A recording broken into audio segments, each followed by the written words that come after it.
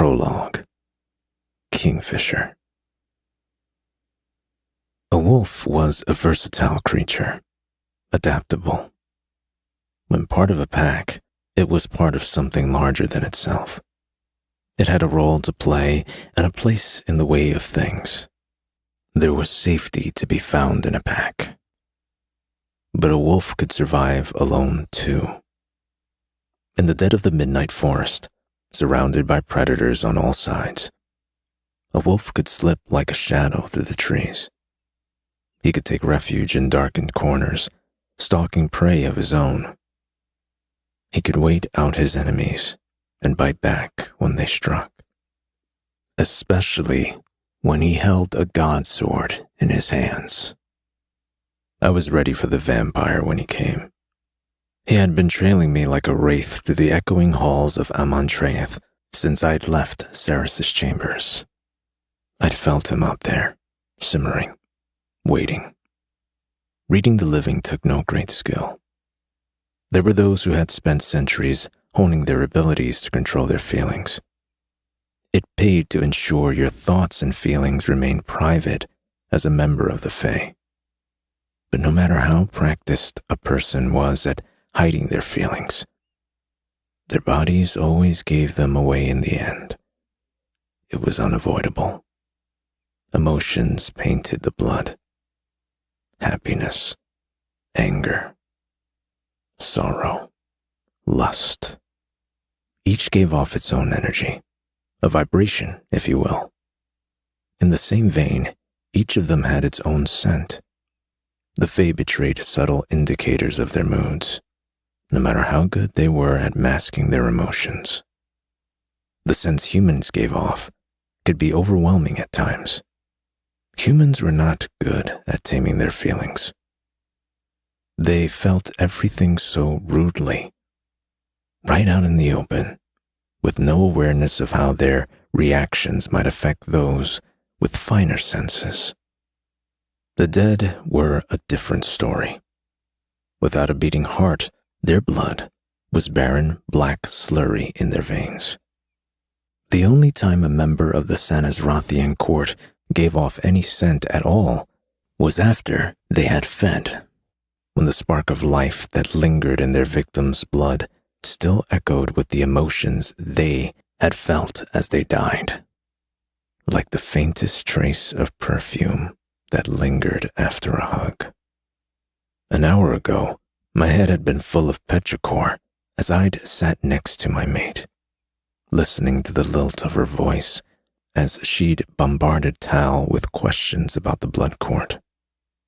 Ever since she'd woken, she'd been relentless, trying to understand, to prepare, to ready herself for what was to come. The foundations of our plan were laid, and Ceres understood the part she had to play in carrying them out. But she was nervous. Considering that she had been human only days ago, she was already far more accomplished at tapping down her feelings than she had been. But my nose was sharper than most. I'd sensed her hesitation. It was like the scent of hot stone after rain. I'd been breathing her in, drowning in her, when I'd detected the other smell. The vampire must have fed on a prodigious amount of blood before it had taken up its hiding place, crouched in the dark outside Ceres's chambers. I'd excused myself, headed out into the hall, and gone looking for the rot. 2 floors down, heading into the bowels of the Black Palace, I found it with the point of my blade. The vampire was beautiful. He possessed a face that might have been ordinary in life, the kind of skin that might eventually have turned dull and sagged. But in death, he had been preserved. Perfect. High cheekbones, a regal, aquiline nose. His eyes had probably been blue once, but now they flashed like ghostly opals. His lips peeled back, exposing canines, bone-white and vicious. His mouth formed a surprised "oh" before he could make a sound. He looked down, stunned to find Nimmerel buried to the hilt in his chest. "You've ruined the velvet," he croaked. It was true. The god sword's blade had rent a 3-inch-long hole in his black velvet waistcoat. I gave him an apologetic shrug. "Annoying byproduct of killing," I said with a sigh. "Your opponent's clothes often don't survive the process either. You know all about that, though, don't you?" A death flower bloomed across the front of his shirt, black as ink. The bastard had the audacity to look affronted as he glanced up at me. "I am familiar with that problem, yes," he rasped. "You won't have to worry about it anymore," I told him. I'd known, even before he'd come streaking out of the shadows, that he hadn't come looking for a fight. With the rest of the Black Palace still sleeping, he shouldn't have even been awake. This vampire, in his finery, with his belly full of innocent blood, had come seeking something he did not deserve, something only I could give him. He scrambled for balance, trying to hold on to me, but his hands were already turning to ash. When he spoke, his words were dry as a desert wind. "I'm sorry, I just couldn't face..." The sun? Fire? Fire wasn't such an easy thing to come by in this place. A vampire would go up like a pile of dry kindling if it encountered flame. The hearths burned with even light in Amontreath. The torches in the walls, too. This piteous bastard probably wouldn't have even been able to find a match here. And who would have wanted such a final death anyway? It wasn't an easy way to go. So painful, so dramatic. The ash was better. It was a mercy. "You have saved me from what I have become," he wheezed. There was gratitude in his eyes, relief. I leaned in as he desiccated, making sure he heard each word as he sank into his final death. "I don't do it for you. I do it for those you have feasted on. Enjoy hell, Tick." Whatever hope of salvation he thought he might find with me faded from his eyes. "They're going to destroy her, you know. It has already been seen. This court will fall with her inside it." His lips twisted, either a grin of relief or a sneer of contempt. I couldn't tell. "Ceres is safe," I snapped. "I won't let anything happen to her." But the vampire just laughed, rasping, hacking barks of laughter. His chin ashed, his cheeks went next. His voice splintered and cracked as his throat went. By the time his canines came loose from his skull and fell from his mouth, he wasn't laughing anymore. The vampire collapsed. A vampire no more. His teeth hit the floor. Plink, plink, and bounced away down the stairs that led farther into the bowels of Amontreath. Plink, plink, plink. The Black Palace was immense. I'd lost count of how many high bloods I'd dispatched since I'd been here.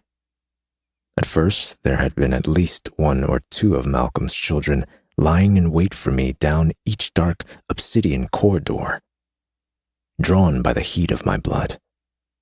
However, the members of the Blood Court had soon realized they were no match for the god sword or the male who was wielding it.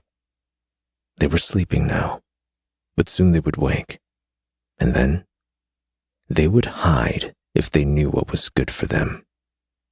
Ah, there you are. The red-headed figure stood at the bottom of the stairs, panting and out of breath. He glanced down, cocking an eyebrow at the teeth that had come to a stop at his feet, though he didn't mention them. He turned his attention to me. You need to come quickly. You shouldn't be outside of your quarters, Carrion. Sound traveled strangely here. The air was thick. It hummed with an inaudible tone that buzzed against the skin. My words were blunted, but they carried well enough for the smuggler to hear. He let out an exasperated gasp, running up the steps, but I was already walking away, back the way I had come. I would love to be tucked away in my rooms right now, but dusk is falling. The palace is waking up. Exactly. Will you stop already? Listen, I was just looking out my window and I saw something. It's called a sunset, Swift. If you want to live to see more of them, I can always escort you back to Kalish. You can appreciate the sunrise and the sunset from there. I could live in hope. I'd offered repeatedly to take the smuggler away from Amontreath, away from Irin too, but the male was growing increasingly stubborn. An enticing offer, but I'm good, thanks. He had sprinted up the steps to reach me and was now on my heels, keeping pace. Dare I ask once again why you insist on hanging around Amontreath like a bad smell? I clipped out. This place is a nightmare. Carrion answered distractedly. Oh, I have my reasons. And he could have his reasons, so long as none of them involved him harboring any sort of hope that Ceres was going to confess her undying love for him. That wasn't happening. Fisher, God's alive, just fucking slow down, will you? This is important. I huffed out a tortured breath, turning to face him. Is it actually important, or do you just think it is? Carrion thought all kinds of ridiculous things mattered when they did not. His eyebrows hiked up as he scowled at me. I don't know. Do you consider your mate's happiness important? I glared at him flatly. Speak quickly. He shook his head. We need a window. When sunlight can kill, a window could be a death sentence. They weren't so easy to come across. We found one on the next floor up, just a foot wide and a foot tall. The glass smoked to keep out some of the sun's rays. The view it afforded could easily have been too narrow to display the source of Swift's anxiety, but mercifully, that wasn't the case. I scanned the narrow field of the horizon, searching the scorched land that stretched out between Amontreath and the river, not finding... Oh, gods. I thought it was a patch of snow at first, Swift said. My heart stalled. Then I saw it was moving, running, fast. Carrion panted. I took off at a dead sprint, hurtling past Carrion, flying down the stairs. The smuggler followed suit. I found you as fast as I could. I didn't know if I should tell her or just shut up and run. What? What are you doing? He panted. What do you think I'm doing? I snarled. I'm saving the fucking fox. I'd left him in Kalish, not in Irin. In Kalish, on the other side of the mountain. The Omnimaran mountain range was one of the most treacherous, lethal ranges in all of Yvelia. Its slopes were steep and nigh impossible to climb for a member of the Fae. I only knew a handful of warriors who'd scaled its jagged peak and survived to tell the tale. Onyx had been born of snow and ice, but even he shouldn't have survived the crossing. There would have been avalanches. They would have buried him again and again and again. He would have had to dig his way out. he would have had no food, no shelter from the cutting wind. He'd left the safety of Kalash for her. He'd climbed the mountain for her. He'd snuck through Irin and crossed the river for her. And now he was being chased across the dead fields of Sanasroth by a horde of feeders. He must have been tired and ready to give up, but he was still coming for her. And I was not about to let that little fox die. I sprinted to the palace and down through the cogs, the multi-level settlement that had been built over the years around the palace's perimeter.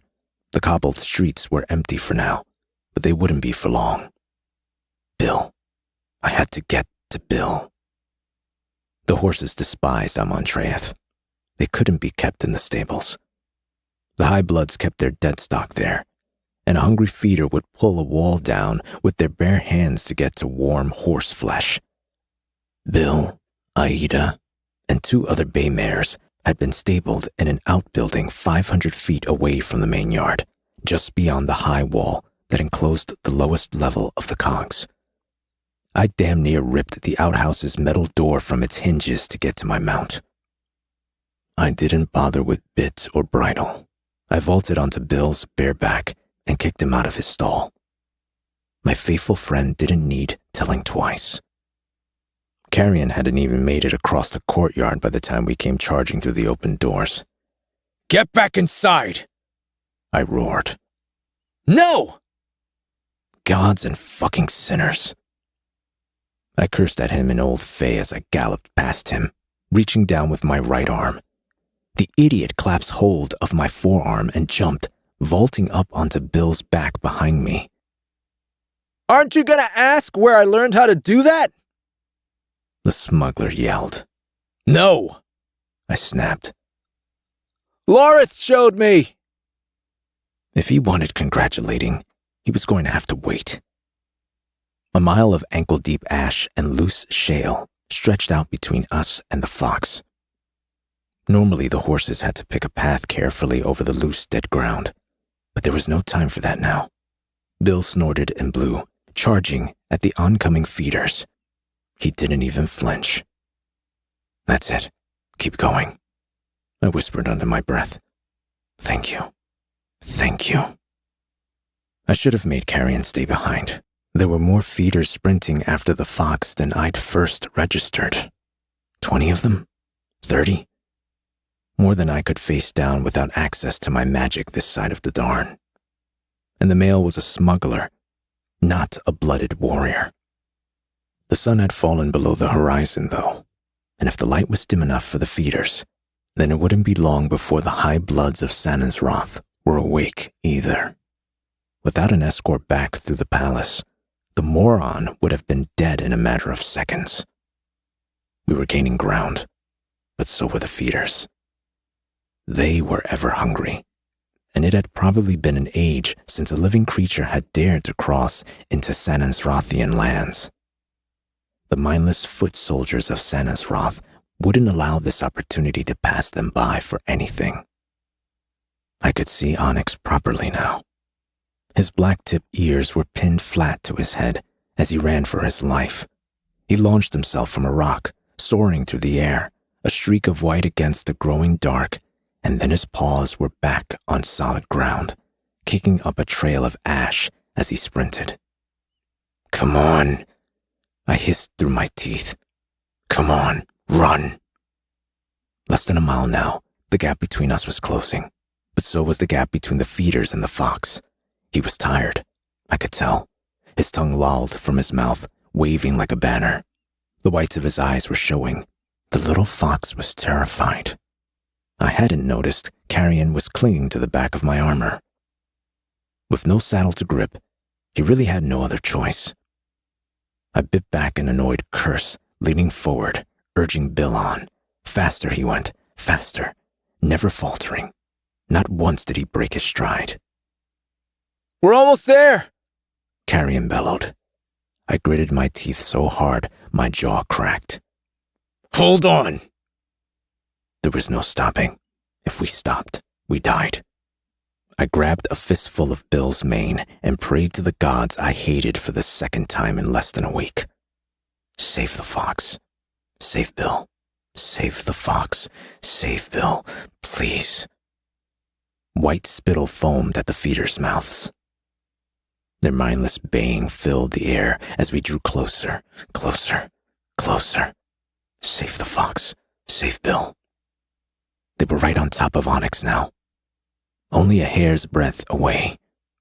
The fastest among them, a male with a filthy torn shirt, lunged forward, reaching for his prize. Bill pulled back, rearing, whinnying in terror. His hooves slipped on volcanic glass as he desperately tried to turn away from the approaching threat. The feeder's jagged claws grazed the little fox's fur, and the fox leaped. Carrion caught him, and then promptly came off Bill, sliding backward over his haunches. Gods and fucking martyrs! On your feet, Swift! I roared.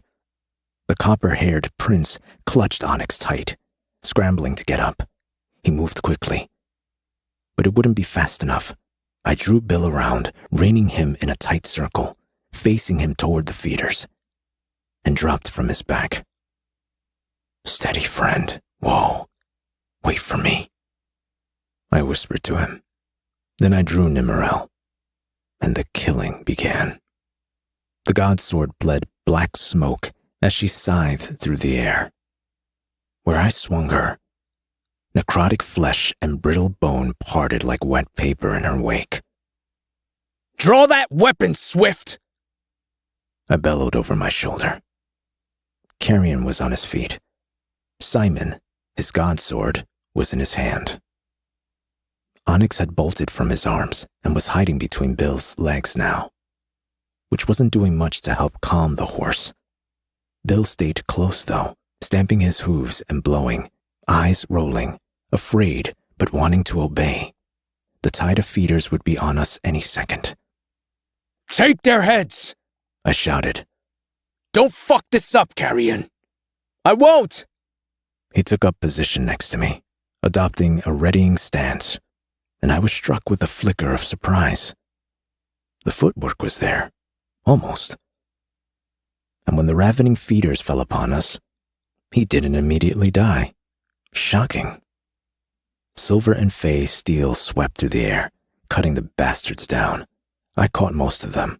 The few that avoided me and targeted Carrion dropped to the ground too. Most of them still had their heads and were still trying to kill the smuggler. But at least he put them down. Behind us, Onyx let out a terrified squeal. 7 feeders. 8. The 3 Carrion had downed were joined by a 4th.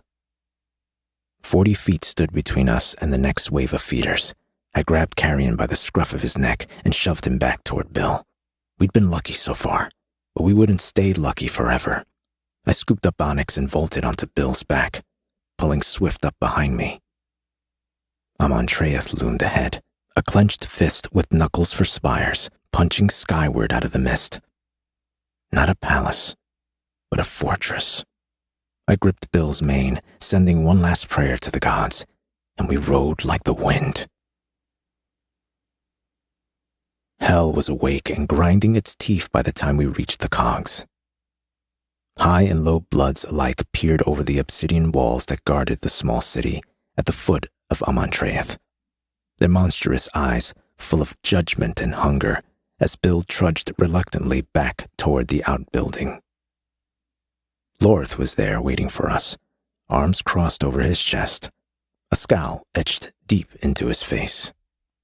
I swear to all the gods, you leave a room and say you'll be right back.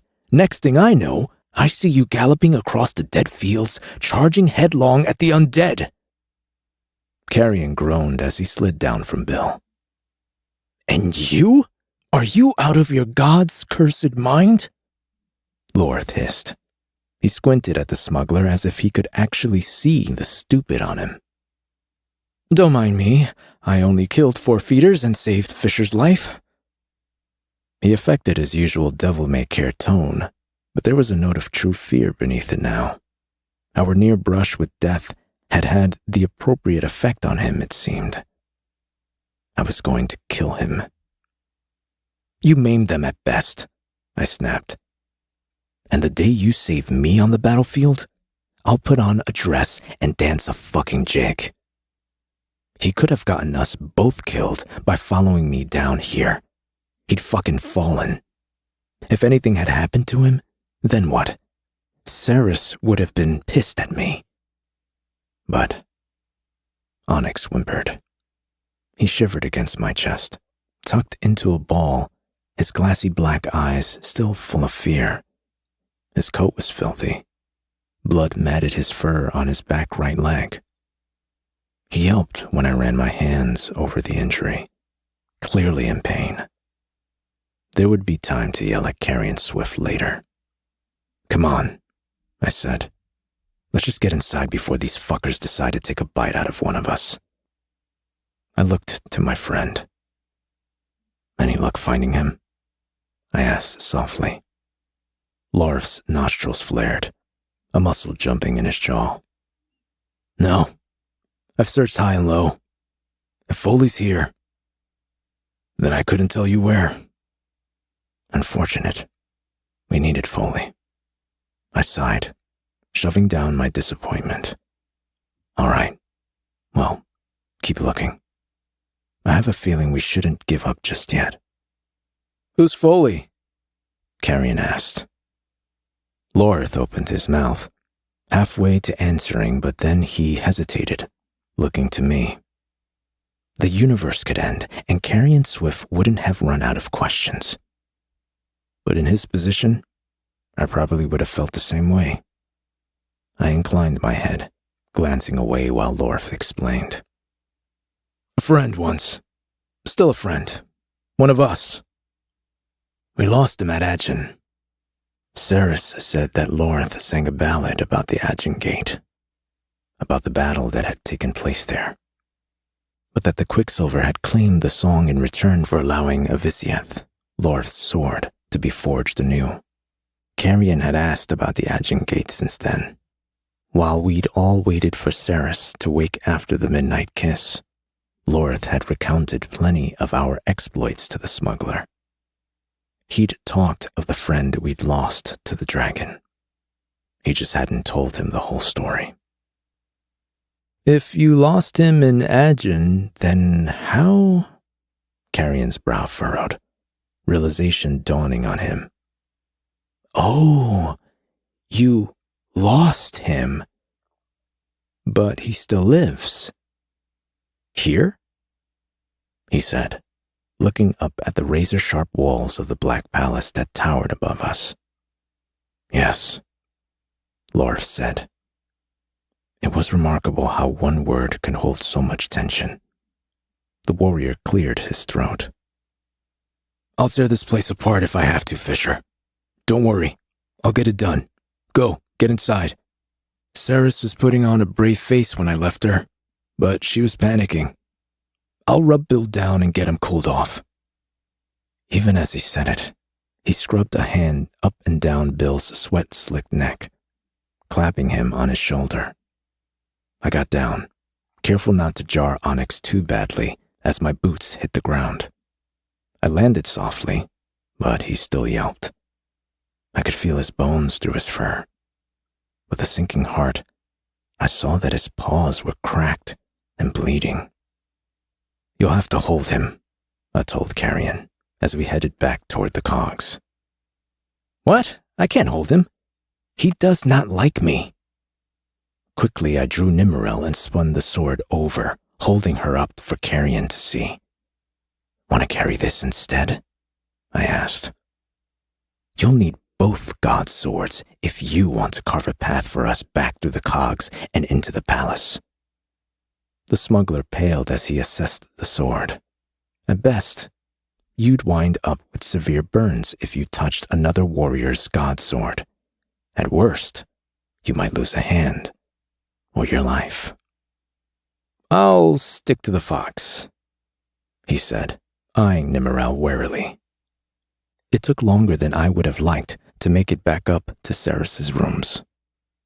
We left a trail of teeth in our wake, canines skittering and bouncing off the cobbled streets.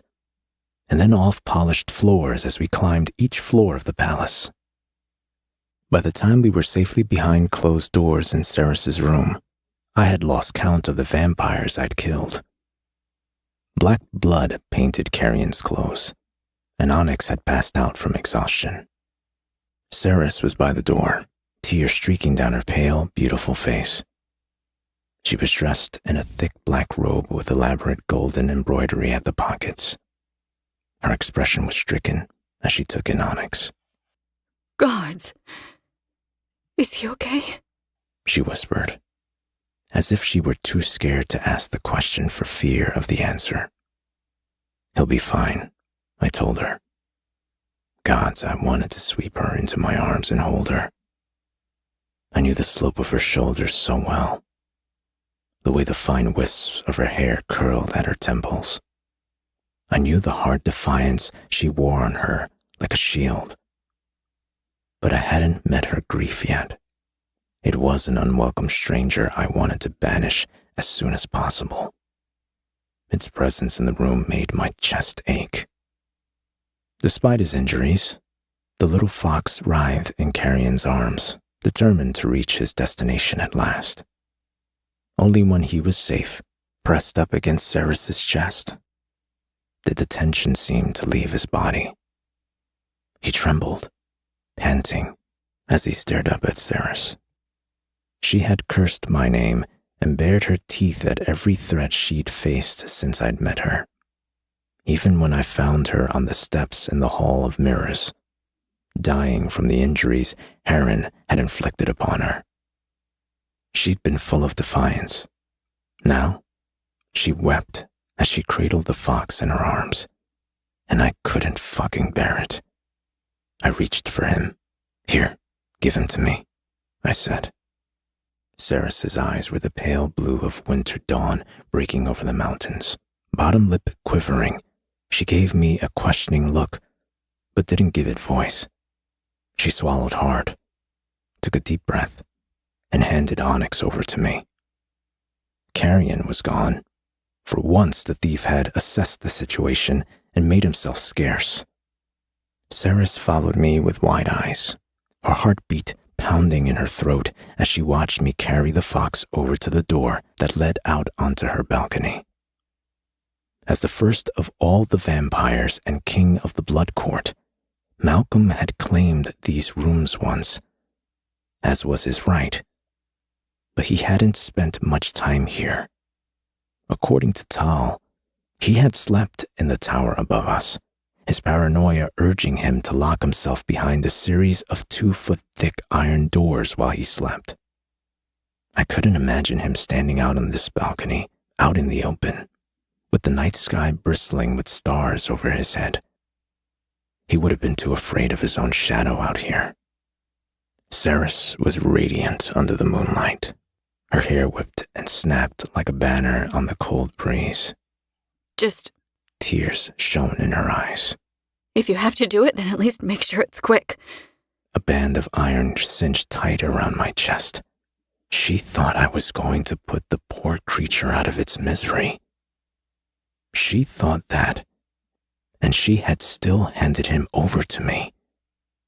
She trusted me to do what had needed to be done, to save her companion from pain. I shook my head, smiling softly. "I told you, he's going to be fine, Osha. I promise." I sank down onto my knees, placing the ball of blood-stained white fluff in my lap. A pair of eyes, black and glassy as jet, stared up at me, wide and trusting. "Healing is a small magic for me," I whispered to him. "I guess it's lucky for both of us that you're small, too." I waited for the current of magic to warm my palms. I'd used it to heal bruises when I was a failing. I'd used it to fix a broken thumb. And that had almost depleted my entire reserve of healing energy. When I was young, I'd complained to my mother that my healing gifts were so negligible, but she had laughed and ruffled my hair. "Never doubt your powers, sweet one," She'd told me. Each one of them is a gift. Each one will prove exactly enough when you have need of it. Have faith in yourself. You will always be enough. I prayed she was right as I held my hands over the fox's injured hind leg. At first, I felt resistance, a barrier that didn't yield as easily as the one that stood between me and my shadows. It gave eventually, though, allowing a wave of pain to wash over me. I winced. What is it? Saris asked. What's happening? What are you doing? Onyx whined. His head rested on my leg, his exhaustion seeping through the connection I'd just forged between us. He was weary to his bones, and his leg was pulsing with pain. Not broken, thankfully, but fractured. He'd been running on it for so long. Fisher! A moment, Osha, I said. Trust me. This won't take long. I closed my eyes, and I pulled. Some members of the Fae didn't have access to small magics. A small magic wasn't a part of a male or female's birthright, like my shadows were. It was a much smaller well of energy, a faint affinity that a person might have toward a specific line of magic. Unlike birthright magic, small magic was a finite resource. My hands shook as I dug deep, searching for every scrap of healing magic that still flowed inside of me. Once I'd visualized it there, in the middle of my chest, I poured it all into Onyx. The fox shuddered, and within seconds, his rapid breathing began to ease. The pain radiating from him ebbed until it was only a dull throb in his leg. His paws were healed, the fractured bone fused, but not fully. I didn't have quite enough healing magic to heal him all the way, but it was enough. He could manage the rest on his own. The little fox yawned, then kicked, wanting to be free of me. His coat was clean again now, the blood that had stained it gone. His limp was barely noticeable as he ran back to his mistress. Saris's eyes were full of wonder and relief as she stooped down to pick him up. What? But how? She laughed as the fox nuzzled into her neck and licked her cheek. I didn't know you could heal. I shrugged. I can't now. Not anymore, anyway. It wasn't much, but I gave him what I had. Her joy faded a little. But if you have healing magic, shouldn't it just replenish, like it does for Taylena? Ruefully, I shook my head. Some magics don't work that way, Osha. I would explain it to her some other time. There was still a shocking amount that she didn't know about this realm, its people, and its magic. But that could wait. Onyx was in much better shape, and she had stopped crying. For now, that was all that mattered. You sacrificed that magic, then? To help him? Saris asked. Gods, she was so fucking beautiful. The moonlight painted her skin silver until she looked like she was glowing. I nodded. She didn't seem to know what to say. She buried her face in Onyx's coat for a moment, breathing him in. When she lifted her gaze to meet mine again, she arched an eyebrow at me. Why? She asked. Why make that sacrifice? I wouldn't have answered her before. I wouldn't have been able to lie, and so I would have kept my mouth shut. So much had happened now, though. So much had changed between us. The truth slipped out with ease. Don't you know? There isn't much I wouldn't sacrifice to make you happy, Osha. A little healing magic is the least of it. Before Gilthry, we'd been dancing around the tension between us for weeks and weeks. Now, God bindings marked her hands and her wrists.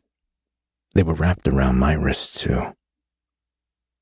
We were of one another, bound to one another, in a way that felt strange and thrilling. There was so much more to be said. The weight of that hung between us, but the female I had been terrified to fall for simply nodded, trying not to smile. I see. And here I was thinking that you'd changed your mind about Onyx. I tried not to smile too. I couldn't tear my eyes from her. Gods, she was fucking beautiful. Oh no, I muttered softly. I still think he'd made a great hat. Chapter 1. Hell's Teeth. Saris. The dress was made for sinning. Black, strapless, sheer. The slit up the side was cut so high that there was no way I could have worn underwear. The fabric clung to my frame like a second skin, shimmering when it caught the light as if tailored from the night sky itself. Long gloves of the same material covered my arms as if I dipped them past the elbows into shimmering ink.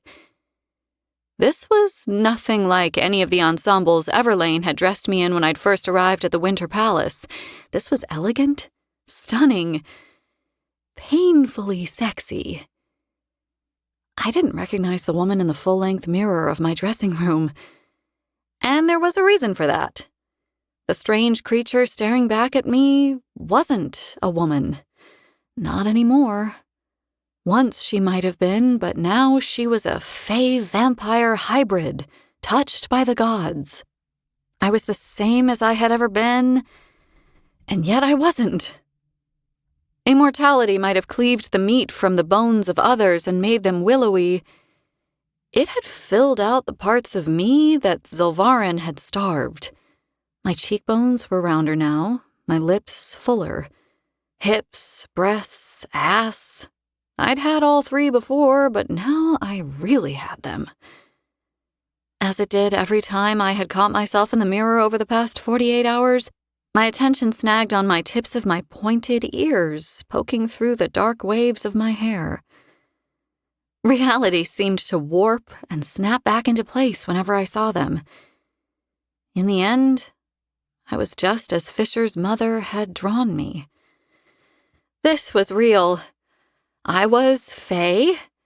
I was a vampire. The sound of a voice clearing at the back of the room broke the silence. Well, I suppose if no one else is going to say it, then I will. You look downright fuckable, Saris Vane. I turned, wearing a chagrined frown, already preparing for the fallout that would follow on the heels of that comment.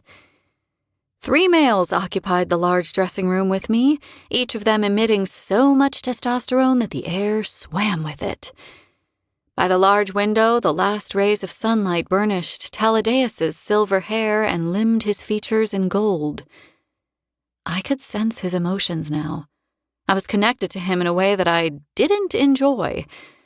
Sometimes, as dusk was falling, I would feel him wake on the other side of the palace, and his sadness would steal my breath away.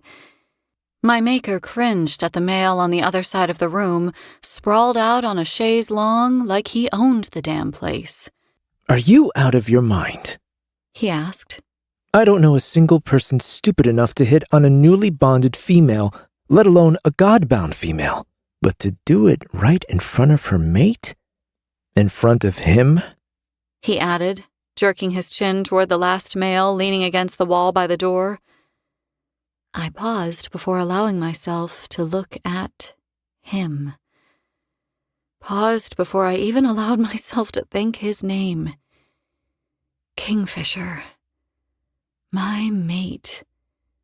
Fisher's dark, wavy hair tumbled into his face, flicking up around his ears. It had somehow grown longer in the past day or two. He felt bigger, too. Taller, broader, his presence even more imposing. He was armed to the teeth, dressed in leather, his ever-present gorget flashing at his throat. Tendrils of shadow and glittering black sand wound between his fingers, circling his wrists. They twisted down his legs and spilled across the plush carpet like hunting snakes heading for the chaise. They had reached the chair and were weaving up its legs toward carrion when I let out a sigh, folding my arms across my chest. "Fisher." His eyes came alive at the sound of my voice. "Stop." His nostrils flared, his jaw working. I can't help it if he doesn't want to live. Carrion heaved himself upright, nearly spilling his drink in the process. He was on his 4th whiskey, though he seemed none the worse for wear because of it. It all made sense now. The number of times he drunk the other patrons at the House of Kala under the table. The Fae could drink themselves into oblivion if they wanted to. They only had to will it, and they were as sober as a judge in their next breath.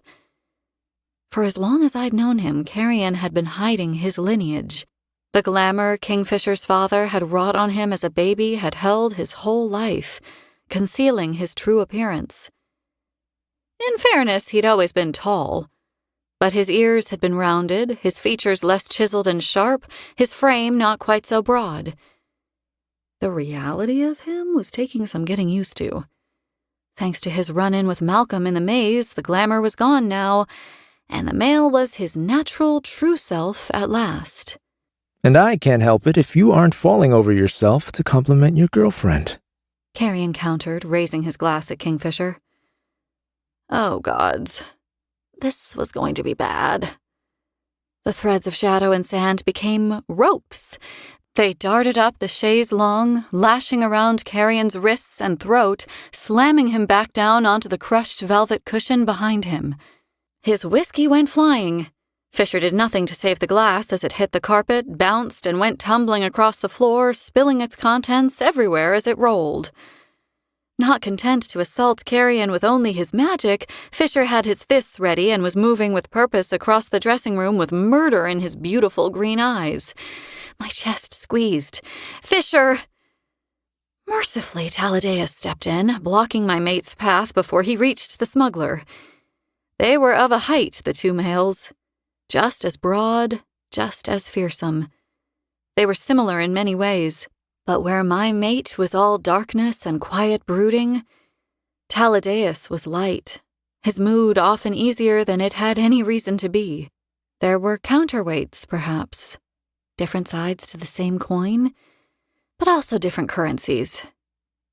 Vampire, fae, maker, mate. The vampire placed a hand on Kingfisher's shoulder, shooting him a tight smile. I may be considered enlightened among my kind, Fisher, but the others who have gathered here tonight... He paused, hiking up an eyebrow for effect. ...are not. Spill living blood, even here in Ceres's chamber, and you're asking for a world of hurt. Guaranteeing your safety here is difficult enough as it is. Fisher's expression was blank. He didn't seem remotely concerned by Taladeus's warning. Slowly, he glanced down at Taladeus's hand resting on his shoulder as if the point where the two made contact was about to burst into flames. You aren't guaranteeing anything, he said in a low voice. I'm not here by anyone's good graces. I'm here because my mate is here. Where she goes, I go. And if any more of your brethren feels like taking a swing at me, then believe me, I'm all for it.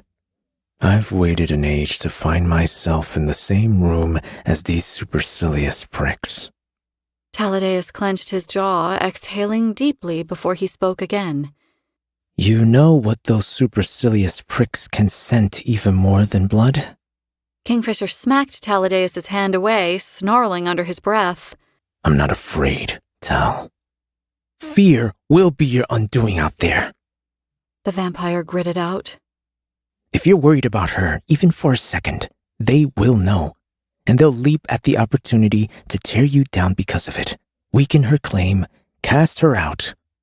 A gurgle came from the chaise behind them where Fisher's shadows were still strangling Carrion. Help! Gods and martyrs, can you stop posturing, all of you? Fisher, let Carrion go! Taladeus! I blew out an exasperated breath. How much time do we have before we need to go out there? Straightening the beautifully tailored black jacket he was wearing, Taladeus composed himself, but his glittering eyes remained fixed on my mate. The sun's set. They've already gathered. If we don't go soon, they'll say you've abandoned your claim. They'd do that?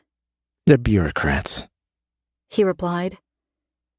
At last, Kingfisher released Carrion from his magic's hold. They're monsters, he countered. They are. Taladeus agreed. Which is why we have so many rules and why we stick to them so fiercely. Our court would be carnage without them. Tradition must be honored. The laws of the five must be obeyed. Even by queens. He stressed. Only once she has that circlet on her head will she be in a position to effect change. Change that will benefit all of Evalia. And there it was. The crux of all of this. Back in that maze, I hadn't killed Malcolm for his crown. I'd done it to save myself. For vengeance, for my mate. I hadn't asked to become queen of this hateful court. If it were up to me, we'd already be back at Kalish celebrating the fact that the king of the vampires was dead. But then where would we be? With another vampire lord rising to power, leaving Evalia potentially worse off than it already was. In the past 48 hours, I'd had a crash course in vampire court politics. And unlike when I'd found myself being lectured back in the library at the Winter Palace, this time I had paid attention. 5 vampire lords ruled beneath the vampire monarch, the Lords of Midnight, of which Taladeus was one. Regardless of sex, they had always been referred to as Lord, and apparently that wasn't changing anytime soon. I hadn't met the other lords yet, and truthfully, I had no desire to meet them either. From what I'd been told, they were savages, cutthroat and power-hungry, and any of them would rip my head off for a shot at the crown. They were bound by the law of ascension, though. They had to acknowledge me first before they could try to steal my throne, and if they acknowledged me, they had to obey me, at least for a time. That meant there was a window, an opportunity, a chance to stop the war that had been raging for centuries, to put an end to the killing. Claiming the throne was the quickest way to stop the nightmare without a tide of blood staining the land from the mountains to the sea. I wasn't from here. I wasn't born here. Evalia was not my home, but I understood suffering, and I was no stranger to the senseless kind of death that nipped at the heels of the weak and the vulnerable. If I could do something to help put an end to the bloodshed here, then I would. I had to try, at least. And call it wishful thinking, but I still had hope for the members of the Blood Court. Hope that they could be redeemed. Can anyone else hear that? Carrion's voice was raspy from the throttling he'd just earned himself. Either my blood is still thumping in my ears, or the horde's stampeding this way. Aside from a little redness around his neck, he seemed none the worse for wear. He didn't even flinch as Fisher strode past him toward the door, his boots thudding heavily against the carpet. They're calling her out there, he said, his voice distracted. Then that's it. We need to go. Taladeus said. But Fisher came back and stood before me, ignoring my maker. His huge frame filled my vision.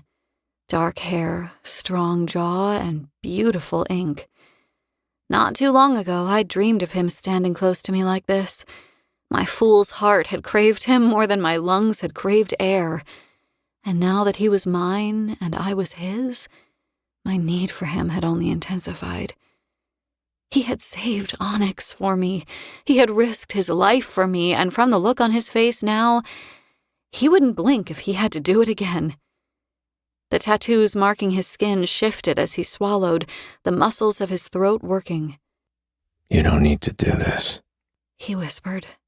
There are other ways to accomplish our goals. She's here. Here. I ignored the whisper that rushed in my ears, refusing to give it my attention. Not here and not now. This wasn't the first time I'd heard the Quicksilver since I'd woken in the palace after my transition. I knew it wouldn't be the last. I gave my focus to my mate instead, reaching up and cupping his cheek with my gloved hand. What I wouldn't have given to feel the roughness of his stubble against my palm. God's alive, that I even got to touch him like this, that he was mine in the first place. Those other ways involve blood and death and fire. I answered softly, my response meant only for him. The others could still hear, of course, but they politely pretended they didn't. Fisher leaned into my hand, closing his eyes for a moment. I happen to think making these bastards bleed would be a good thing, he whispered. I know, but what about the losses we'll avoid this way? What about our friends and the people of Kalish? How can they return to their homes if Senna's wrath is still seething away on the other side of the river? I had him there. Fisher loved his people. He hated that they had left Kalish when Malcolm had trapped him inside that God's-cursed maze. If Fisher wanted his people to come home, then they needed a safe place to come back to. Fisher blew out a tense breath, but he nodded. Fine. But the moment you don't want to be here... I'll tell you. I promise. He dipped his head, breaking eye contact with me as he turned and went to the mirror, then collected my sword from the top of the dresser where I had placed it when getting changed. Solace was an ancient blade, one of the few remaining god swords that had once been imbued with magic millennia ago. It had belonged to Fisher's father, the sword that had stilled the Quicksilver for an age, the sword I'd drawn from the Quicksilver to protect myself, which had accidentally reopened the pathways between worlds. It was bonded to me now. The god swords were loyal, territorial things. It would have taken Fisher's hands off for touching it had he not used a scrap of silk to pick it up. He held it reverently as he brought it to me. You can't be serious. That will absolutely ruin her outfit. Carrion said, aghast. He's right. Taladeus was standing by the door now with his hand anxiously resting on the handle. She can't go out there with Solace strapped to her hip. She needs to appear regal. She can't afford to look worried about her safety. The look Kingfisher gave the vampire and the smuggler strongly implied that he thought they were both stupid. I don't care how she looks. I care about her ability to defend herself. Then give her something else, something subtler, something she can hide. And for all the gods' sakes, hurry. Boom. Boom. Boom. The sound was growing louder, faster, more impatient. Fisher hesitated, but then sighed, setting Solace down on the chaise. All right, fine. With deft hands, he reached into a small pouch on his belt and drew out a length of fine silver chain. He wrapped it around my waist, looping it at my hips so that its ends hung down almost to my knees. She doesn't need a garrote, Taladeus objected. It isn't a garrote, it's a belt. Fisher replied amicably. In my head, he said, It's a garrote. I tried not to laugh. He took one of his own daggers from the sheath at his waist, then dropped down to one knee in front of me. He looked up, his eyes locking with mine again, burning with a myriad of emotions as he slowly, carefully, parted the material of the dress along the slit to expose my bare thigh. Taladeus threw his hands in the air. There's no time for this. Oh, I don't know. I think we might be able to spare a minute, Carrion said. I saw Fisher's annoyance spike, but he didn't react. His touch left a trail of burning fire as he ran his hand up my thigh. With his other hand, he pressed his dagger against my flesh. The magic simmering below the surface of my skin registered that, just like the chain he'd wrapped around my waist, the weapon was pure silver. But it didn't burn me the way it would Taladeus or any other vampire. We already discovered I was immune to the effects of both silver and iron. Perhaps it was that I wasn't entirely one thing, neither holy vampire nor fae. Perhaps it was that I was an alchemist on top of everything else and I still had an affinity for metals. Either way, I was grateful for the advantage. Fisher had no holster or scabbard for the dagger, but he didn't need one. Wisps of black smoke materialized, skating over my skin. They were cold and warm, and my skin broke out in goosebumps as I registered the prickle of his power. He was stripped of most of his magic here. He couldn't open a portal, and he certainly couldn't use it to hurt the denizens of the Blood Court on their own ground. But he could do this. In a second, an elaborate latticework of shadows and glittering black sand encircled my thigh, holding the dagger flush against my leg.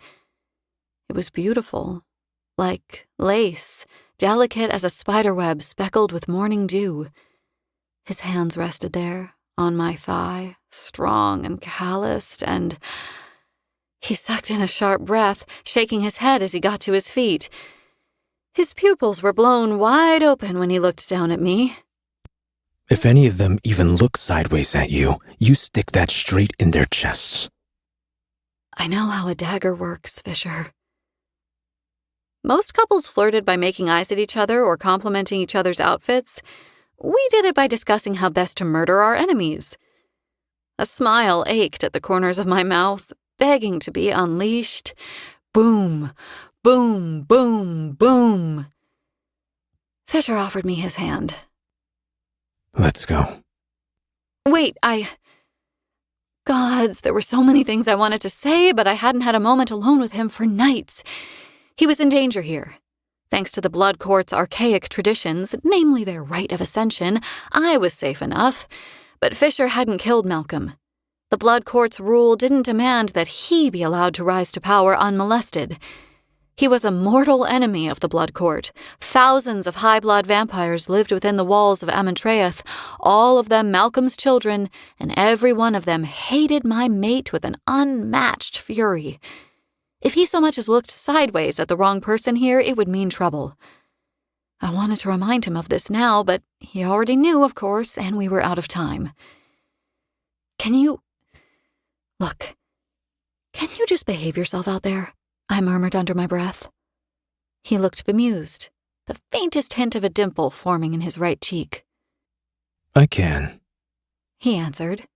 I can't promise that I will.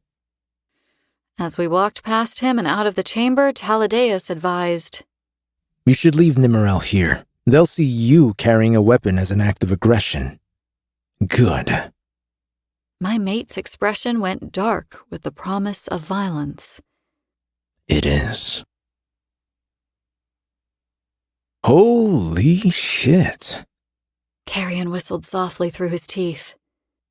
This place looks like a prison from the outside. Who would have known they were hiding something this ostentatious? It was called the Hall of Tears. Carved faces, grotesque and grimacing, observed us from the obsidian pillars that held up the vaulted cathedral ceilings. Torches burned in sconces, the eerily still even light, so different from regular fire, casting a strange white-green glow up the walls. Gold brocade curtains hung from huge windows at the far end of the hall, with scenes of debauchery and all manner of sin stitched into the heavy velvet fabric.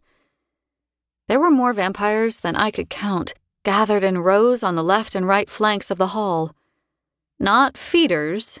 These were males and females dressed in beautiful gowns and smock shirts. A lean intelligence shone from their eyes as they turned their hungry gazes on me. At the head of the room, a stately throne made of black stone sat in the center of a raised dais.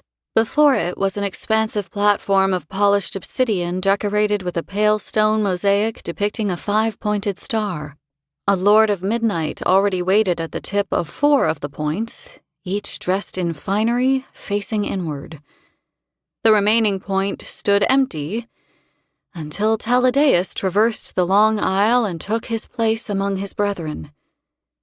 My maker had produced a lacquered staff from somewhere. He joined in with the others, smashing its tip down onto the ground at his feet, adding to the cacophonous boom, boom, boom that thundered through the hall. The sound grew louder and louder, hammering in my ears. And then, without warning, it stopped. The 5 figures turned to face me, the expressions of the 4 strangers turning to granite when they saw I wasn't alone at the foot of the wide staircase that led down to them. 2 of the lords were males, 2 were female. One was something else entirely. There was Taladeus, of course.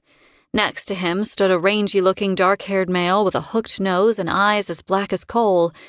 An even taller, long-limbed creature stood across from him, a pale, strange thing that clearly was not a member of the Fae. It was dressed in a pristine white robe. Its eyes were solid black orbs, its skin translucent. An unnaturally wide slit served for its mouth, bristling with tiny, jagged teeth.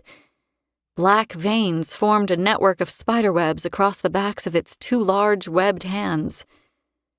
The females were less disconcerting. The first wore a gown of vivid green. Her hair was bright like hammered gold and wound into braids that fell in ropes down her back. My brother would have fallen in love with her on sight. She was just the type of pretty, fine-boned trouble who would have caught his eye. He wouldn't have stood a chance, though. A hatred burned in her depthless blue eyes that made me want to reach for the dagger that Kingfisher had just strapped to my thigh. I shivered as I turned my gaze upon the last female, glad to have broken eye contact. The final Lord of Midnight was a small thing. A thick mat of gray hair fell into her face, obscuring her features, but I could see from her bare forearms, frail wrists, and gnarled hands that she was old. "What madness is this?" the blonde vampire asked. The second she spoke, the chatter in the hall ceased. The Lord hadn't raised her voice, but her words rang from the walls and rebounded amid the rafters. She lifted her staff and thrust it at me so that I could make out the gleaming golden head of the hissing snake that topped it. "This is not the creature who felled my father," she said. "Mighty Malcolm, who reigned over an entire continent and reduced another to ash? Malcolm, who toppled kings, bedded queens, and cheated death so that we might all follow in his footsteps, laid low by this? I think not." Fisher's warmth was a reassuring hand on my back. On my left, Carrion hovered in my peripheral vision. I looked at neither of them as I tilted my chin back and held my head high, beginning the long descent down the stairs toward the vampires of Senna's wrath. "Your father was felled by his own hubris. He was too arrogant. He believed himself invincible, and I had the pleasure of showing him otherwise. A god sword will make worm food out of any of us, no matter who wields it. But regardless," I called in a clear voice, "I am no child. My name is Saris Fane, and I am your queen." Chapter 2. Hall of Tears. Saris. "She isn't one of us. How can she be our queen when I can hear her heart beating from here?" The throne was cold as ice. No cushion padded its seat, and the frigid temperature of the hard stone leached into my back and ass.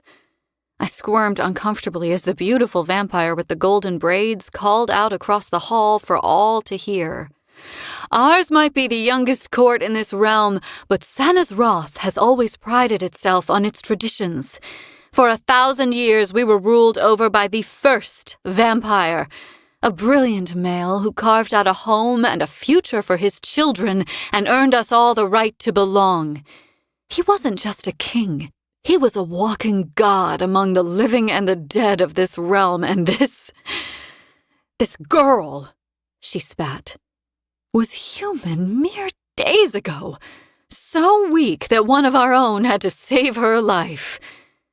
She sent a look full of naked malice in Taladeus' direction. "How do we replace the creator of our entire species with this?" She was an excellent actress. Her words overflowed with emotion as she paced around the star, weaving in and out of the other lords of midnight. Most would have been fooled by the hitch in her voice when she spoke of losing Malcolm, but I heard the lie. Her heart was not broken because she had no heart. I felt her malign energy radiating from her as sure as I used to feel the heat radiating from the suns back in the third. Whatever soul she might once have possessed had fled the shell of her body long ago. A dark, cruel thing crouched inside of her now, peering out of her wide, pretty eyes, using her voice to speak. Do other courts invite the chicken or the calf to sit atop their thrones in fancy dress to preside over them? She bellowed. A wave of cries went up around the hall in a rising tide of anger. Some of the vampires seated on the benches leaped to their feet, shouting out above the rest. No! They would never. Perversion! Anathema! Then why do we crown a lowly creature that would have been food to us only days ago and give it the power to rule over us?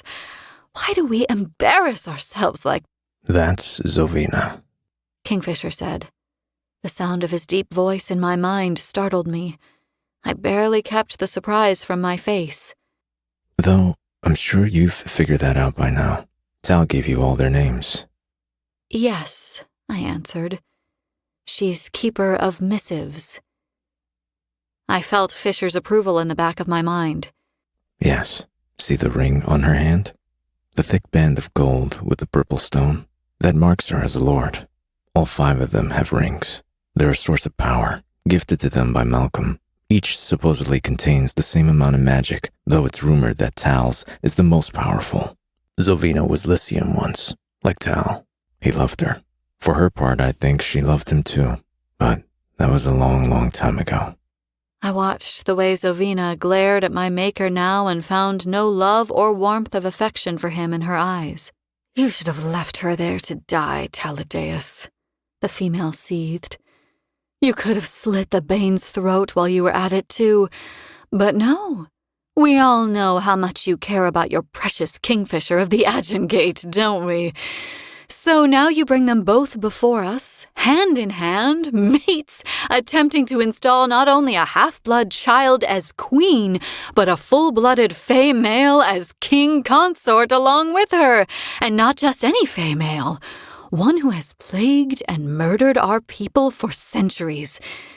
Have you forgotten that we are at war with him? I waited for Kingfisher to say something, but no response came. Glancing over to where he stood on my right, I found that he was yawning. I spoke into his mind again. Laying it on a little thick, don't you think? His left eye twitched. No, not really. Zovina and I aren't the best of friends. I've heard it all before. The slender male with the hooked nose stepped forward from his point on the star, deep furrows forming in his brow. He looked to be in his 30s, but gods only knew his real age. That's enough, Zovina. Throwing a temper tantrum won't change anything. Taladeus saved the girl. Now she is of our blood. She killed Malcolm. Therefore, she must ascend. It is our way. We all know it. Hysterics solve nothing. This isn't hysterics, Zovina bit out. This is outrage on behalf of my brothers and sisters. She gestured to other members of the Sanazrothian court, seated in their benches, stretching back into darkness. They bayed in response, buying into her rhetoric. They deserve better. A strong hand, a queen who— Oh, so you still envision a queen on the throne then? A female like yourself, perhaps? The hook-nosed male asked. While they bickered back and forth, I spoke again to Fisher. That's Ereth, I suppose? Keeper of the Evenlight? Fisher answered right away. Yes. He and his followers are religious zealots. They worship one of the demon gods. If he gets his way, every single living being in Evelia will be drained of their magic and turned into slaves. Every continent will be turned into a wasteland paradise for vampires, where they can hunt and kill anything left alive for sport. Sounds delightful, I said. The other one is the Hazrax. It's the last of its kind. It's twice as old as anything else that draws breath in Evelia. Taladeus had been oddly vague when he'd spoken of the Hazrax. It was not fae, but it wasn't vampire either. It had come to Malcolm centuries ago, back when the Vampire King was still in the throes of forging his empire, and had offered its services to the king. When Malcolm had asked if it wanted eternity in exchange, the Hazrax had sworn to destroy him if he tried to bite it, and Malcolm had believed every word. When the king had asked it what it did want in exchange for its fealty to Senna's wrath, the Hazrax had said that it wanted to watch. From that point onward, the Hazrax had become Keeper of Silence. Just yesterday, I had asked Taladeus why the Vampire King had allowed the creature to remain in his court if he truly did think it capable of destroying him. Taladeus had just shrugged. The Hazrax magic is shrouded in mystery. No one here knows what it's capable of, but whatever magic or power it showed to Malcolm scared him enough to allow it to stay. We knew the Hazrax entered Amontreath many years ago. Kingfisher said into my mind. We haven't heard tell of it leaving since. It's rumored that it doesn't even leave this hall. It doesn't eat or sleep. It just watches. The creature's appearance was terrifying enough without wondering how it could just exist here like this, a constant, unsettling presence. As if he could sense my discomfort, Kingfisher moved on. The old woman is Algat, keeper of records. She was a witch once, cast out by her own clan for meddling in dark magics. She might look like the oldest of the lords, but she's actually the youngest. I had cause to deal with her once or twice before she transitioned. Pure evil runs through her veins, little Osha. Do not underestimate her. Even as he said it, the old woman's head canted at an unnatural angle, turning toward Kingfisher as if she could hear the conversation passing between us. I couldn't make out much of her face with all that thick gray hair hanging down in, but I could see her hideous grin. Rotten yellow teeth filled her mouth, long as a rat's. Her canines were so elongated that they pierced her lower lip, streaking her chin red with blood. Her cloudy eyes locked with mine, and I was back in the third. I was arguing with Hayden. I was back in Madra's palace, fighting to free my hands as Heron came to kill me. I was in Kingfisher's bed in Ballard, safe in his arms. He was inside me, and my soul was full of fire, and... Do you think I could smoke in here? I jumped out of my skin at the sound of Carrion's voice. I'd been staring at the old woman. She had been staring at me. How long had I... An ice-cold sensation flooded my head. It felt as if someone had been rifling through my pockets. I glanced at Fisher out of the corner of my eye, but he was staring at the ceiling, affecting boredom, unaware anything untoward had just happened. When I turned to Carrion, about to ask him to repeat himself, I saw that the idiot had a cigarillo in his mouth and was fishing around in his pocket for his flint box. "What in all five hells are you doing?" I hissed. "Do not light that." Fisher growled, finally noticing what the true heir to the Winter Court was up to. He stepped back behind the throne and ripped the cigarillo out of Carrion's mouth, tossing it to the ground. Are we keeping you from something, Your Highness? The voice rent the air in two like a whip. Ereth stood at the center of the five-pointed star, his cloak thrown back over one shoulder as if he had spun around in haste. Zovina was as still as a statue, as were the others, but I could tell that she was crowing inside. Once upon a time, I hadn't been the only apprentice at the Third's most notorious forge. Elroy had caught me whispering to one of his other students and had been furious that I hadn't been paying attention to him waxing poetic about different glass tempering styles. This moment felt a lot like that. I was 2 seconds away from being scolded like a misbehaving child. That would not be good. The lords needed to be brought to heel, not offered an invitation to chide me. I had to pull the situation back, to take the proceedings in hand. My first instinct was to apologize for the interruption, but a queen did not apologize. I raised my chin and stared Ereth down, filling my veins with ice. "Yes, Ereth."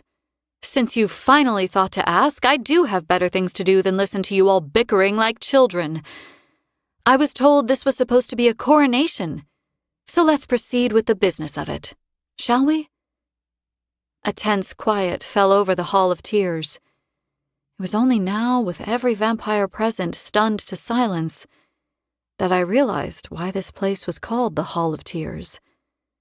Somewhere out in the dark, someone was crying. A mournful wail echoed off the columns and then ricocheted around the recessed alcoves, a sound devoid of hope. A shiver ran up my spine as I heard another sob join the first, and then another, and another. Out there, beyond the crowds and the strange white-green glow of the torches, people were suffering.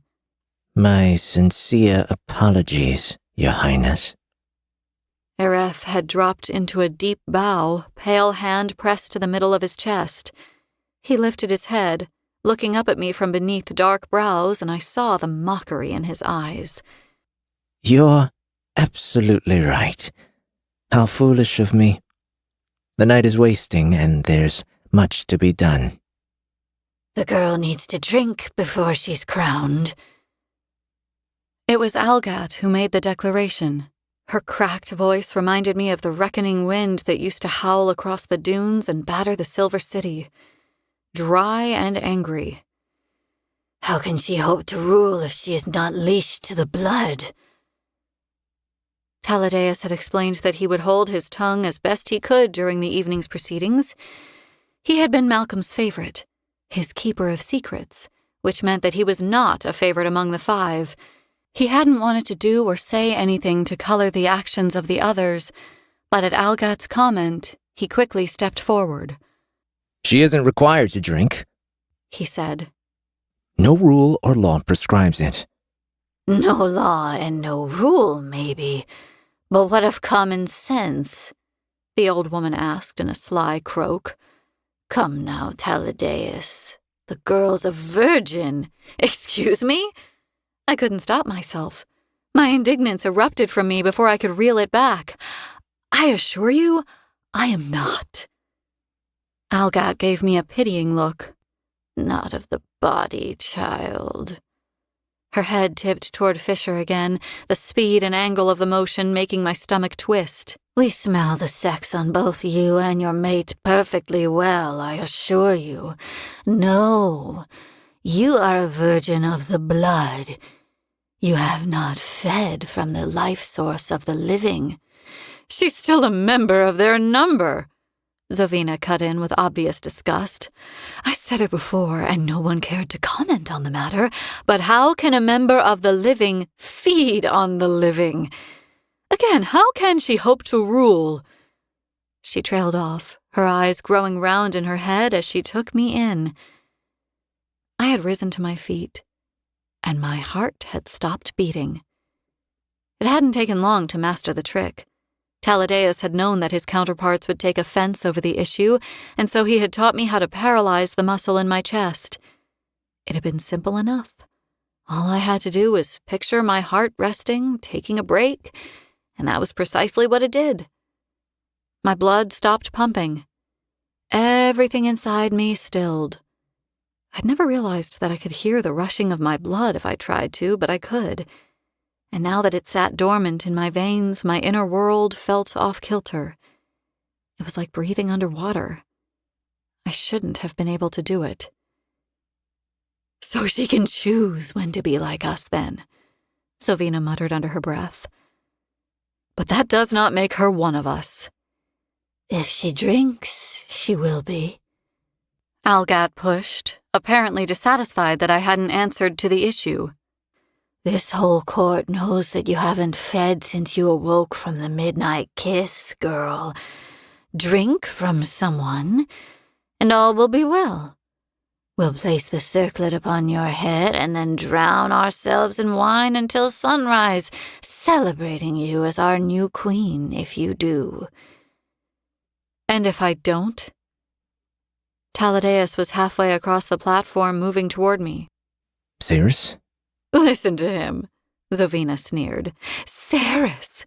He calls her by her name, and why wouldn't he? He made her. She's beholden to him.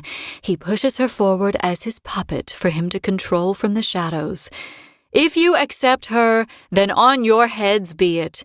But no, you are accepting a proxy. Know who you're truly bowing and scraping to when you swear fealty. There were traveling theater companies back in Zilvarin who would have committed murder to secure Zovina as one of their lead players. The female was really beginning to annoy me. Thankfully, Taladeus seemed immune to her dramatics. You don't have to do anything, Ceres. It isn't law. It isn't law because it's never needed to be, Zovina hissed. The ruler of the vampire court should be a vampire. Feeding on the blood of the living should be the greatest pleasure imaginable to our regent. They should enact their basest nature without any need for convincing. For all his preparations over the past couple of days, Taladeus hadn't seen this coming. Maybe he should have. It made sense that these monsters would want reassurances. I was an interloper taking up residence inside their palace. I was half fae. It was only natural that they were wary of me. Martyrs only knew how they could tell that I hadn't fed, but it was true. I hadn't wanted to. Hadn't needed to. My sisters are right, Highness. Ereth interjected. If you'd accept a coronation gift from us, maybe it would set our minds at ease. A beautiful young woman to sip from, perhaps? His pit-black eyes flitted to Kingfisher. Or perhaps there is a simpler solution to this quandary. No, I snapped. If it isn't mandated, then do not seek to make a spectacle of me. Amid all of this, the Hazrax's head turned from left to right, observing the scene as it unfolded. It said nothing, its odd gills flaring. With its hands clasped together inside the sleeves of its bone-white robe, it took everything in without saying a word. It shifted its body to face me now, though, turning its attention on me and my mate.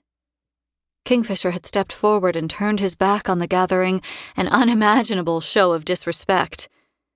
But I knew Fisher, and he didn't give a shit about disrespecting the Sanazrothian court. He wanted to look me in the eyes when he spoke to me. Just do it, Osha. What? Bite me. Drink. Swallow twice and be done with it.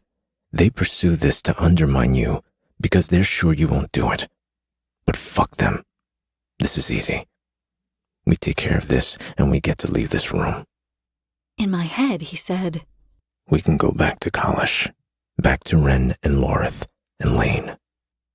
He has a point, Carrion said. You shouldn't even be here, Swift. Fisher growled irritably. Keep your opinions to yourself. The eyes of 1,000 vampires bored into me as I peered around Fisher's side and looked out at the amassed court. What would they do if I still refused? Many of them had died with magic in their veins. It had corrupted and turned black along with their blood. Some of them were powerful. The only thing keeping any of them from tearing us apart was the law of ascension and Taladeus' edict. The laws were broken all the time, and I did not want to die here of all places. Gods. I took a deep breath. All right, I'll drink from you, I whispered. Ereth clapped his hands together, overjoyed. Wonderful! He'd heard me, naturally. Wonderful! Wonderful! A growl of displeasure issued from the back of Fisher's throat, but his gaze remained fixed on me, never wavering. He began unfastening the leather straps that held his right bracer in place, undoing the armor. Lock them out. Don't pay them any attention. It's just you and me, okay? I thanked the gods, the stars, and all four winds because for once in his life, Carrion Swift kept his mouth shut. If he had made some quip about the fact that he was standing right next to us, he probably would have lost his front teeth. I focused on my mate, determined not to fumble this. We had one shot, a single chance at turning the tides in this war. If our play had to be this, then so be it. I would keep a steady hand, but gods alive, it would be hard. This isn't how I imagined this, I thought to Fisher. As he slipped his bracer free, his eyes found mine, burning with intensity. A slow, intrigued smile kicked up the corner of his mouth. Oh, so you've been imagining this then, have you, little Osha? My blood lit on fire in my veins. The suggestive tone in his voice in my head would have made even the girls who worked at Kala's blush. No. It was too late, though. My cheeks were glowing and Fisher was chuckling under his breath, rolling back his sleeve. You can own your fantasies with me, little Osha. There is nothing in this realm or the next that I won't give to you if you desire it. All you ever need to do is ask. Now was not the time. It sure as hells wasn't the place, but holy gods. Breathe, Cyrus. Look at her, just standing there. She's stalling, Zofina muttered down on the platform. I glanced behind Fisher, a wave of nerve cinching tight in my gut, but Fisher gently took hold of my chin and tipped my face so that I was looking back up at him. The ink at his throat was going wild. I could see the black line work morphing and shifting over the top of his gorget. There wasn't much quicksilver left in his eye now, but the small amount that remained was also shifting, forming the geometric shapes and patterns among the vivid green of his iris. Don't look at her. Look at me.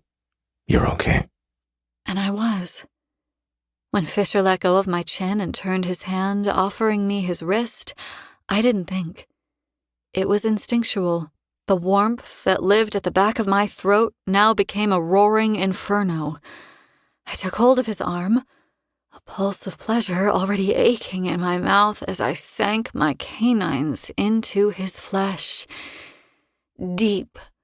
So deep. I hadn't meant to. I froze, not understanding the overpowering urge I felt to wait. Drink, Cyrus. Fisher said in a ragged gasp. No, I needed to wait. For the love of the gods, fucking drink. He begged. In those long, heady moments, I hadn't realized that I wasn't taking anything from him, that I was giving something to him instead. I blinked as black ink shifted beneath Fisher's skin, pouring like water down his arm. It banded his wrist and then disappeared, transferring to me. I felt the cool prickle of it settling right in the center of my chest, just below my collarbone, but I didn't care about the new ink. I only cared about my mate. And the blood. When I drew from Fisher for the first time, pulling at his wrist, I felt the reversal of a flow between us, the changing of a tide. As soon as his blood touched my tongue, an explosion of color and sound lit up inside my head like 1,000 fireworks. Fire chased through my veins, need pooled between my legs, sending a rush of pleasure up through my body so powerful that I wanted to scream. I couldn't, though. I'd have to stop drawing from him to do that, and... Fuck, Cyrus. Breathless, mindless, desperate, Fisher's voice was thick with his own desire. His next words went against everything my body was screaming for. Stop, Osha. Enough. Suddenly we were in the Hall of Tears. I tore my mouth from Fisher's wrist, panting as if I'd been doused with a bucket of cold water. The Hall of Tears. 1,000 Sanis Rothians on their feet, cheering at my hunger. My pulse raced away from me, refusing to listen, refusing to be still. I turned to Kingfisher, lips parted, another wave of heat and pleasure rocking me to the tips of my toes when I saw how flushed his cheeks were beneath his stubble. His pupils had completely swallowed his iris and banished the green and the quicksilver. His labored breathing had his chest rising and falling so fast. He glanced at me out of the corner of his eye, and the primal hunger I saw there landed like a physical blow. He was barely in control of himself. If I touched him... Don't even think about it, or I'll take you right here. He panted. Holy fucking gods. Well done, well done! Ireth stood back in position at his point of the star. His applause echoed above the raucous cheering that flooded the hall. I paid no heed to the Keeper of Even Light, though. I couldn't tear my gaze from Fisher. He couldn't tear his gaze from me. My mate and I stared at each other, panting, our bodies tensed taut as twin bowstrings. The feeling coursing through me was nothing like I had ever encountered before. It went beyond want. There were no words to describe it. We hadn't slept together since I'd woken. I'd still been sick from the transition and sore from the injuries I'd sustained in the maze at Gilthry. But now... Fuck, I needed him now. It's done. She has fed. Ireth faced the masses with both hands raised in the air like some prophesying messiah. She is leashed by the blood, bound to it, as we all are. There can be no question of her commitment to our people now. What the hell was he talking about? Kingfisher reached out and carefully wiped his thumb over my chin. It came away red. His chest hitched up and down so fast. He hadn't spoken again yet. Crown her! Crown her! The crowd roared. I was drunk. Swimming, sinking, drowning. I needed to lie down. Suddenly, someone was standing in front of me. I tore my eyes away from Fisher and gasped aloud when I saw the Hall of Tears again, really looked upon it as if seeing it for the first time. The figures stitched into the wall hangings writhed and cavorted, glimmering in the torchlight. Flecks of gold and silver danced in the air. The darkness had swept away, revealing sumptuous furnishings and paintings hanging from the walls, and sprays of night-blooming flowers in tall vases throughout the hall. Suddenly, crushingly, the Hall of Tears had become beautiful. Chapter 3. Dose. Kingfisher. There was a new tattoo on her chest, a thin black line that marked her skin from one shoulder to the other, right below her collarbone. Just a simple line, but somehow striking. She was breathtaking as she turned and faced the hall. Her eyes lit with a galaxy of stars. She was the center of that galaxy. I gravitated toward her anyway. But after what she'd just done, she had no idea what she'd done. My cock was the hardest it had ever fucking been, and I could barely think straight. Gods, that fucking dress. As Ireth climbed the steps of the dais, approaching her, I watched Saris take in her surroundings, wide-eyed, and I knew what she was feeling. The euphoria was running through my veins too. I should have been more careful when I'd told her to drink.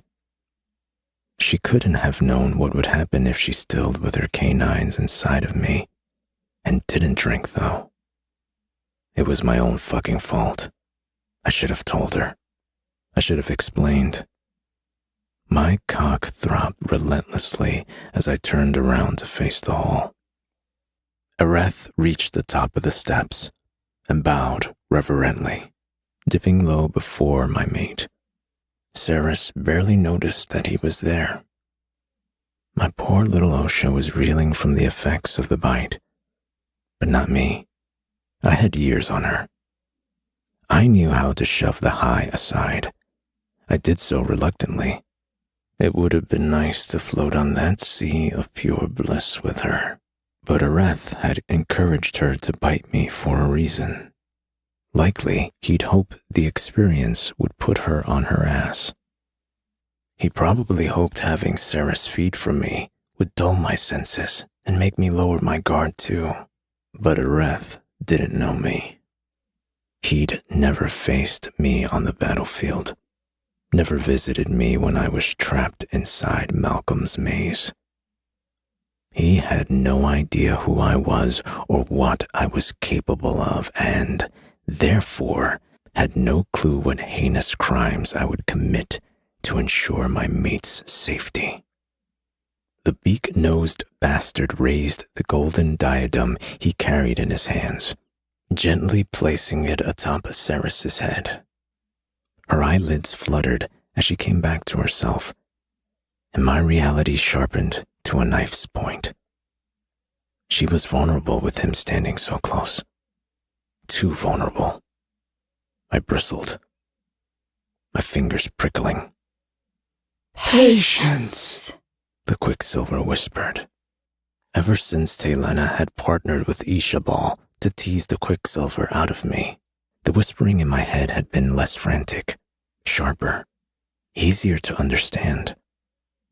Together, healer and witch had achieved what neither had been able to accomplish alone. The thread of Quicksilver that lingered inside of me no longer made me feel like I was hanging on to my sanity by my fingernails.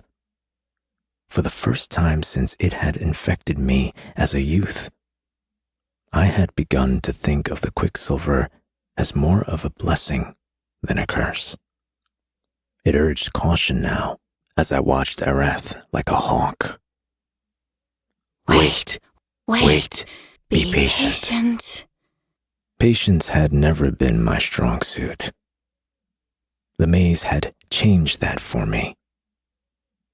I held my position, giving Areth the benefit of the doubt. I knew very little of him. It was unlikely that he would move so quickly after. Nope, I was right. I fucking knew it. The blade that appeared in the Lord's hand had a handle wrapped with a leather thong. It must have been causing him serious discomfort this whole time. He'd been keeping it inside his cloak, tucked away against his side. The blade was vicious, needle-like, and flashed bright silver, the perfect weapon for a vampire noble inexperienced in the art of fighting, to drive through their enemy's eardrum and straight into their brain. Areth moved quickly. I moved quicker. Ceres reacted too, the daze gloss to her eyes fading away. She reached for the dagger I had given her, but I was already there, slamming into the Lord. Areth made a guttural "guh" sound as he flew back, the air rushing out of him. He crashed down hard on the dais steps. Raising the hand with the blade in it, he went to throw it, but I reached over my shoulder. My hand closed around Nimmerel's hilt. In a beat, the sword was gone. I hurled her with all my might. The honed metal cut through the air, spinning end over end, arcing at the last minute, and slicing straight through Areth's torso on a diagonal, cleaving him in two. Nimmerel landed point first, juddering, the blade burying 5 inches deep into the obsidian dais. Thunk, thunk. Areth's body was much less graceful when he struck the floor. His insides were black, his organs necrotic. The ichor that oozed out of him thick and stinking of tar. Death had perched on this monster's shoulder for so long that he wasn't going to waste much time claiming his prize now. Nimmerel was a godsword after all, laced with silver and the magic of the gods. I might not have decapitated Areth, but the bastard was lying in 2 pieces on the ground. The blow would kill him. To my left, 3 high-bloods wearing black tabards with blood-dread dragons depicted on them writhed on the steps. They'd come to their leader's aid, it seemed, only to be felled by someone else's hand. Taladeus stood at the base of the dais, hand outstretched, expression blank as he unleashed his magic upon the vampires. There was a reason the previous king of this court had made Tal his second in command. He never flaunted his magic, but the male was powerful. Even before he'd transitioned, Tal had been able to manipulate most liquids. All liquids, in fact, apart from quicksilver. Blood was a liquid, and right now he was boiling the blood in the high blood's veins. Steam poured from their open mouths, their screams silent as they died, and Tal observed their passing with a look of expertly crafted boredom. Scandalized mutters went up throughout the hall. To use such taboo magic against members of his own court was rare indeed, but not unheard of. Rumor had it Malcolm enjoyed watching his subjects smoke whenever they stepped out of line. Saris hadn't ordered Tal to act, though. He'd acted of his own volition. There would be consequences, to be sure, but that was none of my concern. Saris was behind me. It only took a second to scan her for injuries. She appeared to be unharmed, but I didn't trust my own eyes. I needed to hear her say it. "Are you okay?" I demanded. Yes, I'm fine. My relief was absolute. "Stay there then. Wait for me. No one else is getting up these steps." Amid the screams of horror and panic that erupted throughout the hall, I slowly stepped down from the dais to the platform, toward where the two separate pieces of Aref's broken body lay. "I bet you're regretting that," I snarled. Thin black liquid bubbled out of the Lord's mouth, spackling his lips and his chin. She is anathema, cursed, he choked out. The gods denounce her. Really? I crouched down next to him. Is that so? I was still missing my bracer. I raised my right hand to show him what my armor and Saris's gloves had been hiding from view. The extensive tattoos that marked us and our union as divinely bound. Areth had been Fae once. He knew the stories. He had certainly heard tales of couples who were godbound. His eyes went wide when he saw the ink circling my wrists, ink that had formed in the maze when Saris had been pulled through the quicksilver and into the realm of the gods themselves. They haven't denounced her. They have safeguarded her. And maybe that wasn't true. God-bound unions often ended in death. But Saris had already died once, and I'd done way more than my fair share of dying back in the maze. As far as I was concerned, death had taken his due from us. I had to see the marks as a blessing. Laughter burbled up out of Areth, the sound a wet rattle. You fool. We have different gods. And then he was gone. Between breaths, the monster's body crumbled to ash. An enraged scream pierced the air. And there was Zovina, charging not toward me, but toward the sword still embedded in the center of the 5-point star mosaic that decorated the platform. I rose to my feet, baring my teeth. "Touch it, Zovina. Go on.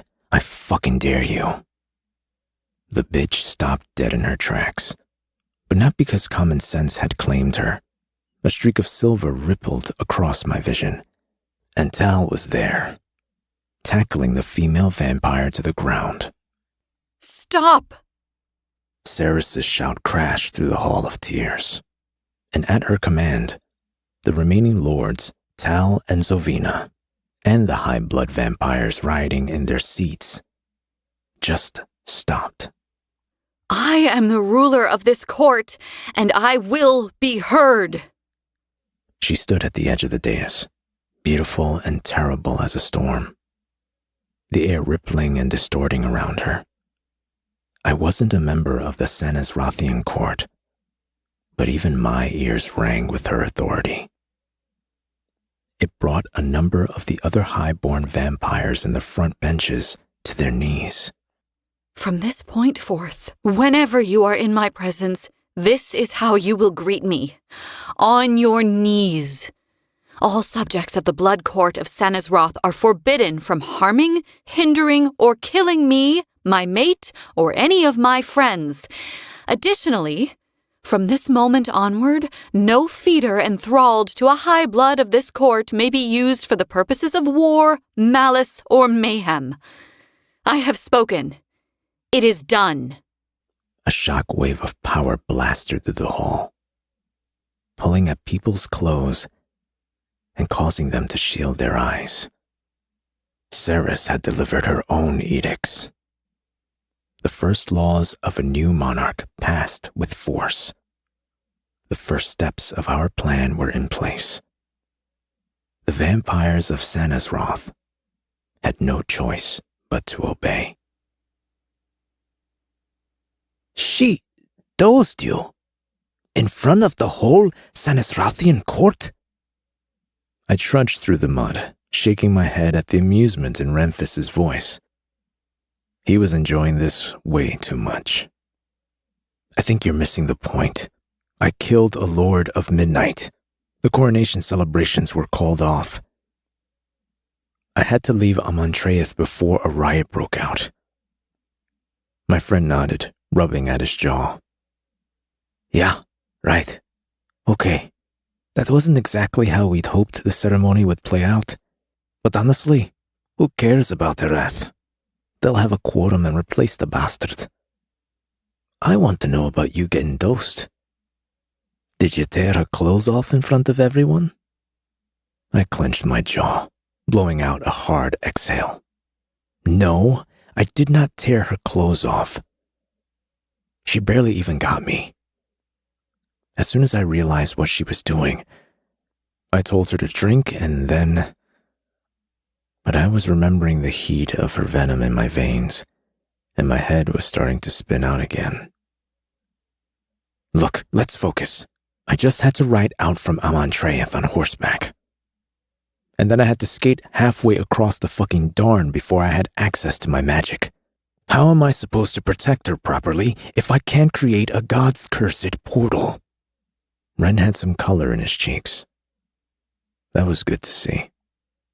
Ever since we'd moved Lane to the east wing at college, his mood had been a little more upbeat. My sister had opened her eyes yesterday, which was small progress, yes, but it was progress nonetheless.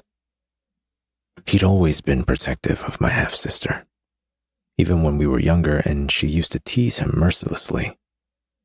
He seemed to have taken it upon himself to make sure Everlane made as full a recovery as possible. He ducked his head as he followed me into the war tent. Sounds to me like Ceres is one of the most powerful beings this side of the afterlife. They've crowned her. She's spoken her will and made it law.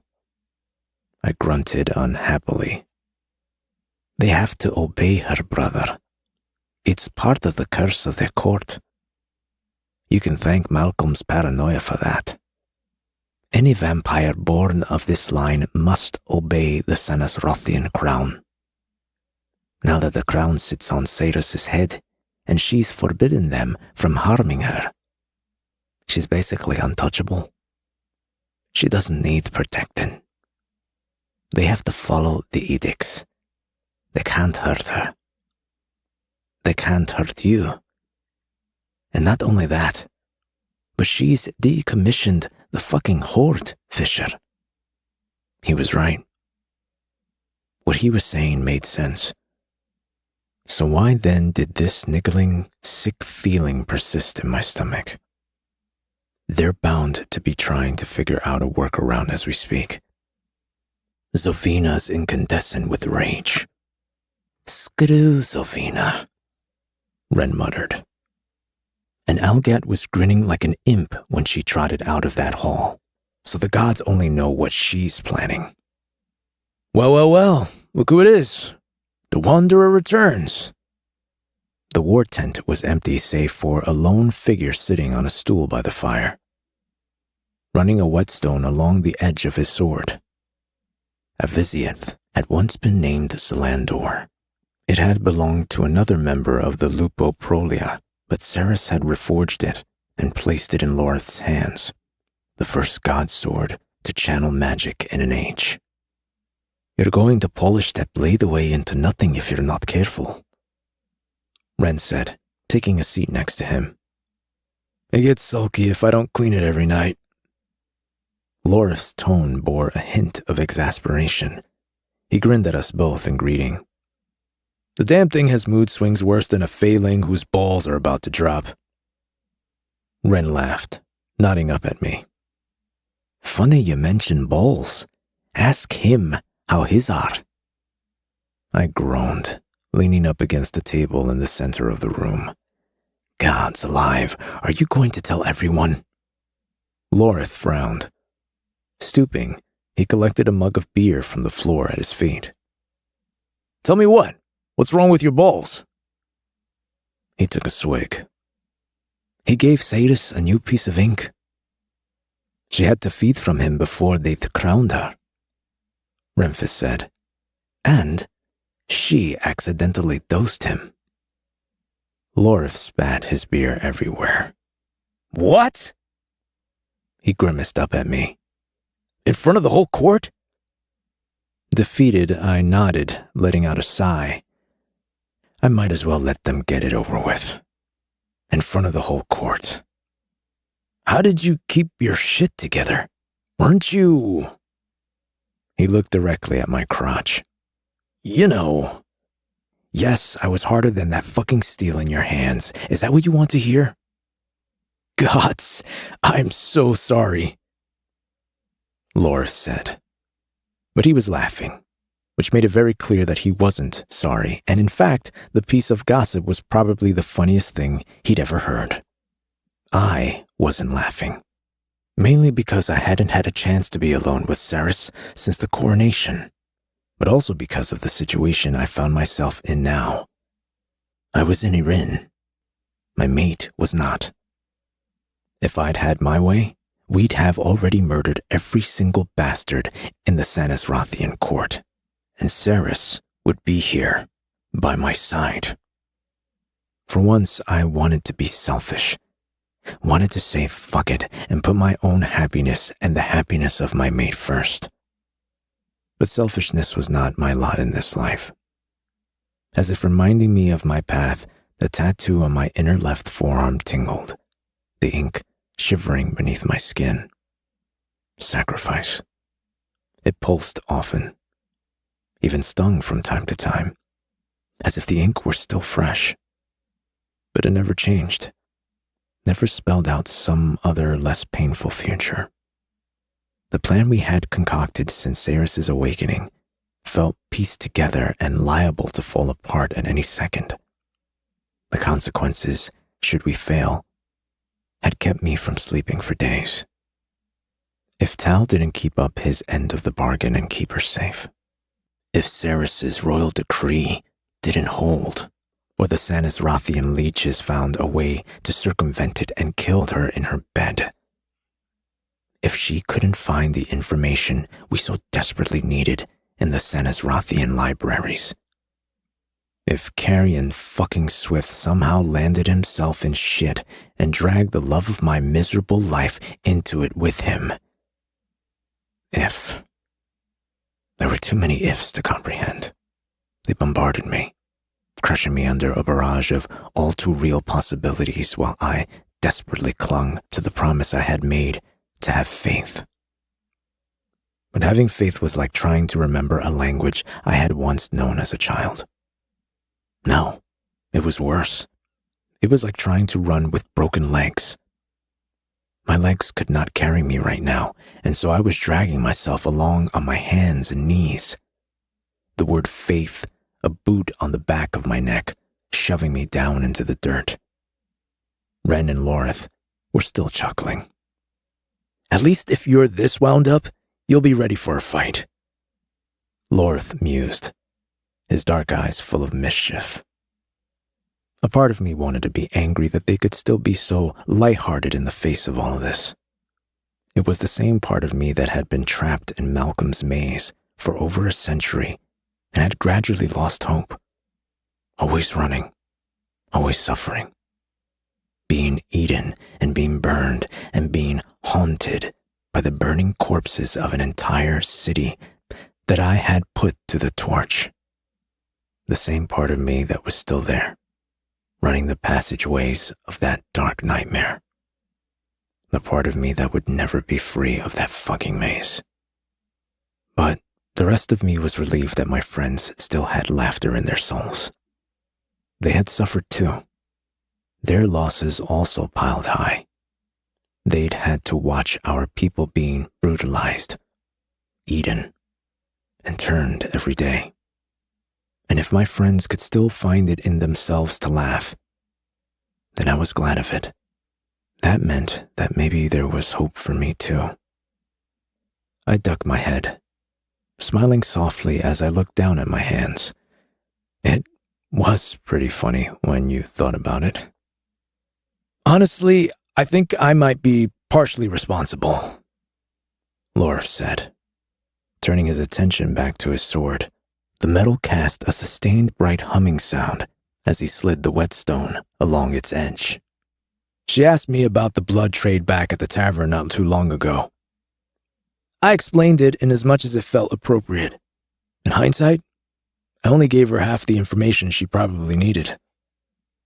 But how was I supposed to know that she'd find herself turned and in a position to bite you?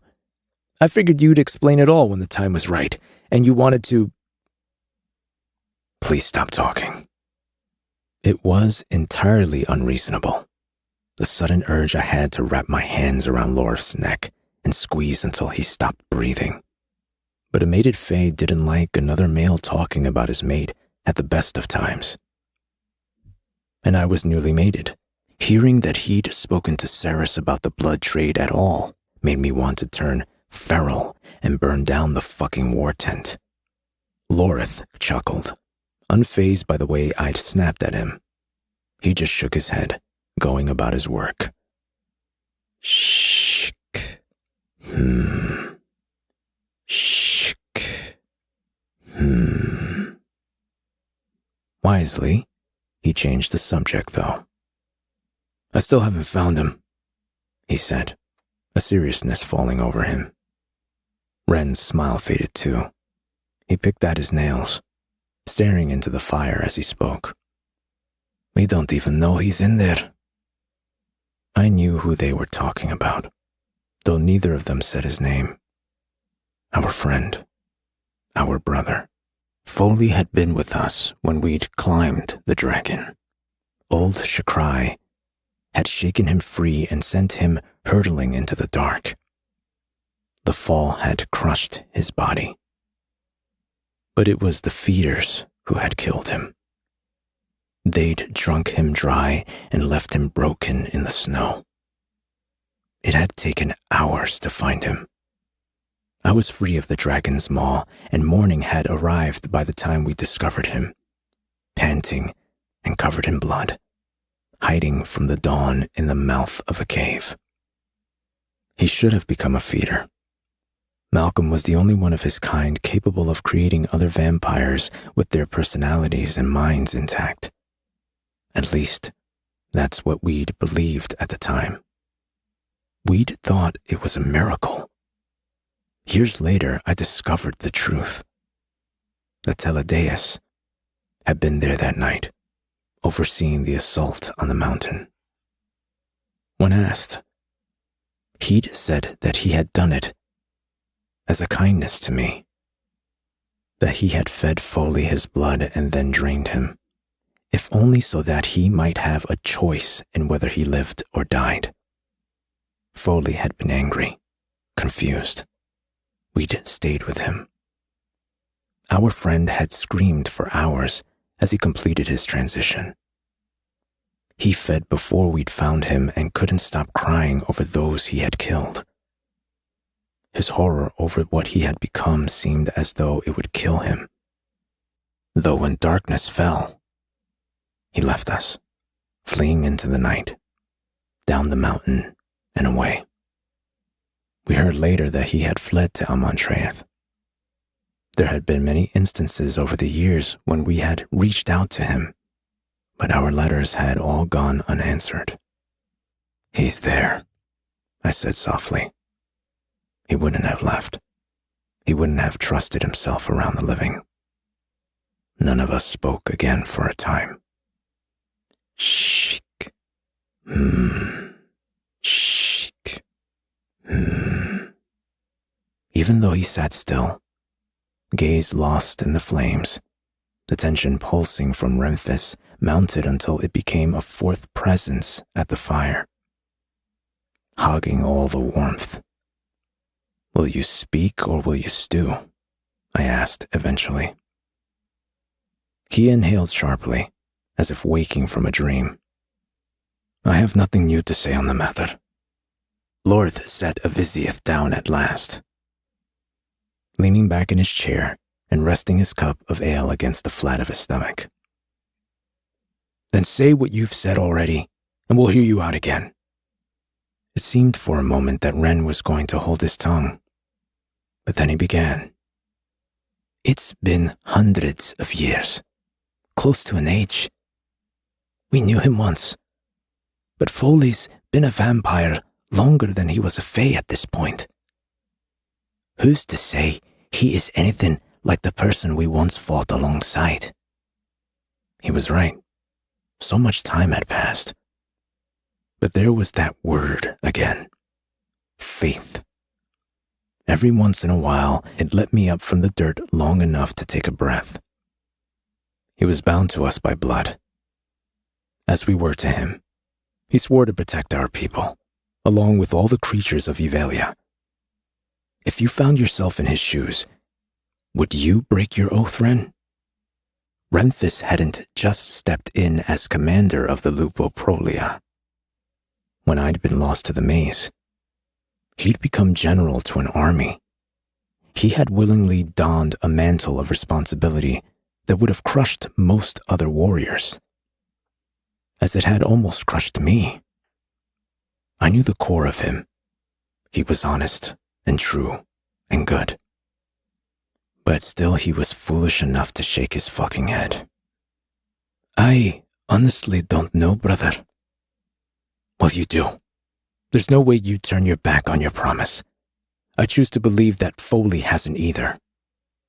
I'd spent hours looking for him once I'd known Ceres was going to be okay. So had Lorth. Taladeus had refused to tell me where he was, which hadn't done much to dull the anger that I still harbored toward him. But, in a way, I'd understood. Foley had needed to carve out a new existence for himself at Amontreath. At some point, he must have needed to accept his new life and move forward with it. He hadn't answered the letters any of us had sent to him, which must have been for a reason. And if Foley didn't want to speak with us, then it stood to reason that he wouldn't want to see any of us either. A long time ago, he would have died for me and I for him. I would still have laid down my life for him if it would save him in some way. But the damage was done, and of all people, Tal seemed to be the only one who could respect that. "If he is in there somewhere, who's to say he has any interest in helping Ceres?" Lorf said. "He has no connection to her, no reason to show her any loyalty at all. Other than her being my mate?" Lorth sipped from his beer. "I mean, honestly, that might make him even less inclined to help her." I shrugged. "We have to hope. We need him.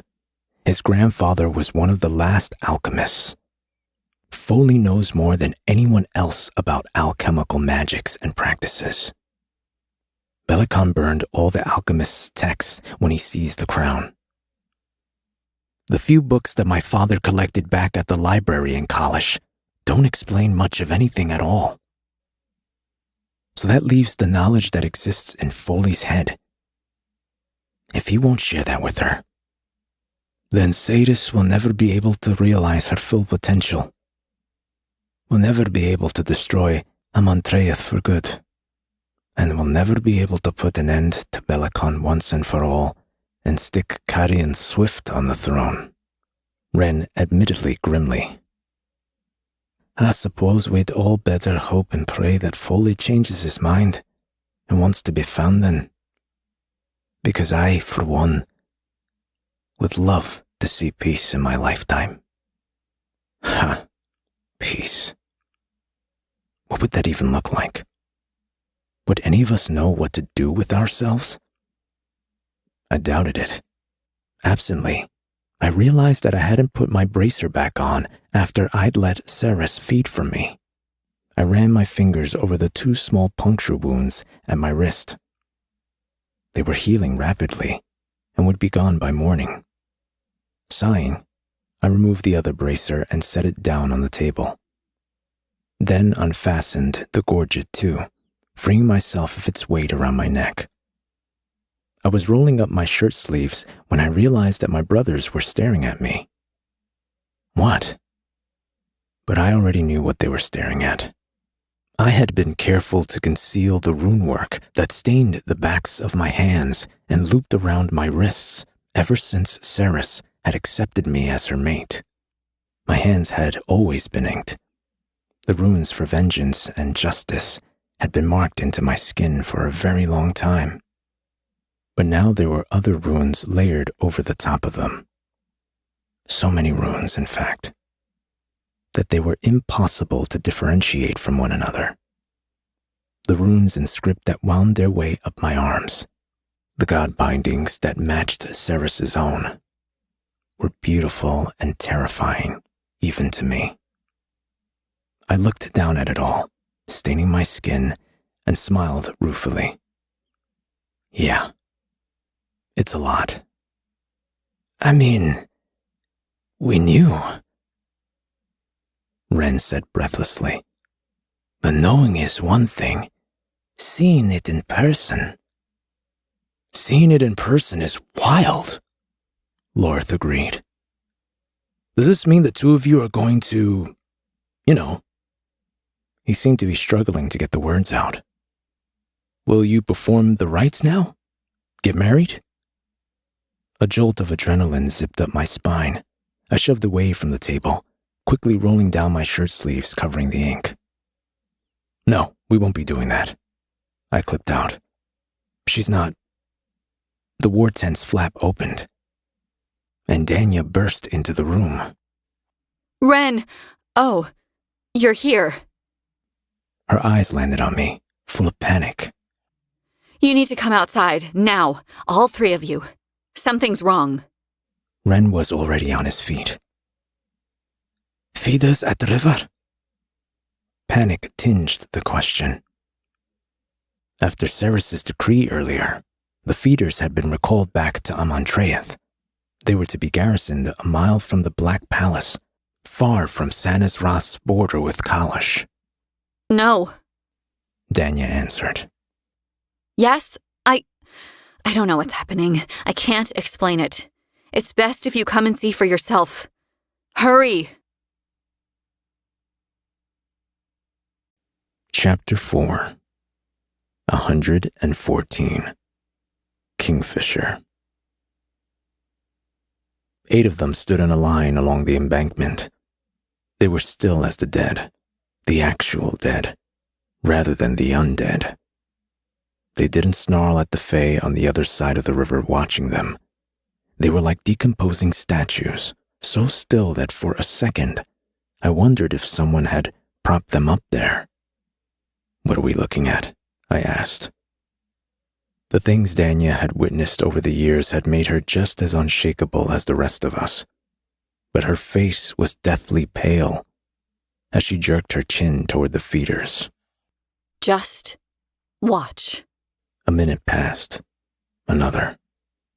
And just as I was losing patience and about to demand that Danya explain what was going on, they moved.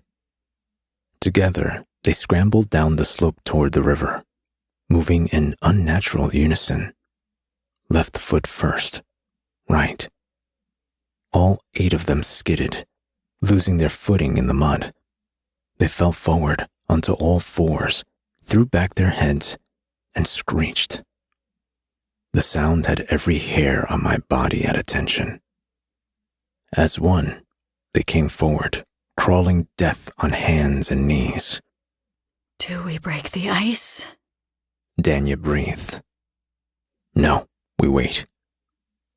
If they were swept away with the river, we wouldn't be able to inspect them once they were dead. These creatures were different, and we had to know why. As if reading my mind, Ren gathered his magic, forming a blue-white ball of power in his hands. My shadows coiled around my feet, pooling, prowling, ready to be unleashed. As soon as they reach halfway, Ren murmured. Lorth already had a Viziath in his hands. I left Nimarel strapped to my back. My shadows would be enough for this. The feeders crawled out onto the ice. Further, their hands and feet met the frozen surface in unison. Left hand, right knee. Left hand, right foot. Lorth twisted the sword in his grip. I do not feel good about this. I didn't either. Something foul hung in the air. Toxic. The smell of the campfires and cooking food filled my nose. But there was something else too.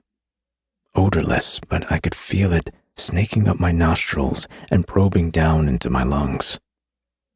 Whatever it was not good. The feeder sprang. All 8 of them launched into the air like stags. They raced toward the middle of the river, to the point where our magic would take effect, then barreled straight through the invisible boundary without hesitation. The moment it happened, Renthis unleashed his magic. I loosed my shadows, and smoke and light streamed across the Darn. Ren's energy hit first. The orb struck 2 of the feeders head-on. I diverted my shadows, sending them to the right to take on the remaining feeders, but Ren's magic didn't crackle and ebb, leaving bodies in its wake as it normally did. It flared, illuminating the dark, and then it absorbed into the 2 feeders that it had struck. They were male, shirtless, and where the orb of magic had hit their chests, a network of brilliant white magic fissured outward across their ribs. The 2 feeders shuddered, and then suddenly all 8 of them bore the same white convergence of power. The light pulsed, glowing, and the feeders juddered again, their spines arching. What in all the gods? Ren whispered. I urged my shadows out, fanning in all directions, 8 narrow tendrils of black, shimmering with my own magic. Strike hard, I thought. End this. But when they hit home, spearing the feeders through the glowing marks where Ren's magic now appeared to be trapped in their chests, my magic was pulled into them too. And gods, did I feel it. It was like breathing in ice water. The cold struck hard, ripping my breath away. And the loneliness, the sorrow. It coiled up in my chest and wrapped around my heart so tight, it felt as though it were breaking. In over 100 years trapped inside Malcolm's maze, I had never felt as bereft as I did in that instant. I wanted it to stop. The kernel of misery felt like it was taking root of my soul. It was hard to breathe. It was as though I'd forgotten how. I gasped, eventually sucking down a lungful of air, but it tasted all wrong. I tried to pull my shadows back, but I couldn't. The feeders drank them in and held on tight to them. A metallic black sheen swirled at the center of their chests, roiling amid the white energy they had taken from Renthis. I looked to Ren and found him pale, his expression full of horror. Was he feeling what I was feeling? It damn well looked like it. "They fed on our magic," he whispered. It was so much worse than being bitten, worse than them feeding on our blood.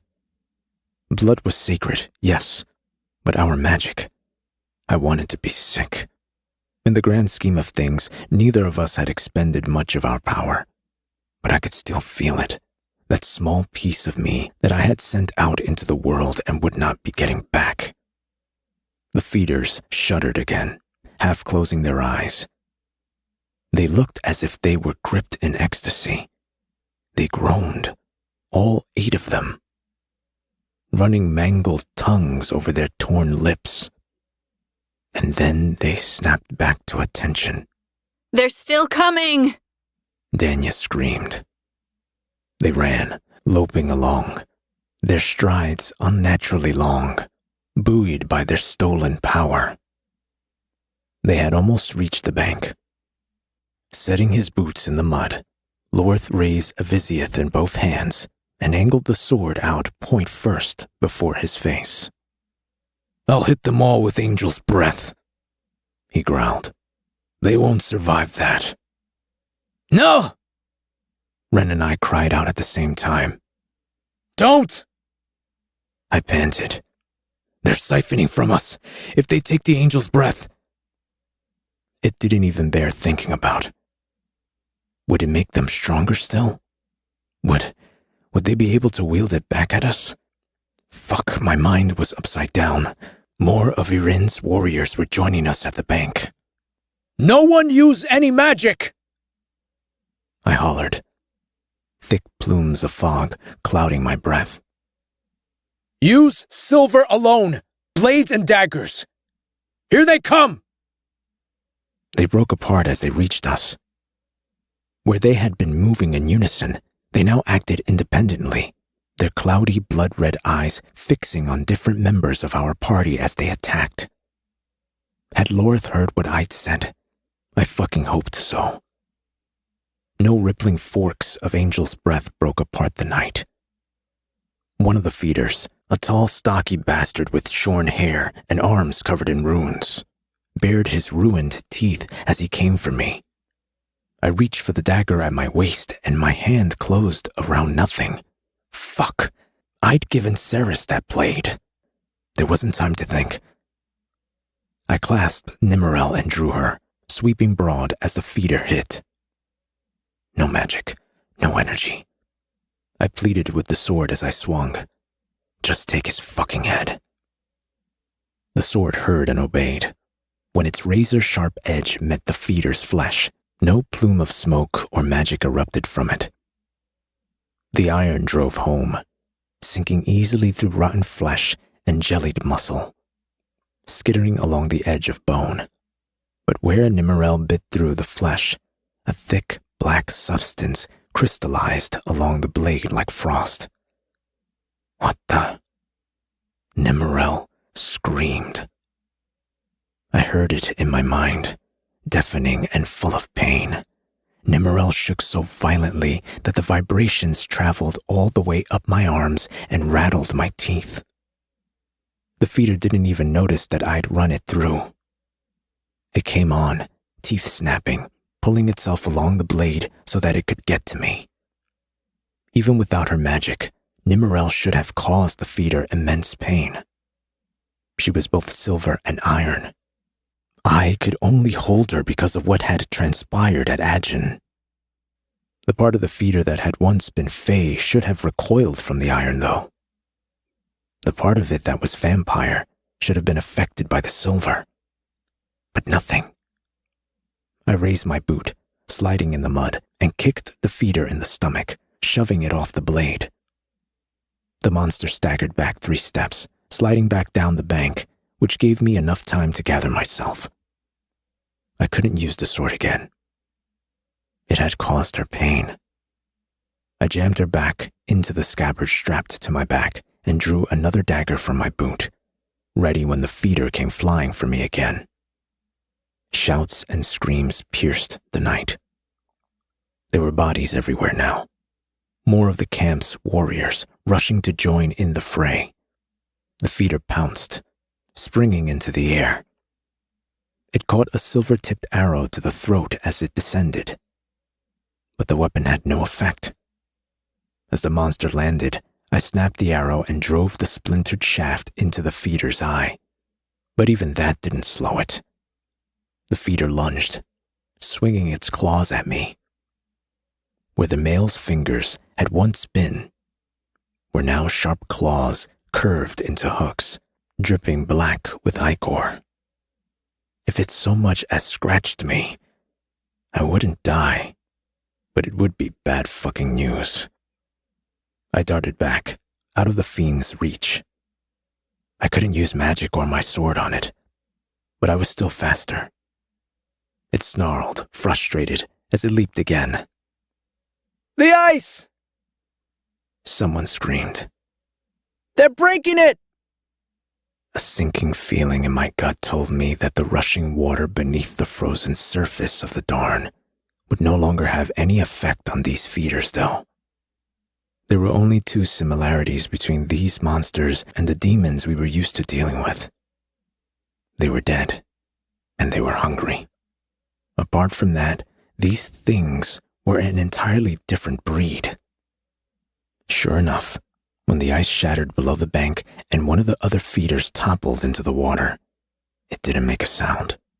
It coiled itself below the waterline, compressing its body in the ink-black water, and then sprang up from the rippling surface, falling on Renfis. Ren! The cry rang out over the sea of warriors. Somewhere, Lorith sounded like he was fighting for his life, and yet he still called out to our brother.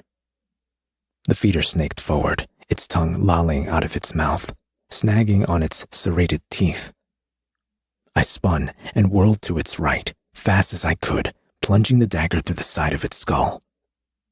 I needed to take its head, but I wasn't going to be able to do that with it swiping at me with those fucking claws. Fire! I shouted. Light them up! We were running out of options. If fire didn't work, we were fucked. My warriors answered the call. In seconds, bright orange flames cast monstrous shadows along the banks of the river. Hundreds of torches appeared, glowing hot and spitting embers. A normal feeder would have balked at the sight of the open flames, but this one just kept coming. Stand back, Commander! Called a tall warrior with dark hair. He ducked around me, hoisting his torch forward, and I moved out of his way as he hurled the torch at the feeder. Fear whispered in my ear, or maybe it was the remnants of the quicksilver. It won't work. Won't work. Won't work. But the monster went up like bone-dry kindling as soon as the fire made contact with its moldering flesh. The feeder didn't make a sound as it was engulfed, not a peep. It didn't flail or flee. It just crouched there, burning. Time slowed as the feeder pivoted and turned, sailing through the air and landing on the warrior who had set it alight. No! I moved as quickly as I could, but it turned out I wasn't as fast as the cursed creature after all. I was too late. It grabbed the warrior and sank its claws into his skull, crushing bone as it wrenched his head to the side and plunged shattered teeth into his neck. The fight was over in an instant. The warrior who had come to my aid had his head caved in and blood drained dry in a heartbeat. The feeder was a torch now. It didn't seem to feel the pain or notice that it was slowly incinerating. It hurtled off into the gathered crowd, falling on the other warriors, unfazed by the blades and swords they plunged into its chest and its throat. I watched my men fall as it rampaged. Flank it! Someone shouted. Danya. She was there, on the other side of the melee, running fast to meet me. I ran too, and we both crashed down on the feeder at the same time, grabbing it and forcing it to the ground. We held it, and it burned. The flames licked up our arms and danced as it caught on our clothes. The heat was unimaginable. Take it! I bellowed. Take the fucking head! I had no idea whose axe completed the task. As soon as the feeder's head was cleaved from its shoulders, I was dragged back from the flaming corpse by a multitude of hands. The sky overhead swam with streaks of light. The ground ran thick with churned mud and stinking ichor. 1,000 knives sank deep into my chest as I was thrown backward into the darn. Being stabbed hurt, being poisoned by a feeder's toxin too. But burning alive? That really fucking hurt. I hissed in the war tent as Telena administered a cooling salve to my hands. She was doing as much as she could for me, but she had exhausted her supply of magic healing, Danya. Healing was her birthright magic, though. Unlike mine, it would replenish soon. She'd tried to help me when I'd been rushed into the tent, but I'd insisted she work on Danya first. I had gone up pretty quickly, but Danya had flared like a living torch. Her injuries had been significant. They would have killed her had the healer not tend to her immediately. Her blistered skin had been transformed to raw meat, her face badly burned. And her hair? Telena had done her best to soothe the angry burns all over Danya's body. But her long pale hair was gone, leaving only singed stubble behind. In a couple of hours, I'll be able to take a look at these, Telena murmured in a hushed tone, gently applying another layer of the mashed poultice she had created from her store of medicinal healing herbs.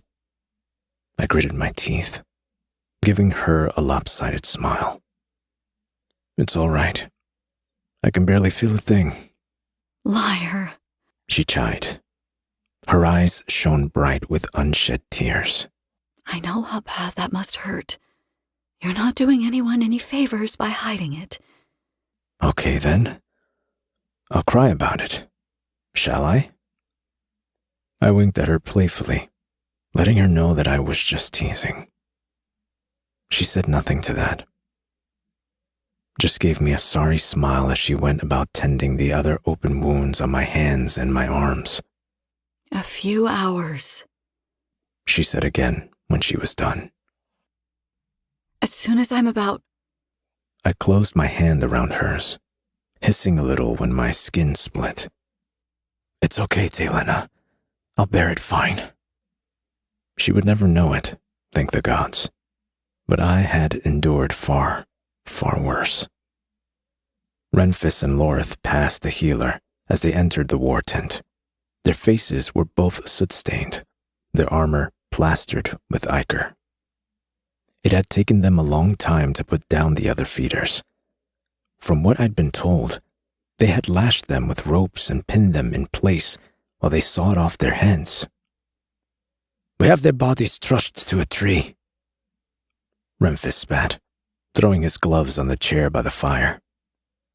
We'd been sitting here, only hours ago, joking about my misfortune and discussing my new inkwork. It felt like an age had passed. They still won't fucking die, Ren seethed. We have their heads in a sack down by the river. They're currently trying to chew their way out. Lorith looked weary to his very bones. He sank into a crouch, leaning his back against the wall.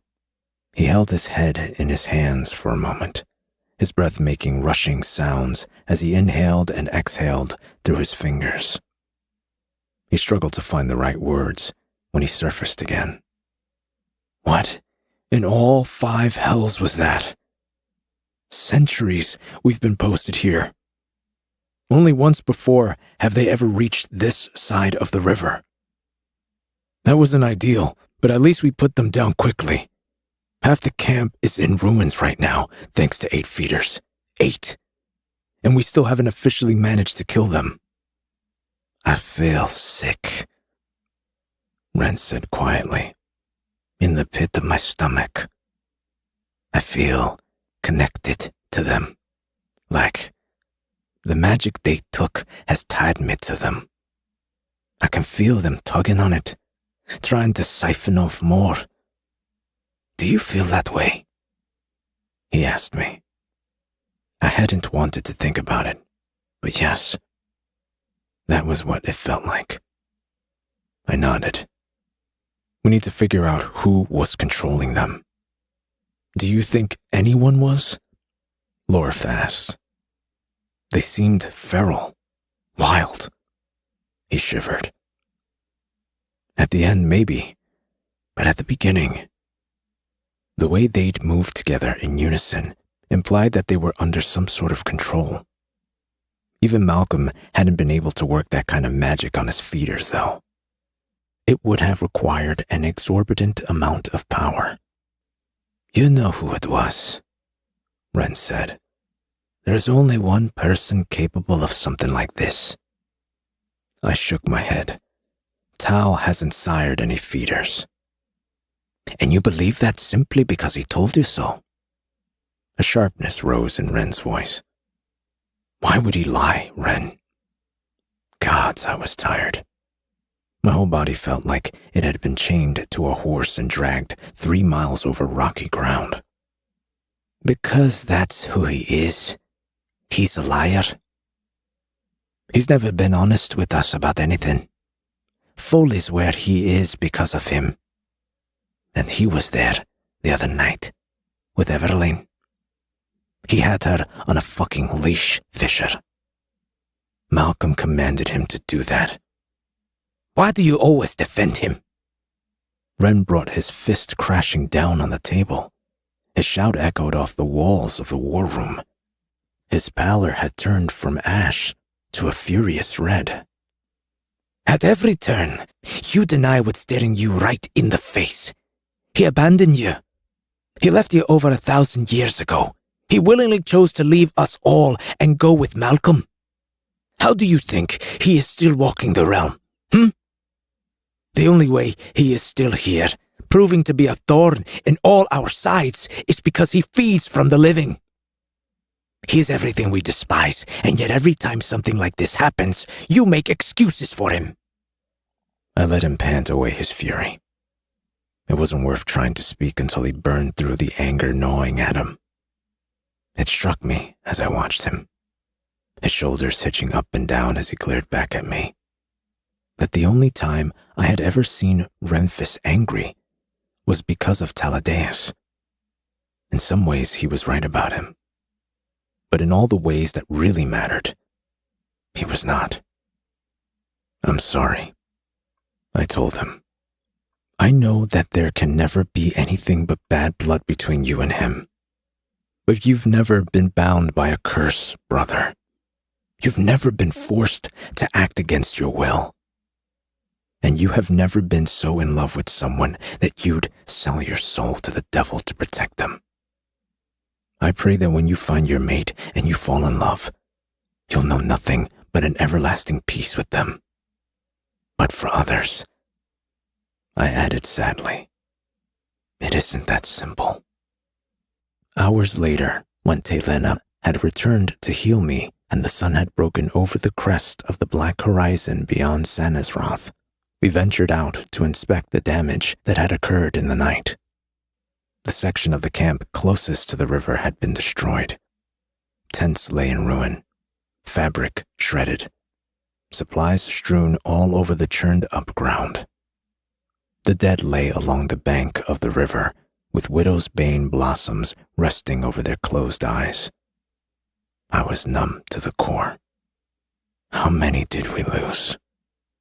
114, Lorth answered.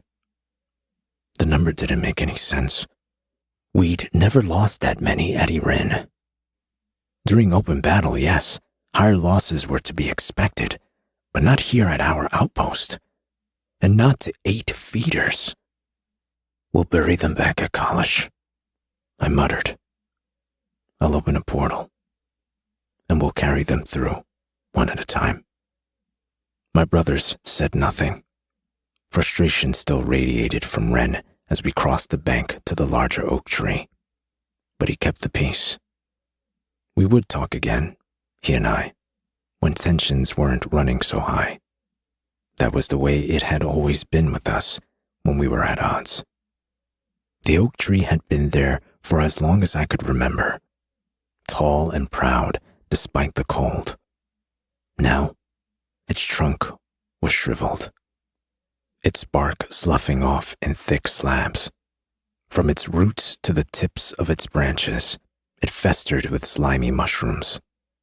The charred, headless bodies of the feeders struggled against their ropes, trying to wrestle free.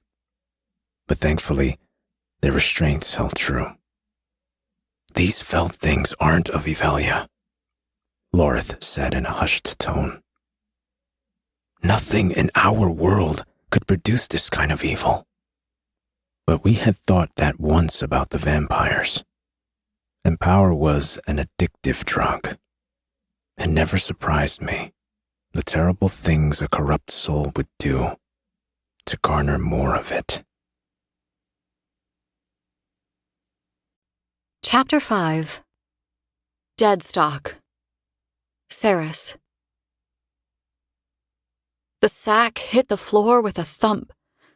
The stench that wafted out of it made me want to gag. Smells like your old apartment above the Mirage. Carrion offered in a chipper tone. He carved off a piece of the apple he was holding and ate it straight from the edge of his knife. I scowled at him, tempted to take the bait. He wanted me to ask him how the hell he thought he knew what the attic space I'd shared with my younger brother above the Mirage had smelled like, but there wasn't time to engage in petty sniping.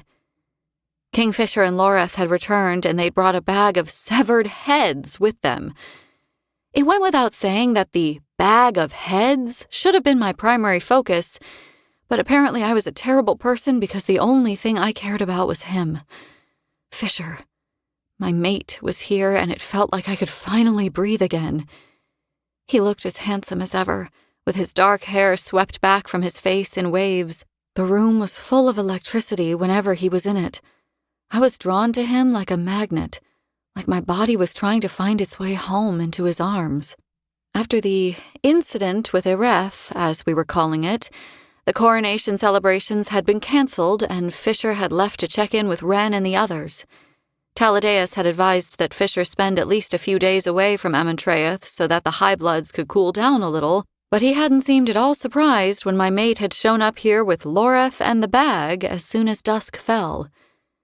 Fisher sent a withering look in Carrion's direction. "Greetings, Swift. Do you think we might be able to get a little privacy?" Are you asking me to leave? "Yes." Carrion pointed his knife at Lorith. Does he get to stay? "Don't point that at me, boy." The warrior with the dark war braids sighed. "Not if you want to keep it. I'm a collector of pretty daggers." "Yes, he's staying," Fisher said flatly. Sheepishly, Carrion lowered the dagger. Then it stands to reason that I should too. I'm the heir to the Uvelian throne. If there have been developments that affect Evelia, I should absolutely be present while they're discussed. "Do you have any experience with warfare?" Fisher demanded. No, not really. "Any experience whatsoever with necromancy?" No. "The Walking Dead?" No. "Blood curses? What do you think?" "Then you're no use to us. Leave." Taladeus entered through the heavy double doors then. Unlike every other member of the Blood Court, he did not kneel before me. I had expressly forbidden him from doing so, though he had suggested that might not be a good idea. He strode across the council chamber with intent, the heels of his boots ringing out against the dove-gray marble. His expression was controlled, mild even, but the sadness radiating from him through the connection we shared was stronger than ever today. It left the taste of bitterness and regret on my tongue. After the show you put on yesterday, Fisher, He said. He'll probably be kidnapped and sold into slavery if he leaves this room alone.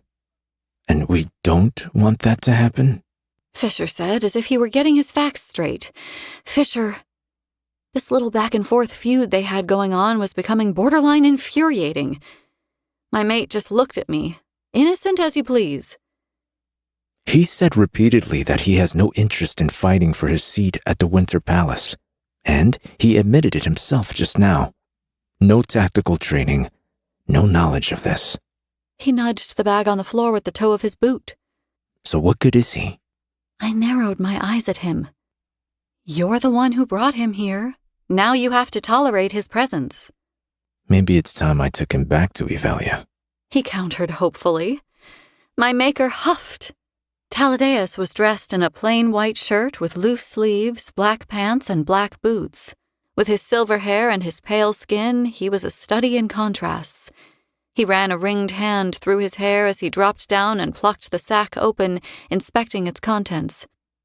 My stomach turned the moment I saw what was inside.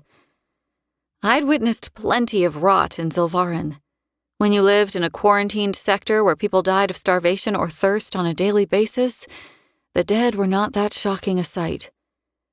But when a head was all that was left of them, and their cheeks were blackened to a crisp and sloughing from the bone, and when they were blinking at you with clouded red eyes, that was a slightly different story. The smell was so much worse now that the bag was open. Taladeus rocked back on his heels, a look of contemplation on his face. Loreth spoke before he did. Tell us this wasn't you. My maker's head shot up. He fixed Loreth with a stunned stare. Me? He recovered. No, it wasn't me. I don't have thralls or slaves. And this? He trailed off, shaking his head. This is beyond me. Decapitated like this, they shouldn't still be animated. Oh, believe me, we know that. Loreth gave a hard laugh.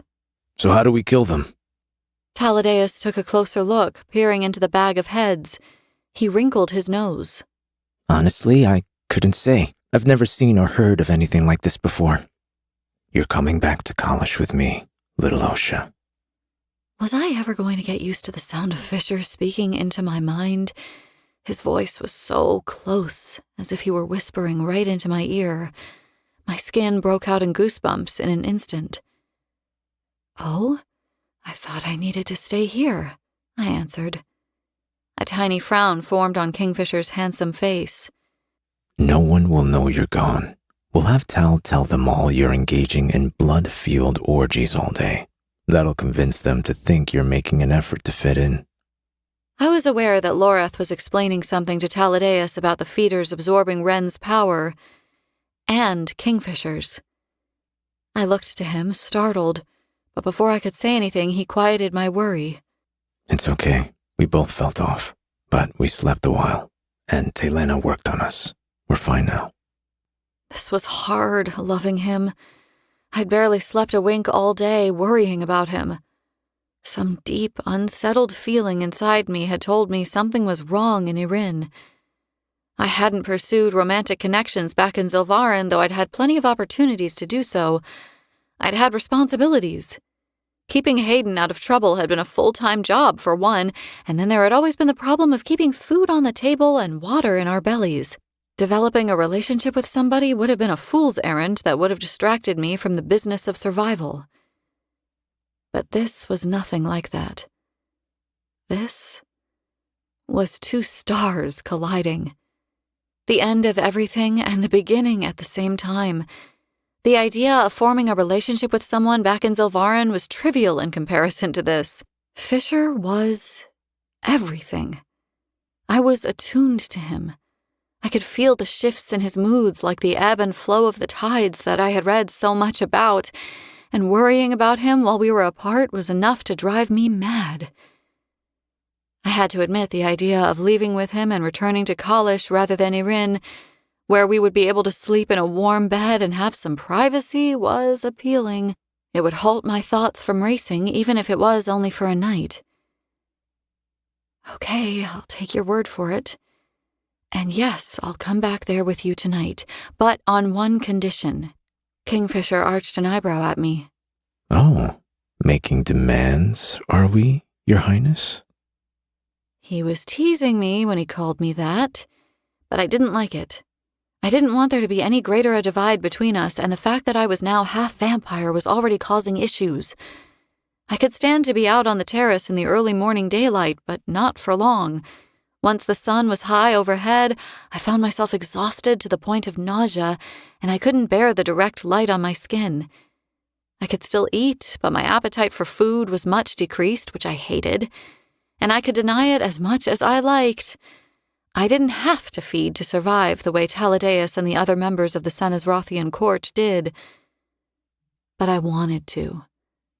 Since I'd awoken, a vague curiosity had slumbered within me, and now that I had fed from Fisher, it seemed to have stirred and was stretching its legs. Even now my throat felt scratchy as if I was coming down with a cold. Technically, I represented everything Fisher detested. And I was a queen now, too? My mate's disdain for royalty was understandable. My home was ruled by a tyrant queen. Zilvarin suffered every day because of Madra. But Fisher had also experienced pain at her hands.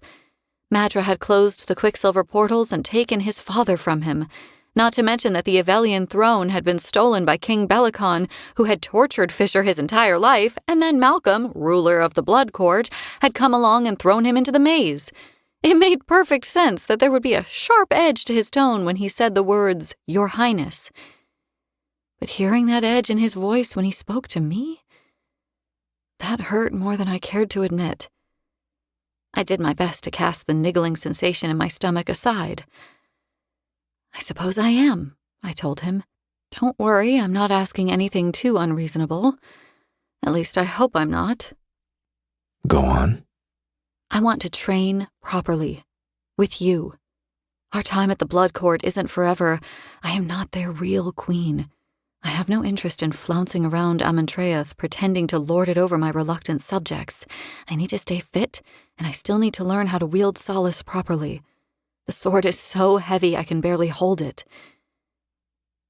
Fisher didn't even bat an eyelid. Done. Though you might want to train with Lorith if you really want to learn. "Why not you?" He gave me the faintest look of reproval, as if I should already know the answer to this. I can run drills with you, Osha. I can raise a sword to you and pull my blows. I can show you footwork and teach you about warcraft.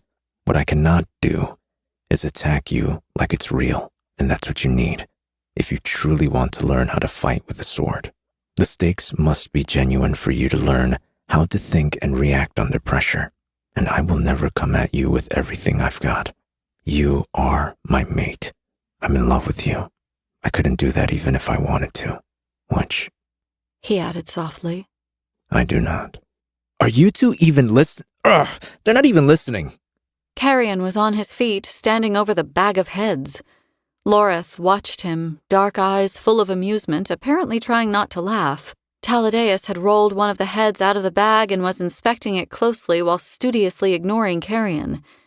How he managed it, I would never know. It was as if he could completely tune him out. I felt a frisson of annoyance rise in Fisher, though he didn't show it outwardly when he addressed the smuggler. Apologies, Swift. You have our full and rapt attention. What seems to be the issue? I was just going to point out that there is something else worth noting about these feeders. He said tartly. But if no one's interested in hearing what that is, Just spit it out. Fisher commanded. well, I haven't spent a great deal of time studying feeders, but He shoved another slice of apple into his mouth as he bent over the rotting heads, squinting at them. At least he finished chewing before he finished his sentence. from what I recall, they normally come from Evelia, right? Yes, of course. Lorith answered. Well, these ones are from Zilvarin. What? I took an involuntary step forward. What are you talking about? Are the feeders normally marked here? Tattoos and the like? Carrion asked. Taladeus looked up, turning his stoic gaze upon Carrion. Some slaves are branded when they're turned, yes, but most members of court don't bother. Feeders are bound to the high blood who made them. No matter what, they will only obey their sires. They have no choice in the matter. Runes and tags of ownership are never required since dead stock cannot be stolen. Feeder, high blood, dead stock. There was so much to unpack in that statement and no real time to do so. Taladeus continued.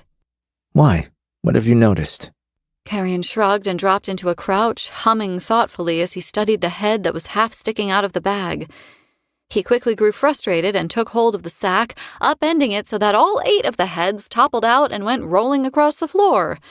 He went to the female head first, the one that had been sticking out of the bag, and carved himself off another slice of the apple, sliding it into his mouth and crunching loudly.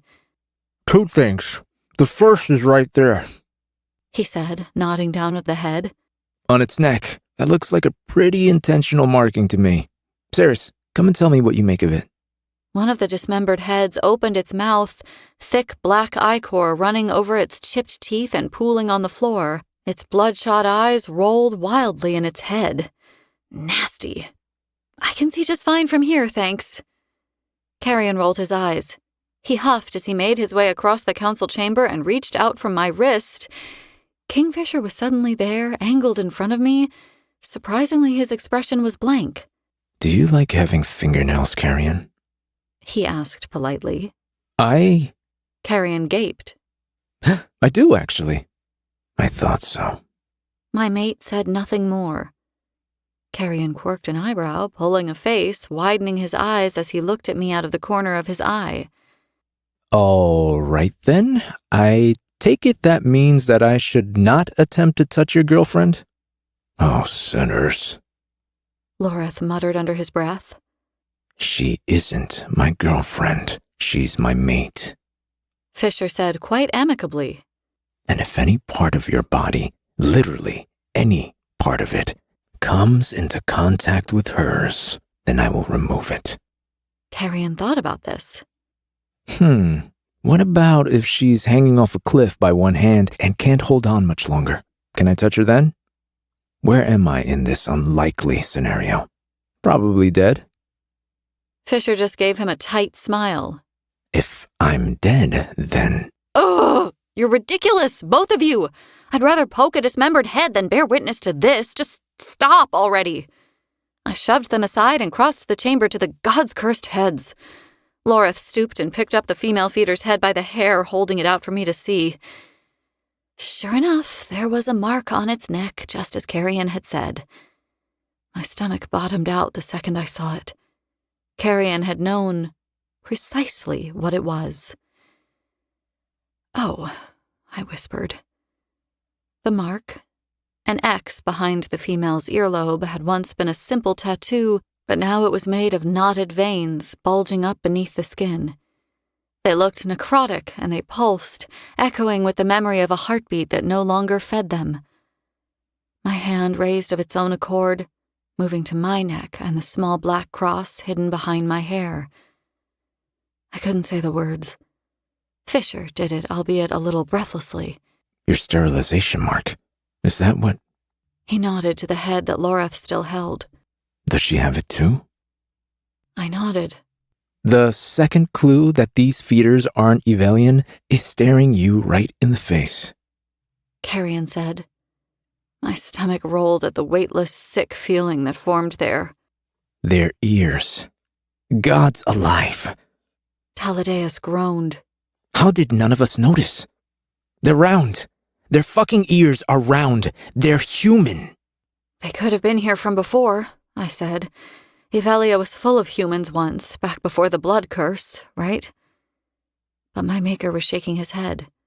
Dead stock have a limited shelf life here. The dark magic that causes them to rise from death reanimates them, yes, but it is temporary. Their bodies still decay. Eventually they fall apart and go back to the dirt. 5 years, maybe 10? These feeders have been dead weeks rather than months. They still have their hair. Some of them have their tongues. All right, I get the picture. I was suddenly overcome with the need to sit down. What does this mean, then? People are jumping into the Quicksilver pool in Zilvarin whenever we open the gates? They're coming through in Kalish and being attacked there? No. Fisher's expression was stormy. His leathers creaked as he paced up and down, trying to piece this together. They can't have come through in Kalish. They would have been found immediately. And anyway, they would have to want to come here specifically for the Quicksilver to deliver them here. And forgive me if I'm wrong, but the people in Zilvara know nothing of this place. Right. Carrion nodded. It's also impossible for someone to just sneak into Madras Palace and hide in the Hall of Mirrors on the off chance that the Quicksilver will wake. No. Fisher shook his head. This is intentional. This is Madras doing.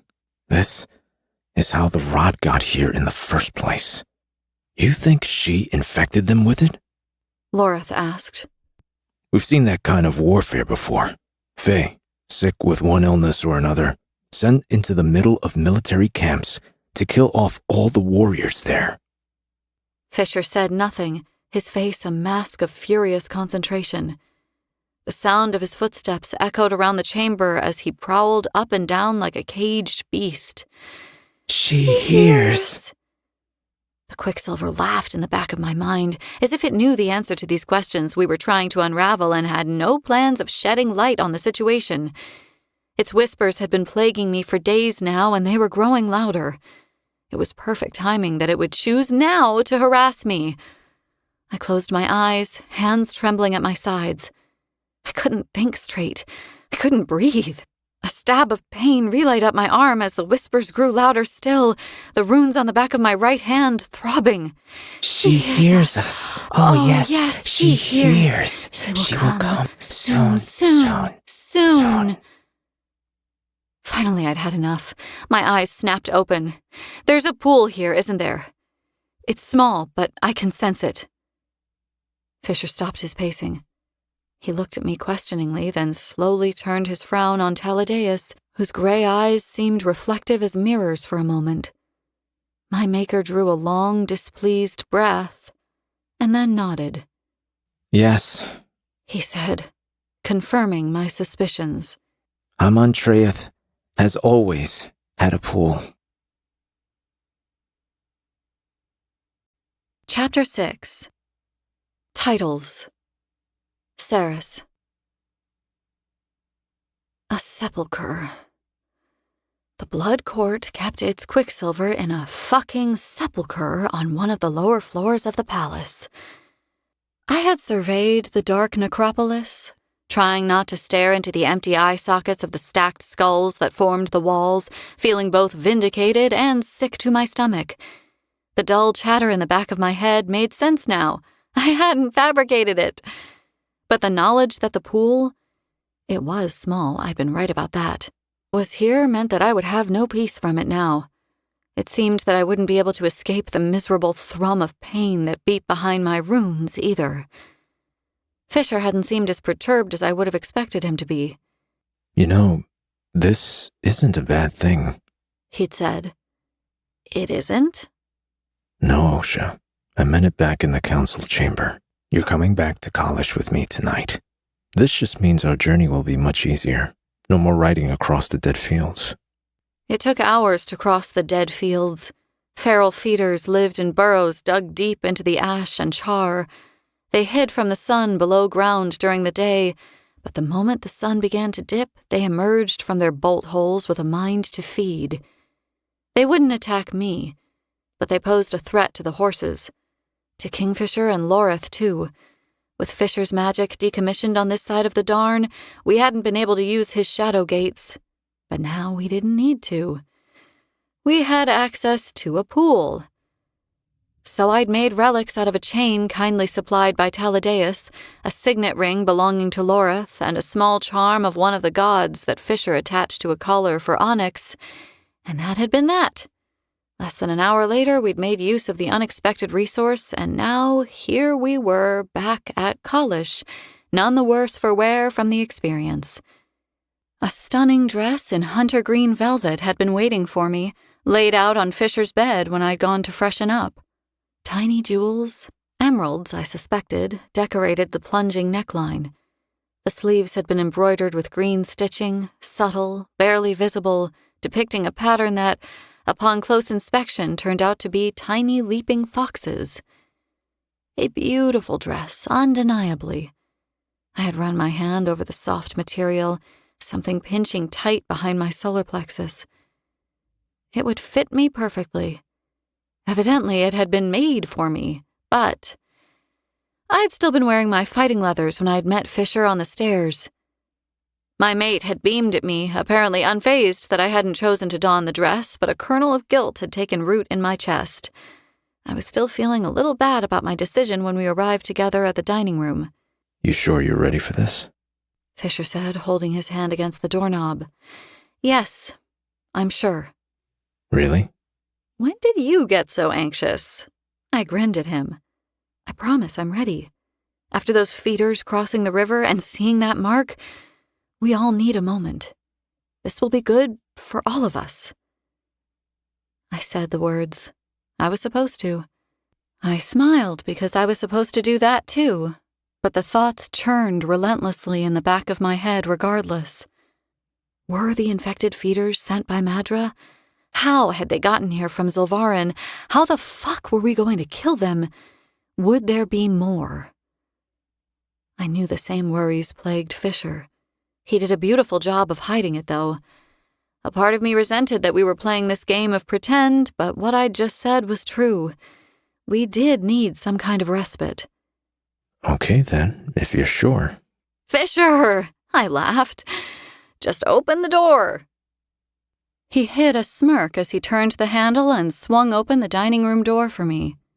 I seized hold of the image, capturing it quickly.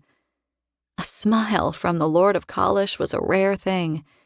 I'd started capturing each moment it happened on an imaginary vellum, filing the memories away in my mind to keep forever.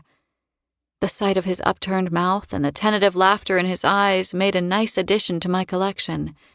I told them you were coming, he confessed, the admission shyly made. Had I ever seen him like this before? Nope. It was unbearably sweet. There was no time to savor this new side of Fisher, though, because as soon as the door swung open, a wave of excitement and cheering exploded inside the dining room. Renfis stood, raising a glass of whiskey in the air. Taylena and a handsome male with dark brown skin, her mate, I assumed, grinned, crying out their welcomes.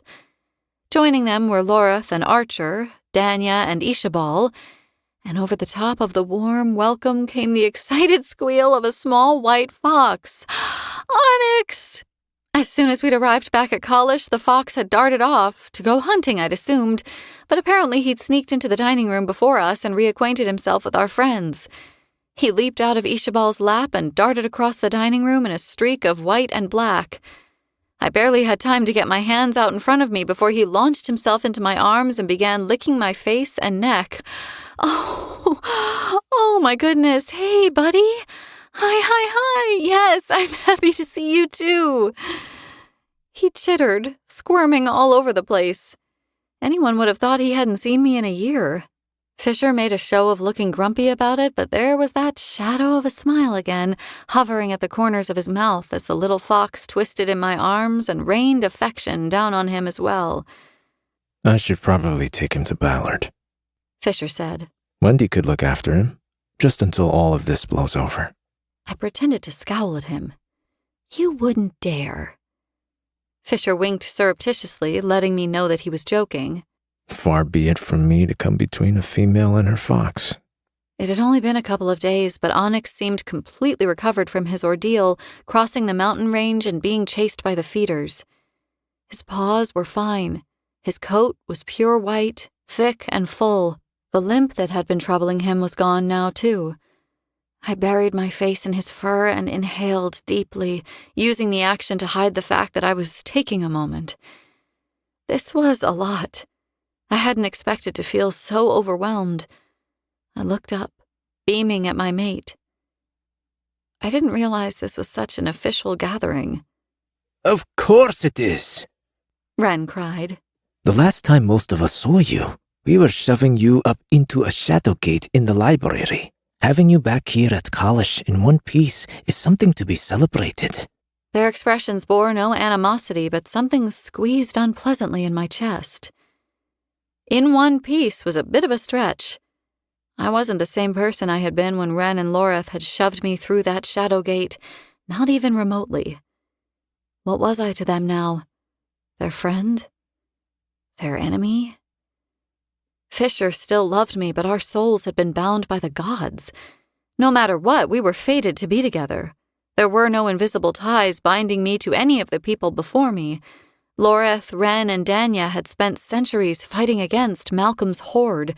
They'd lost scores of people they'd loved in the pursuit of protecting Evelia from the evil that inhabited Sanna's Wrath. And now here I was, half vampire, half the thing they hated most in the world, and they were rushing to greet me. I hadn't had friends in Zilvarin. Friends were expensive. In the end, they always cost you. Your food, your water, your money, your safety, your life. Connections with others taxed your resources in a place like the Third, and I never had enough of anything to begin with. I'd told myself when I'd woken up in Amentraeth and discovered what I'd become that it didn't matter to me if I lost the people in this room because of it. But now that they were all smiling warmly at me and coming forward to hug me, a part of me cracked and broke inside. It would have mattered. It would have mattered a lot. Ren was first to hug me. It was his reaction I'd worried most about. He hadn't come to visit me in Sanna's Wrath like Loreth had. When I'd asked Fisher if I should expect him, he'd apologized and said he'd left him in charge of Irin and that he wasn't able to leave the camp, but I'd seen through his reasoning. I'd known it for what it was. An excuse. I hadn't pushed, though. I hadn't wanted to have my suspicions confirmed. But there was no disgust or fear on the General's face as he drew me to him tight. I can't tell you how good it is to see you, he said into my hair. All right, that's enough, Fisher grumbled. Renfis pulled back, laughing. I'm not going to say it outright, but you know how you're behaving, right? He said. Fisher made a show of scowling, but he shoved his friend playfully. Loreth threw his arm around my shoulder, which didn't seem to make Fisher any happier, but he bore his brothers, showing their affection for me with some grace at least. Loreth's grin fell when Ishabal, the auburn-haired witch, stepped forward to greet me. He muttered something about treacherous blood, and when she reached out to take my hand in hers, he made a sound of disgust and retracted his arm, stalking away to take his seat at the dining table. It's nice to meet again under less stressful circumstances, she said in her lilting cadence. Now that I came to think about it, her accent was fairly similar to Renfis's. I would have to ask him if they hailed from the same part of Evelia. The witch was stunning in a loose, dark blue blouse, a leather belt, and a long, flowing black skirt that swirled around her heeled boots. Her thick, wavy hair was unbound and red as a blazing sunset. I hope you don't mind that I've invaded your welcome back dinner. Taylena invited me. I would have returned home a week ago, but I've been put to work here. I'm surprised to find that I'm enjoying some time away from the clan. She spoke as if she was overstaying her welcome in my home. Kalish was Kingfisher's ancestral seat. It had been in his family for as long as it had stood. It was strange to have anyone act as if it belonged to me. It didn't. Or, sinners, maybe it did now? Just a little bit? It was all so confusing. Fuck, I hadn't had nearly enough time to wrap my head around all of this. Don't you dare apologize for staying. We would have lost Everlane without you, and you've been helping Taylena work the Quicksilver out of Kingfisher, too. There isn't a person here who resents your presence. Ishabal glowed, her eyes dancing as she laughed. Squeezing my hand, she nodded her head back over her shoulder, raising her eyebrows. I appreciate the sentiment, I really do. But I think there's at least one person who'd prefer if I were dead in a ditch rather than here, fouling up the halls of Kalish with my witch's blood. Loreth's hearing was just as good as any of the other members of the Fae in the room. He heard every word Ishabal said, and from the thunderous look on his face, he wasn't happy. Ishabal didn't seem to care, though. Don't worry. I'm not one for drama, even when others seem intent on causing it. There was a loud clatter from the table. Loreth had knocked over his ale and was furiously trying to mop it up with a napkin. Ishabal snorted. Why does he hate your kind so much? I knew Loreth to be funny, kind, and thoughtful. Seeing him like this around a woman who had helped us all so much was genuinely confounding. Ishabal's smile faded. It's probably best if I let him tell you that one. Taylana and her mate, Maynir, wore matching outfits of gold and taupe. They overflowed with happiness as they spoke to Fisher and me, telling us all that had happened in the past few days at Kalish.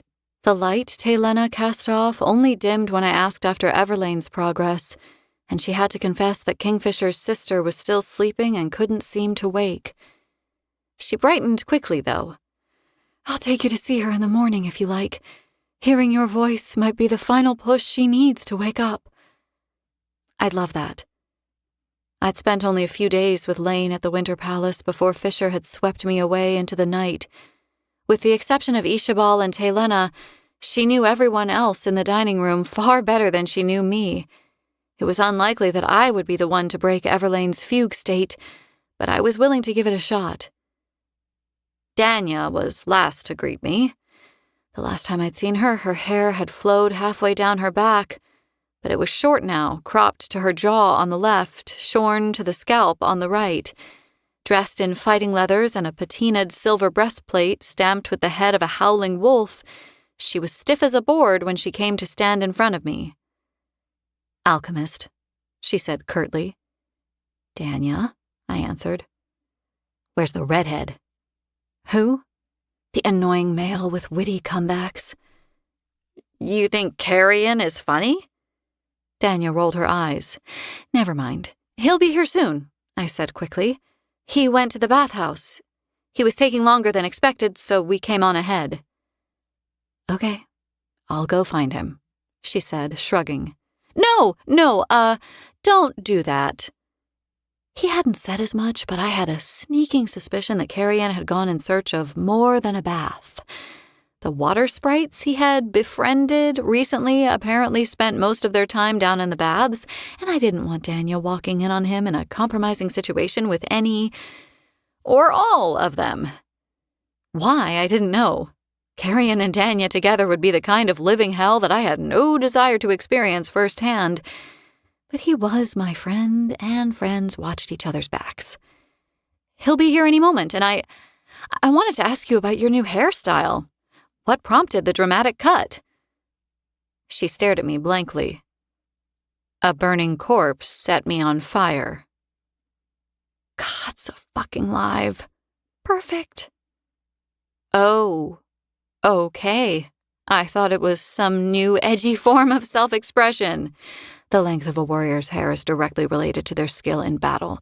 Mine was longer than Ren's and Loreth's put together. I would never have cut it to look edgy.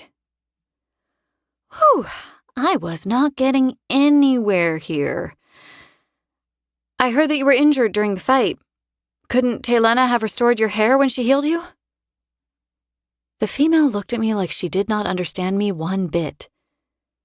There are no shortcuts to glory, Alchemist. For my brother's sake, I'm glad you didn't die in Gilthry. He already lost enough people to that accursed city. For my own part, I'm glad you didn't die because an alchemist is a rare thing.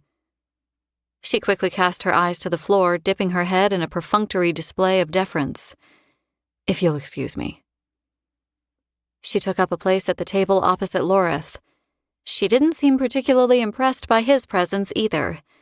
Since I'd splintered her sword into hundreds of shards, reforged it, and inadvertently gifted it to Loreth, she'd been far from civil toward the other member of the Lupoprolia. Not that I'd seen her have a kind word for anybody, ever, mind you. Across the dining room, I felt the weight of Fisher's eyes on me. He stood with Ren, head bowed as he listened to his friend, but his focus was all for me. He had come to Amentraeth kitted out for war, but here in his home, with his family close, he wore only a loose black shirt and black pants. The fire behind the two males painted their faces with an orange glow and lightened the waves of his thick hair to a warm, dark brown. Gods, but he was perfect. His cheeks were flushed from the heat of the fire, his jaw marked with dark stubble, full lips parted. He nodded, sparing Ren the shortest of sidelong glances, then looked back at me. His burning gaze landed with the force of a blow that would have taken me to my knees if we weren't among friends. I can hear you from here, you know. Fisher's deep growl brushed against my mind like velvet. What? I didn't say a word. I didn't even think anything. The left side of his mouth kicked up a touch. You didn't need to. Your eyes are saying plenty. Fuck. You okay, little Osha? You've gone red. I'm fine. I'm over here minding my own business. Are you fine? You're supposed to be listening to your friend, not accusing me of things. Oh, I'm listening to him. He lowered his eyes to his feet. A weightlessness pulled at my stomach when he looked back up at me from under ink-black lashes. It's hard to concentrate on camp logistics when I can smell you across the room, though, Osha. I was going to die of embarrassment. You cannot. Across the room, I caught the flash of wickedly sharp canines as a suggestive smile parted Fisher's lips. Be under no illusion, little Osha.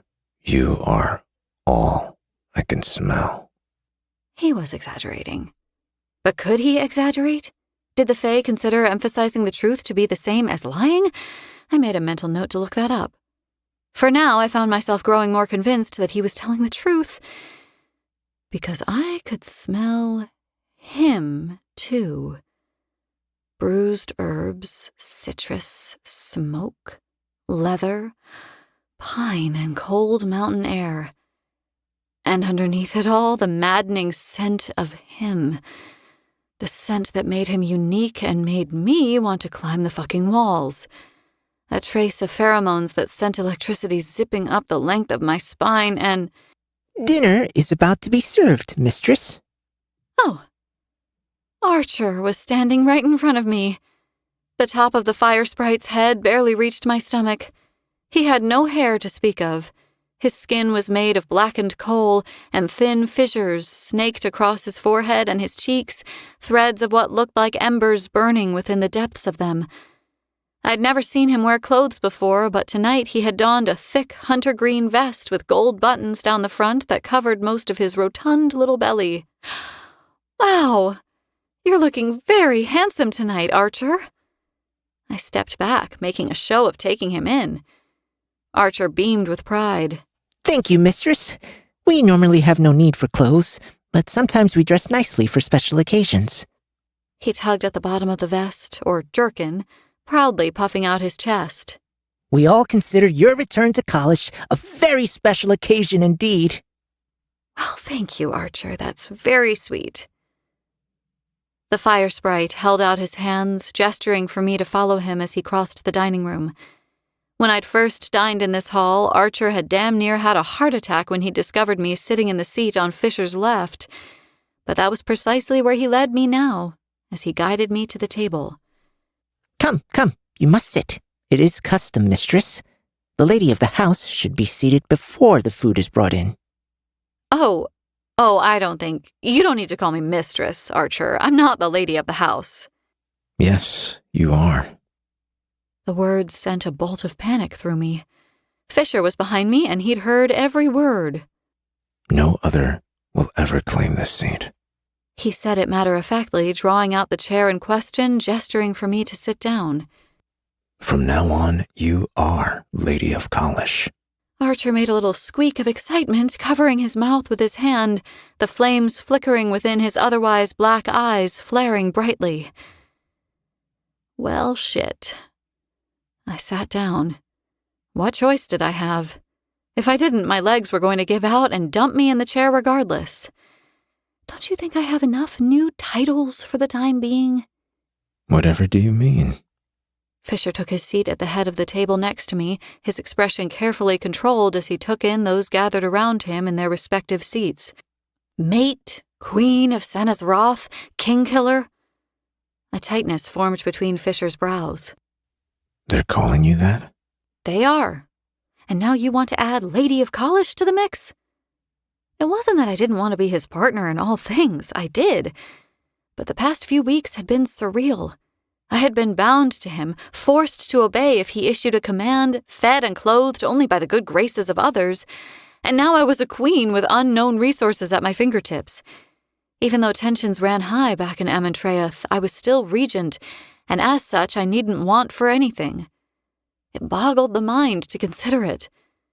Me, a street rat from the Third, with handmaids to help dress me and bathe me, and seamstresses falling over themselves to be the first to make me a dress. But all those things felt like they were pulling me away from myself. I didn't need rich foods and rare wines. I didn't want fine dresses and people fussing over me. I was still a plague rat from the Third. Clean water and simple fare were all I needed. A second set of sturdy clothes and a comfortable place to sleep were still a luxury beyond measure, and Fisher understood that. I knew he did. He had suffered far longer than I had, and in far worse conditions. The Third had been bad at the best of times, but the maze had been infinitely worse. Yet, he was no stranger to aristocracy. Born into a noble house, he'd come from this, which made it easy to return to. I was still figuring things out. Kingfisher placed a hand on my leg under the table. He didn't say anything else on the matter and didn't need to. A soothing calm washed over me, easing the tension in my bones. He didn't want me to worry or feel uncomfortable, especially in front of everyone else. There would be time to discuss the matter of my title later. Food started streaming in on platters. Roasted pork and dressed fowl, a variety of cheeses and colorful fruits, vegetables and hearty pies with steam rising from their crusts. Sweet and savory smells hung thick in the air, complementing each other and causing several stomachs around the table to growl. The army of fire sprites who carried in our dinner weren't surprised when Kingfisher conjured a low, long stone table that ran parallel to our own, complete with small stone stools, and told the sprites to join us and eat. This was obviously something that had happened before. Archer sat at the head of the sprites' table, kicking his short legs, looking pleased as Punch as he and his friends fell upon their food. Sprites were messy eaters. A good deal of food dropped to the floor before ever making it to their mouths, which made their table far more popular with Onyx than ours. The fox slipped between the stools and table legs, scarfing down morsels of chicken and pastry like he worried he'd never be fed again. An easy peace existed as we ate, one that I had never known before. Lorith and Wren traded playful insults back and forth. Danya made stilted but polite conversation with Maynir. Taylena and Ishabal chatted with Fisher and me, and though there were plenty of serious things to be discussed, the conversation was kept as light as possible. An evening of kinship and calm. There was still so much to be uncertain about, but tonight we were all taking a collective breath, and it felt good. Just as the main course was winding down, the dining room doors swung open and Carrion entered, wearing a loose white shirt unbuttoned halfway down his chest and a pair of black pants. His hair was swept back from his face, clumped together in wet strands, still damp from the baths, the usual gold and copper highlights temporarily cast in bronze. His skin had a healthy glow to it, either from the heat of the baths or from some other deviant activity that I didn't want to think about. He grinned rakishly at the entire table as he crossed the room and took up the empty seat next to me that Ishabal had saved for him. Evening, all. Apologies for the late entrance. I had to work up an appetite before I came to eat. Before anyone had a chance to answer, he leaned close to me and whispered, I heard from Lorith that you got yourself a new sex tattoo at your coronation. Can I see it? Merciful saints and sinners. He'd been in the room 3 seconds and I already wanted to kill him. It was bad enough that I'd had to drink from Fisher in front of the entire blood court. I liked the new tattoo I'd earned in the process, but acquiring it that way in front of everyone had been mortifying. I will pay you 20 chits to fuck off right now, I growled back at him. Carrion laughed off the offer and his scent hit the back of my nose. Not necessarily offensive, but very, very obvious. It was pungent as wine and rich as perfume. I knew the others smelled it too from the way they all started politely breathing through their mouths. This is what they'd all been smelling on me whenever Fisher and I were together. Gods alive, that was mortifying. Smells like you worked hard for that appetite, Danya drawled, spearing a piece of fish onto her fork. Now that I looked at her, she wasn't breathing through her mouth. Strangely enough, she seemed to be the only one who was inhaling deeply through her nose. Gross. She leaned across the table, angling her torso in Carrion's direction. From the smell of you, you must be ravenous. Oh, no. No. This wasn't happening. Was she flirting with him, knowing that he'd just come from having sex with at least one other person? That was just right up Carrion Street. Urgh. Kingfisher groaned quietly next to me, as disturbed by what was happening as I was. If they procreate, I'm banishing them from college. A combination of the two of them would probably tear open some sort of hell gate and suck the entire estate through it. I heard that, Carrion said, cheerfully shoving a piece of roasted carrot into his mouth. You were supposed to. Don't get any ideas. Fisher grumbled. You're not allowed to fuck a member of the Lupoprolia. Danya lounged back in her seat, eyeing Carrion with a predatory glint in her eye that made me a little afraid for him. And what about me? Can a member of the Lupoprolia fuck a newly anointed member of the Fae? Fisher was a member of the Lupoprolia, and he was fucking a newly anointed member of the Fae. Or at least I hoped he would soon. Since he couldn't say no to Danya, he tactfully chose to say nothing at all. Carrion waggled his eyebrows at me suggestively. Don't worry, sunshine. I'm sure she doesn't want to marry me. Danya snorted, inspecting her nails. Definitely not. See? The smuggler looked delighted. There is nothing wrong with blowing off a little steam here and there, as you well know. He started loading up his plate with a thick slab of pie. It's not like I'll be planning a wedding anytime soon. I won't be overshadowing yours. I choked on my wine. What the hell? Archer halted his conversation with his friends and let out a gasp. In a split second, he had jumped up on his stool and was standing on it, shaking with excitement. Flames broke out on his right shoulder, but he was so distracted that he didn't even try to put it out. Oh, yes! Yes! I've been waiting to start making the wedding arrangements. Is it time? Taylena and Ishabal laughed at the sprite's enthusiasm, but Ren and Loreth both looked uncomfortably down at their plates. A wedding? No one had said anything about a wedding. Fisher had never specifically asked me if I would marry him. Did the Fae even do the whole dropping down on one knee proposal thing? Maybe agreeing to the mating bond was tantamount to agreeing to marry someone. I was so woefully uneducated when it came to Fae traditions. I was covered in a cold sweat when I turned to Fisher and found his face devoid of emotion. There isn't going to be a wedding, he said. Taylena's broad smile evaporated. She sagged back into her chair. Don't be silly. Of course there will be. She blinked as she tried to process what she was hearing. You can't tell me that you don't want to get married. We don't need a ceremony to join us together, Taylena. He laughed, but the sound felt clipped. Off somehow. We're God-bound. I'd say that trumps getting married. Don't you? Well, yes, the way you two are bound is remarkable. Her warm brown eyes traveled up and down our inked arms even as she said it. But the ceremony is... it's beautiful, and... She looked like she was about to cry. I don't need a ceremony, Fisher said, softening his tone a little.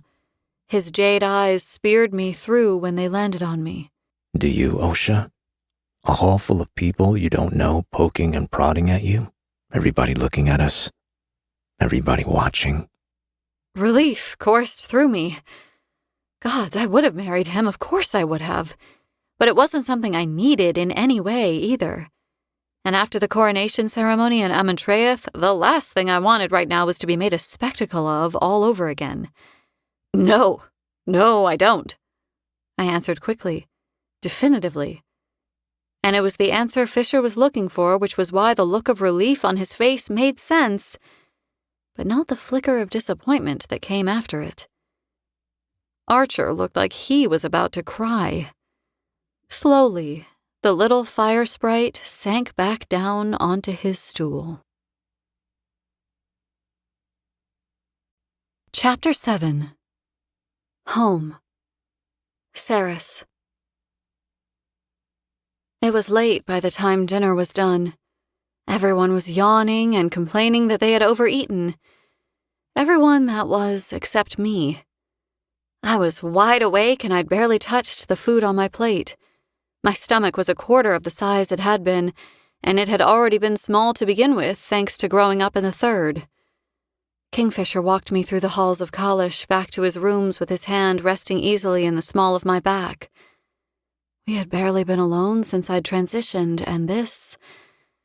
well, it felt a little strange. There had always been tension between us, but this felt different. I knew him better now. It was strange, but it was as if I knew myself better. I had undergone a major transformation, there was no denying that. But I kept searching for the things that were different about myself, and all I kept finding were things that were the same. The things that really mattered hadn't changed, and that was reassuring. I was independent. My temper was still quick to rise. My sense of humor was still dry. I still loved the smell of coffee and the thick, flaky pastries I had first eaten in Ballard. And I still loved the male walking beside me. I'd fought my feelings for him for so long that giving them space to breathe now felt a little frightening.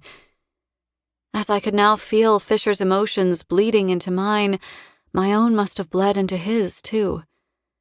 When we reached his bedroom, he didn't immediately go inside.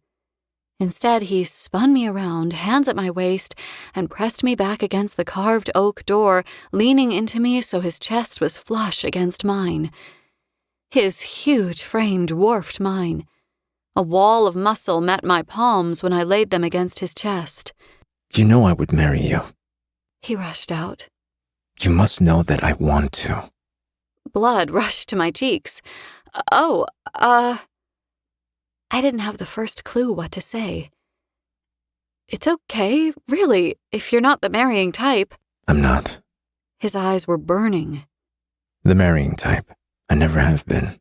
Before, the very idea would have sent me running for the hills. I could never imagine the kind of love I would need to feel to choose that path for myself. But now I don't need to imagine. Now I can't think of anything I want to do more. Marrying you would be...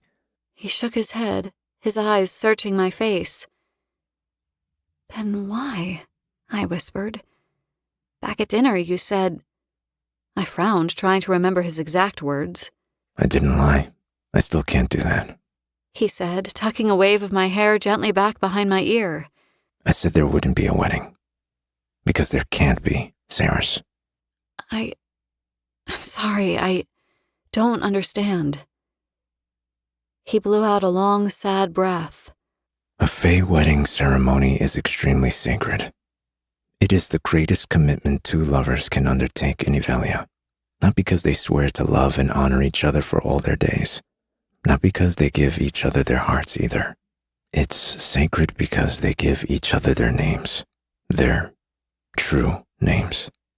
And I can give you everything else, Osha. But I can't give you that. He'd explained this to me once. A person's true name held power. With it, a person could control the other. They could command them to do whatever they pleased. It's okay, Fisher. You don't need to give me that. I shrugged, not knowing what to say.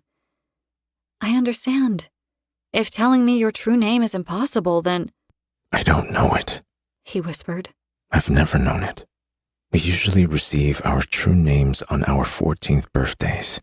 And my mother... He blinked. Well, she died before I turned 14. And my father was already gone, so...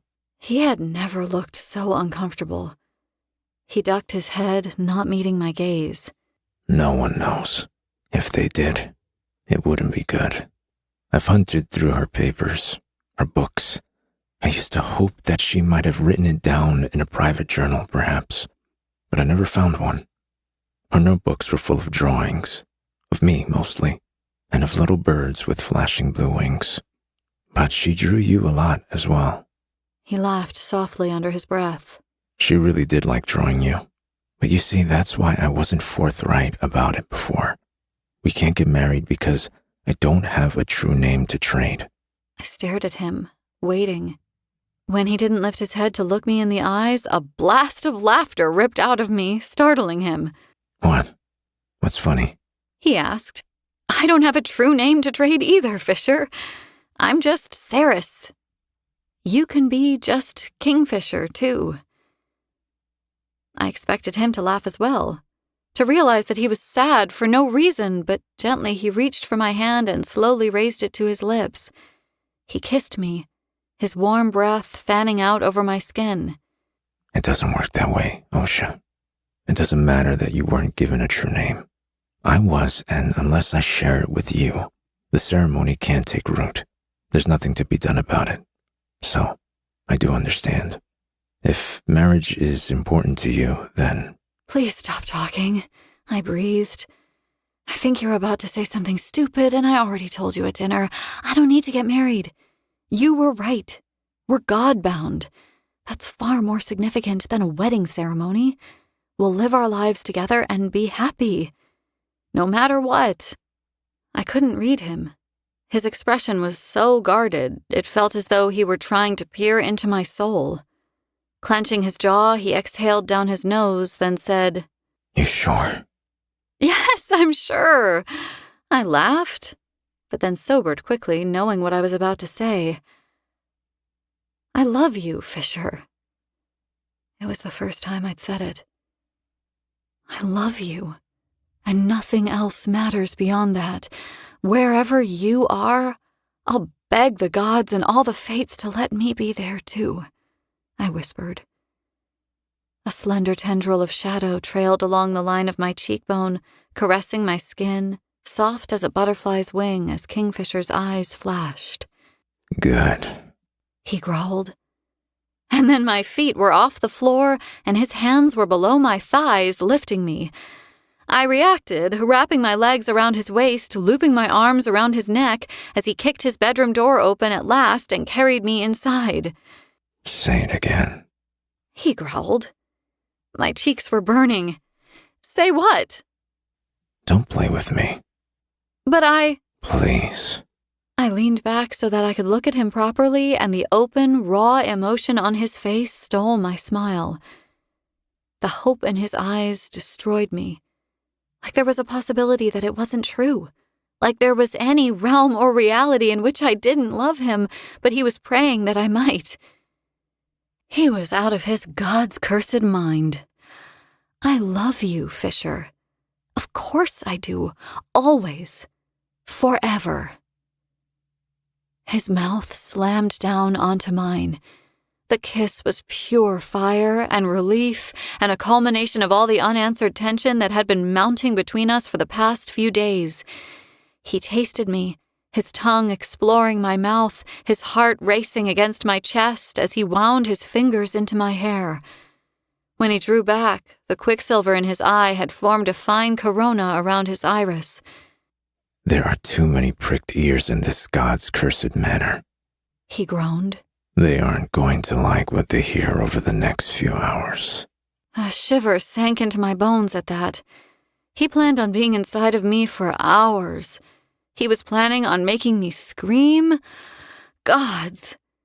When he kissed me again, cradling the back of my head in his hand, something within me shifted. A pin falling into place inside the tumbler of a lock. I could suddenly feel the air inside the room, the way it eddied around the furniture and rose up to bloom against the roof rafters. I didn't understand how I knew to do it, but I felt the air thickening. The molecules swaying with the tide of the room stopped, stilling, and my ears suddenly felt as if they were full of cotton wool. The instant it happened, Fisher noticed too. He stopped carrying me toward the bed. His spine stiffened, his demeanor changing in an instant. What just happened? He asked breathily. Something? I don't know. I didn't want anyone to hear us. I reached out, and I did it. He turned his attention back to me, his dark waves falling into his eyes as he ran the bridge of his nose along my jawline. That's a neat trick, little Osha. An affinity to a small magic, perhaps. I wonder how many others you have up your sleeve. His voice was a deep rumble that started somewhere down in his boots. I can't wait for you to show me. He had a level of faith in me that I had struggled to have in myself over the past few days. The marks on my hands didn't move underneath my skin the way his did sometimes. They were locked in place, the lines beautiful and intricate. I had no idea what they meant or what I might be capable of because of them. Fisher's hands skated over my bare arms, fingertips tracing the script that wound around my wrists as if he were contemplating the same thing. But he said nothing further about the binding. A wave of euphoria rocked me as he ducked, running the bridge of his nose along the line of my jaw a second time. Things had been hard after my mother had died. Hayden was even more of a handful then than he was now. For a few months, after I'd made sure my brother was out cold and dead to the world at night, I'd go and lay on the cracked roof tiles and smoke myself into oblivion. Getting high wasn't the answer. I knew that even as I did it. But for a brief period of time, it was a crutch that helped get me through the day. I'd stopped when I started feeling like I needed it instead of wanted it. The high that came whenever Fisher looked at me was way better than any bliss I'd found on the rooftops overlooking the third. There was no stopping this. And why would I want to stop it? He was more than an addiction. He was life itself. We were separate beating chambers of the same heart now. My head swam as he buried his face into the crook of my neck and inhaled deeply. He did that so often now, especially when he thought no one else would notice. Goosebumps broke out all over my body as he drew the air into his nose over my skin. I was boneless, limp. I couldn't even hold my head up with him standing so close to me. "Do I smell the same?" I whispered. Fisher cradled the back of my head in his hand, supporting its weight as he pulled back and looked down at me. Yes. He said roughly, and then in the same breath, No. Before you smelled like fresh crushed leaves in the mountain air before a cold snap. A subtle hint of spices and citrus and fire smoke. I stared at his mouth, watching him speak, mesmerized. And now? Now, those scents are amplified 1,000-fold. You smell like excitement. You smell like laughter and peace and love. Those things have scents, do they? I said, teasing him softly. He sucked his bottom lip into his mouth, nodding. Mm-hmm. Memories and scents have always been heavily interlinked for me. I smell something, and I immediately experience the association. I'm surprised you didn't liken me to the smell of melting sugar then, or the warmth of the sun, or... It was so hard to breathe properly when he was staring at me like this. You forget that I'm a winter creature, Saris. Fisher murmured. I don't crave the attention of the sun, the snow-capped mountains, the forest, the frozen river. Those places are my home. You are my home. He held my face in his hands, lightly stroking my cheeks with his thumbs. He studied my features as if seeing something only he could see, and he couldn't bring himself to look away. It was thrilling to be witnessed so thoroughly. A little frightening, too. I always found myself waiting for the moment, the slight twitch of his mouth, the shadow falling across his eyes, where he took in my flaws and realized that I wasn't perfect. It was like waiting for an axe to fall. Only the moment never came. Beautiful, he whispered. Fisher. His eyes had been fixed on my chin. They snapped up to my eyes. No. He shook his head. Let me enjoy it. I can already feel what you're thinking, and I want none of it. But... I despise the gods, Saris. I'm oath-bound by this land and the blood of kings. I swore I would never offer up a word of gratitude to them again. But you have made a liar of me. You're a gift that cannot be ignored. My heart. He swallowed, giving a tiny shake of his head. I've killed more people than I can count. I lost the parts of myself that knew how to feel anything other than pain and sorrow centuries ago. But for better or worse, you have brought me back to life. His mouth came crashing down onto mine. I had stilled the air in the bedroom, but Fisher stilled my soul. This was what peace felt like. My chest burned, my throat, my ears. Beneath my palms, Fisher's pulse pounded as he plunged his tongue past my teeth and claimed my mouth. Pressing a hand into my back, he pulled me into him, huffing a strained breath down his nose. He was hard. Everywhere. All of him. His chest was all packed muscle. His arms, wound tight around me, were bands of steel. And his cock? I could feel just how hard that was, straining against his pants. The head of his erection dug into my stomach as he curved himself over me and rocked his hips forward, groaning. 3 nights. That's how long I've paced this room, fantasizing about fucking you raw, Sarah's Vane. I gasped when he dipped to lave his tongue against my neck. The noises he teased out of me were borderline embarrassing, but I didn't have it in me to care right now.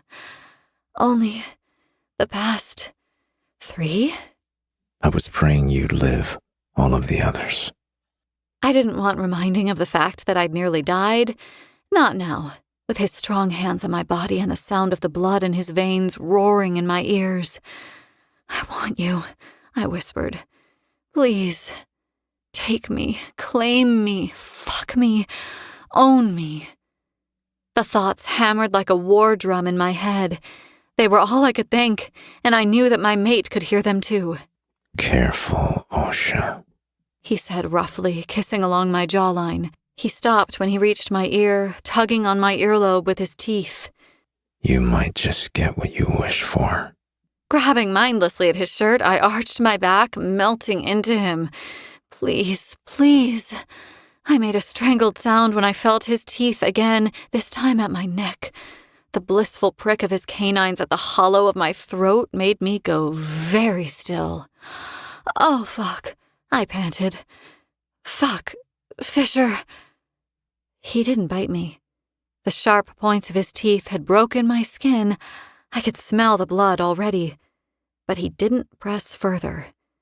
He hovered there, his heat making my head swim, the smell of him wreaking havoc on my insides, the shape of the sinful smile at his mouth brushing teasingly against me. He flicked the tip of his tongue over the 2 points where his teeth had punctured my neck, slowly licking away the blood. You taste like the end of the fucking world. He purred. Just kill me and be done with it. Nothing will ever be better than this. Fuck. My body had a mind of its own. I reached up, winding my fingers into Fisher's thick waves, desperately trying to pull him down onto my neck, but he just chuckled. The sound of his rich, deep laughter eliciting an explosion of need right behind my solar plexus. You're much stronger than you used to be. He mused. But I'm still stronger, little Osha. In a second, he'd picked me up, thrown me down onto his bed, and pinned my hands over my head. With one leg on either side of my hips, he straddled me, his massive frame looming over me. Dark waves hung into his face, throwing his features into shadow as he smirked suggestively. Are you particularly attached to those clothes, Osha? Yes, I laughed, trying to pull my hands free. He was right, I was stronger now, but he was always going to be stronger. And he had gravity on his side, too. Then I apologize. He answered with false contrition. Tendrils of smoke and shadow spiraled out of him from his hands and his chest, slipping up from the open neck of his loose shirt like serpents. They snaked around my arms, sliding over my body, leaving a trail of heat in their wake. Particles of magic flashed and caught the light, made manifest as Fisher's power collected and pooled at the center of my heaving chest, slipping beneath my shirt. They diverged, splitting into 100 even finer threads of power, and then went about its work. My shirt didn't stand a chance. Where Fisher's shadows touched, the cotton disintegrated and vanished, leaving no trace of its existence behind. My skin was exposed little by little until I was naked beneath him. A fire crackled happily in the grate. I was far from cold, but I broke out in goosebumps all the same. My nipples stood proud, my chest rising and falling rapidly as Kingfisher took a long moment to look over my body. You are the single most stunning thing I have ever seen, Cyrus. This is hardly fair, I panted. You're fully clothed, and I'm naked as the day I was born. His smile turned a little lopsided. You possess the kind of magic that could undress me. I'm sure of it. Care to give it a shot? No! Gods, no! What if I set you on fire or something? Or I don't know, accidentally dismember you? He laughed wickedly. His eyes didn't leave mine as he lowered himself and slowly took my right nipple into his mouth. You won't. He sucked, pulling gently on the bud of flesh, and my back arched away from the bed. Gods, that felt good. He was driving me fucking crazy. I was going to scream if he kept that up. Magic is all about intention, little Osha. You would have to want me dead to set me ablaze. Likewise, you would need to hate me pretty badly to conjure the kind of energy that would sever flesh and bone. There had been a time when I'd hated him that badly. But now, the tips of his canines were visible. I stared at them, transfixed. His lips brushed my nipple as he spoke, and shivers cascaded up and down my body. Now there wasn't a single thing I wouldn't do for this male. He slowly began to move down my body, peppering light kisses over my skin as he went. The underside of my breast, rib cage, stomach, hip bone. Where do you think you're going? I sounded so breathless. Kingfisher huffed, smiling as he ran the tip of his nose along the skin that led south of my belly button. Come now, Osha. Where else would an acolyte kneel to worship but at the altar of his god? Sinners. The heat of his tongue parted my flesh, and I lost the ability to think. It turned out that Fisher's altar was the sensitive flesh between my thighs, and I was his god. Holy shit, that feels incredible. For over 100 years, Fisher hadn't eaten a single thing inside that maze. Malcolm had suspended him in a perpetual state of hunger, never dying of that hunger, but also never satisfied. He'd always seemed half-starved whenever he'd eaten back at the Winter Palace, and I could never understand why. The way he ate me now was just like that, like he was still starving and could not be sated. He growled into my pussy. Fuck, you taste incredible. His hair was so thick. I wound my fingers through it, pulling his head down onto me. Groaning low and deep, Fisher laved the flat of his tongue between my wet folds, and I started to unravel. It was a disconcerting feeling coming apart for someone. I could count on one hand the number of people I'd lowered my walls around during sex, but I didn't have a choice with Fisher. He demanded all of me. No half measure would do. His pace quickened. Sucking gently against my clit, he slowly slid a finger inside me, and I gave in. It was too much. A wave of pleasure rolled lazily up my body. By the time the wave reached my chest, I was arching away from the bed and gasping out loud. Fuck! Oh my gods! I like that. Fisher purred. No, don't stop. You can grind yourself against my mouth all you want. Fuck! I was going to scream. Fisher hooked an arm around my leg, leveraging his shoulder to pin me down by the hip. He continued to slide his fingers inside me with his other hand, moving faster as he licked and sucked at my core. I rocked against him, feeling my release hovering just out of reach. It was right there. Any second now, I was going to hurtle face first over the edge. And then he did the unthinkable. He stopped. Fisher, Why? He chuckled darkly, the edge of his laughter rough as sin. Hold on, little Osha. I'm afraid it's time for a little payback. What? What does them... Oh, holy fuck! I bounded up from the bed so fast that my spine cracked. White light filled my head. A high-pitched hum roared in my ears. The bright stab of pain at the inside of my thigh electrified my nerve endings. In an instant, the pain became something else. In Zilvarin, the desert winds blew so hard sometimes that they had been known to strip flesh from bone.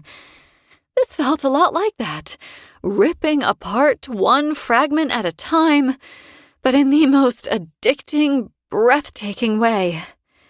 Fisher had bitten me and started to drink. The gods only knew how much of his venom he'd injected into me at once, but I came on the spot. No sound, no breath, no thoughts. Just a mindless, body-wide orgasm that felt like it was about to break bone. I barely heard Fisher's satisfied drawl over the explosions going off in my head. That's it. Good girl. Write it out. I needed to breathe. No chance. Tiny black spots danced in my vision. My pulse throbbed slow and hard at my temples. Dumb. Dumb. Dumb. I dragged down a breath of air, the room coming back into focus. My pulse was trapped thunder in my veins. Oh shit, what the fuck? Easy, Fisher whispered. He prowled up my body, his pupils blown wide open. That narrow silver thread of quicksilver still completely banded his right iris. Easy, that's it. Breathe. My head swam all over again as he hovered over me, keeping his weight off me, and began slowly kissing my neck. I swallowed, forcing myself to speak around the spikes of ecstasy that were still rippling through me. What the hell just happened? You passed out. Fisher murmured into my neck. Passed out? Just a little. He made it sound like it was no big deal, that he made females pass out all the time. Only for a second. Fisher! He pulled back, fixing me in his gaze from the top of his push-up. I told you once that I was disappointed by how breakable humans were. Remember? Oh, I remembered. You're not human anymore, Cyrus. Think you can keep up with me now? Martyrs, that cocky grin, the taunting glint in his eyes oscillating between mischief and mayhem. He was so fucking sure of himself. And it was such a turn-on. I wasn't recovered from the bite he'd administered to the inside of my thigh. I felt high, actually, and the delicious buzz floating around inside me was making me feel reckless. I wanted him so fucking badly.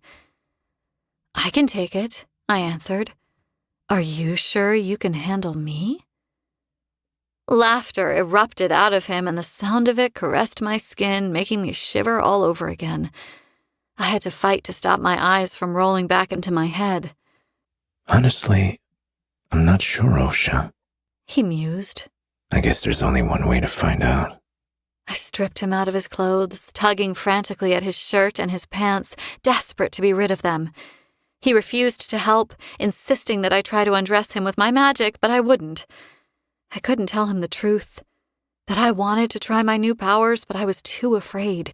I felt the magic spiraling out of control below my solar plexus. In my palms, dancing at my fingertips, too. A storm raged beneath my skin, and I had no idea how to tame it. I had no business being the caretaker of so much magic when I had no comprehension of what it was, how it worked, or how to control it. And I wasn't about to unleash it on my mate under these circumstances when I wasn't even in control of my own body. I growled, shoving Fisher back onto the bed and yanking his boots from his feet. I had to have him, and he was not helping. Nope, he was laughing. Feeling a little feral there, Osha? I hurled one of his boots across the room. It sailed through the ward I'd created, a ripple distorting the air, the sound of it thumping to the floor on the other side blocked out by my unintentional magic. "It's almost as if you don't want to fuck me," I snarled. More laughter, this time lower, rougher. Oh, believe me, I want to fuck you. Need proof? I knelt at the end of the bed and watched as he finally relented and helped with his disrobing, easing his pants slowly down over his hips. I stared, my mouth suddenly drier than the fucking dunes, as that cut, muscular V that dipped down into his groin was exposed, and then his cock sprang free. He was hard, all right. Harder than I'd ever seen him. He was so God's cursed big.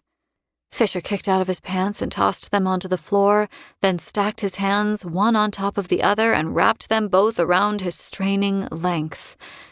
He stared at me, shuttling his hands up, and when he squeezed himself, a bead of pre-cum purled from his swollen head.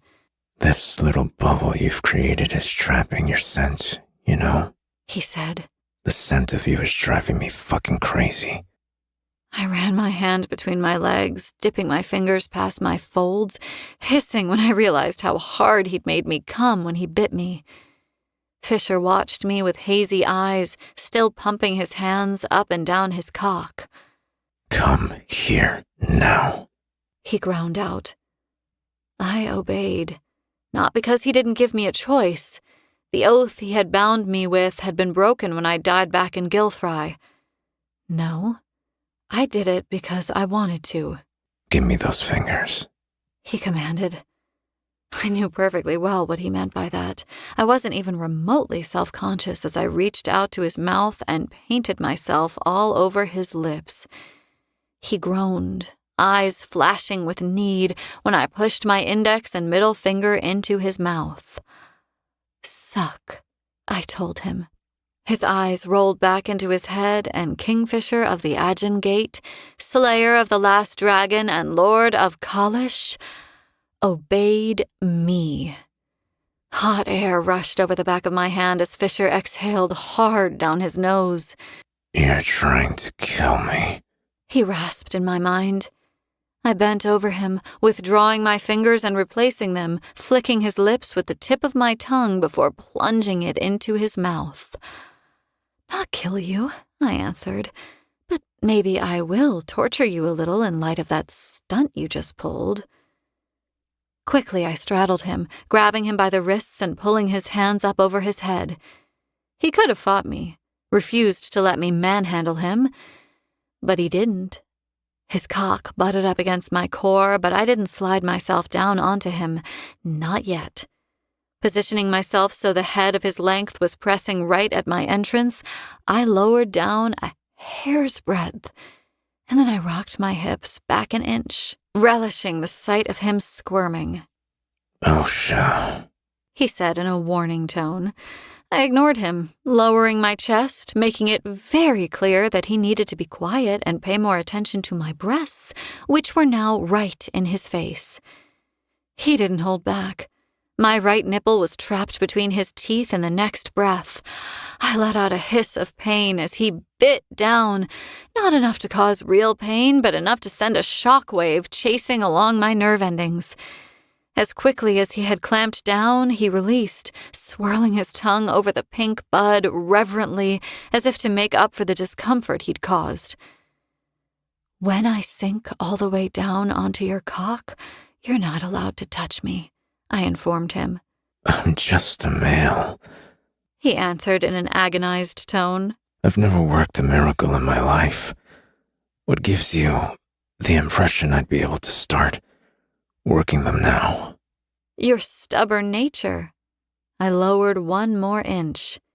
If you touch me, I win. Fuck, Cyrus, he snarled. I was rocking now, rolling my hips the smallest amount, working the head of his cock in and out of my pussy. You have any idea how fucking incredible you look right now? He spoke these words out loud, and his voice was so raw, full of need. The sound of it lit a fire in me that promised to burn forever. Cruel, cruel female. He chided. Oh, if he thought this was cruel, then he was probably going to brand me pure evil for what I was about to do. I undulated against him, lowering yet another inch, and when he hissed through his teeth, cursing an old fae, I swept down and plunged my canines into his neck. That was when I sank down onto him, all the way to the hilt. I didn't draw on him, didn't fucking move. I paused there, pulsing around him from the inside, listening to his breath stutter as I let my venom pour into his veins. He went rigid beneath me. Cyrus. The warning was calm, but there was heat in that word. Careful. I whimpered a little as I arched, and my nipples grazed his tattooed chest. I'm so tired of being careful, I said into his mind. And then I drank. I laced my fingers with his, digging my fingernails into the backs of his hands, and I ground against him, angling my hips, fucking him as I swallowed him down. It had been bewildering, tasting him up there on the dais at my coronation. I hadn't been ready for it. Fisher's blood was an eternal song. It cleaved my soul from my body. The taste of him was more exquisite than fresh, clean water. His blood was holy, and I drank like I needed to be saved. His hands closed tight around mine. The veins in his arms stood proud, his muscles tensed. This was killing him, not being able to touch me properly. But the fact that he was allowing this was monumental.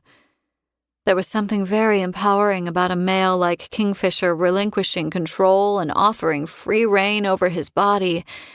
It was an act of trust, submission even, and a lethal creature bearing his neck to you was a heady thing indeed. I could feel the effect my venom was having on him, floating from his mind to mine. Strange. I could tell that this was his high now, but it still made me feel as though I were being buoyed up on a cloud into the ether. No words or direct thoughts passed between us for a while. I felt the deep well of love between us, though. The sensation was so immense that I thought I might die from the sheer magnitude of it. Was it my love for him? His love for me? The lines were so blurred I couldn't tell where his feelings ended and mine started. It didn't really matter in the end. I stopped drinking, my body alive with foreign, unusual energy that didn't belong to me. Fisher's cock strained as he thrust up into me, and the walls of his bedroom began to sway. Gods, he was so deep, so fucking perfect. I couldn't stop staring at him as I sank down on his cock again.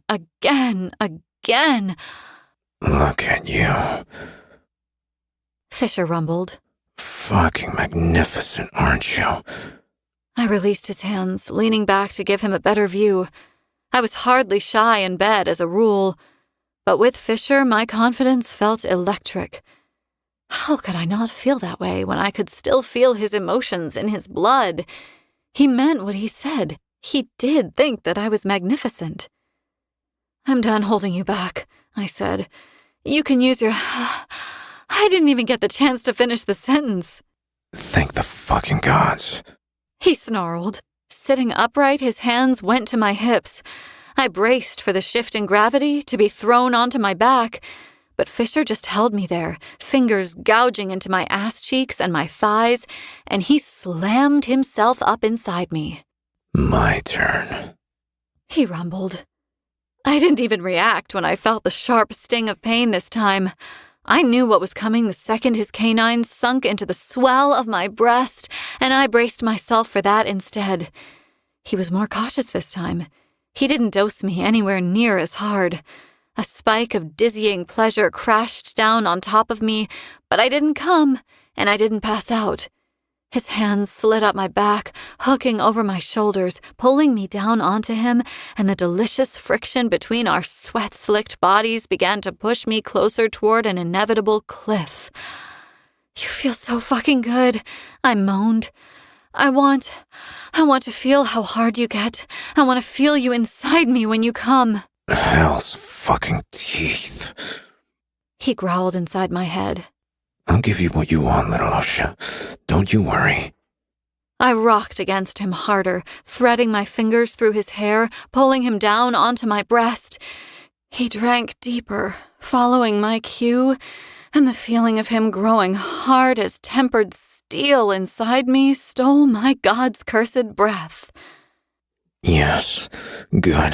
Come for me, come. His encouragement was all I needed. I came apart with his arms wrapped around me and his tongue working over my nipple. His bedroom went black as midnight, my vision failing, but it hadn't failed. Fisher's shadows exploded out of him as he reached his climax too.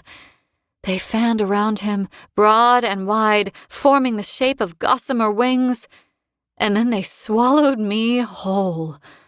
His magic cocooned us, cradling our bodies as we shook and trembled. There was no need to speak. We clung to each other for a long while, blood high and love drunk. Eventually, our growling stomachs made us move, though. It turned out that sharing blood and spending an extended amount of time in a Fey warrior's bed meant that you'd be ravenous after a while. Fisher watched me get dressed, a small smile playing over the corners of his mouth. I threw one of his socks at him, pulling a face. "Why do you look so pleased with yourself?" I teased. And Kingfisher laughed. Because I am pleased with myself. Because I'm the luckiest bastard alive. And because you look like you've just been thoroughly fucked. Chapter 8. Make Your Peace. Kingfisher. Another dress lay over the back of the chair, untouched. I'd chosen it yesterday, pulling it from the garment bags safely tucked away at the back of my mother's dressing chamber. They hadn't belonged to my mother. I found the dresses there shortly after bringing Ceres to Kalish for the first time.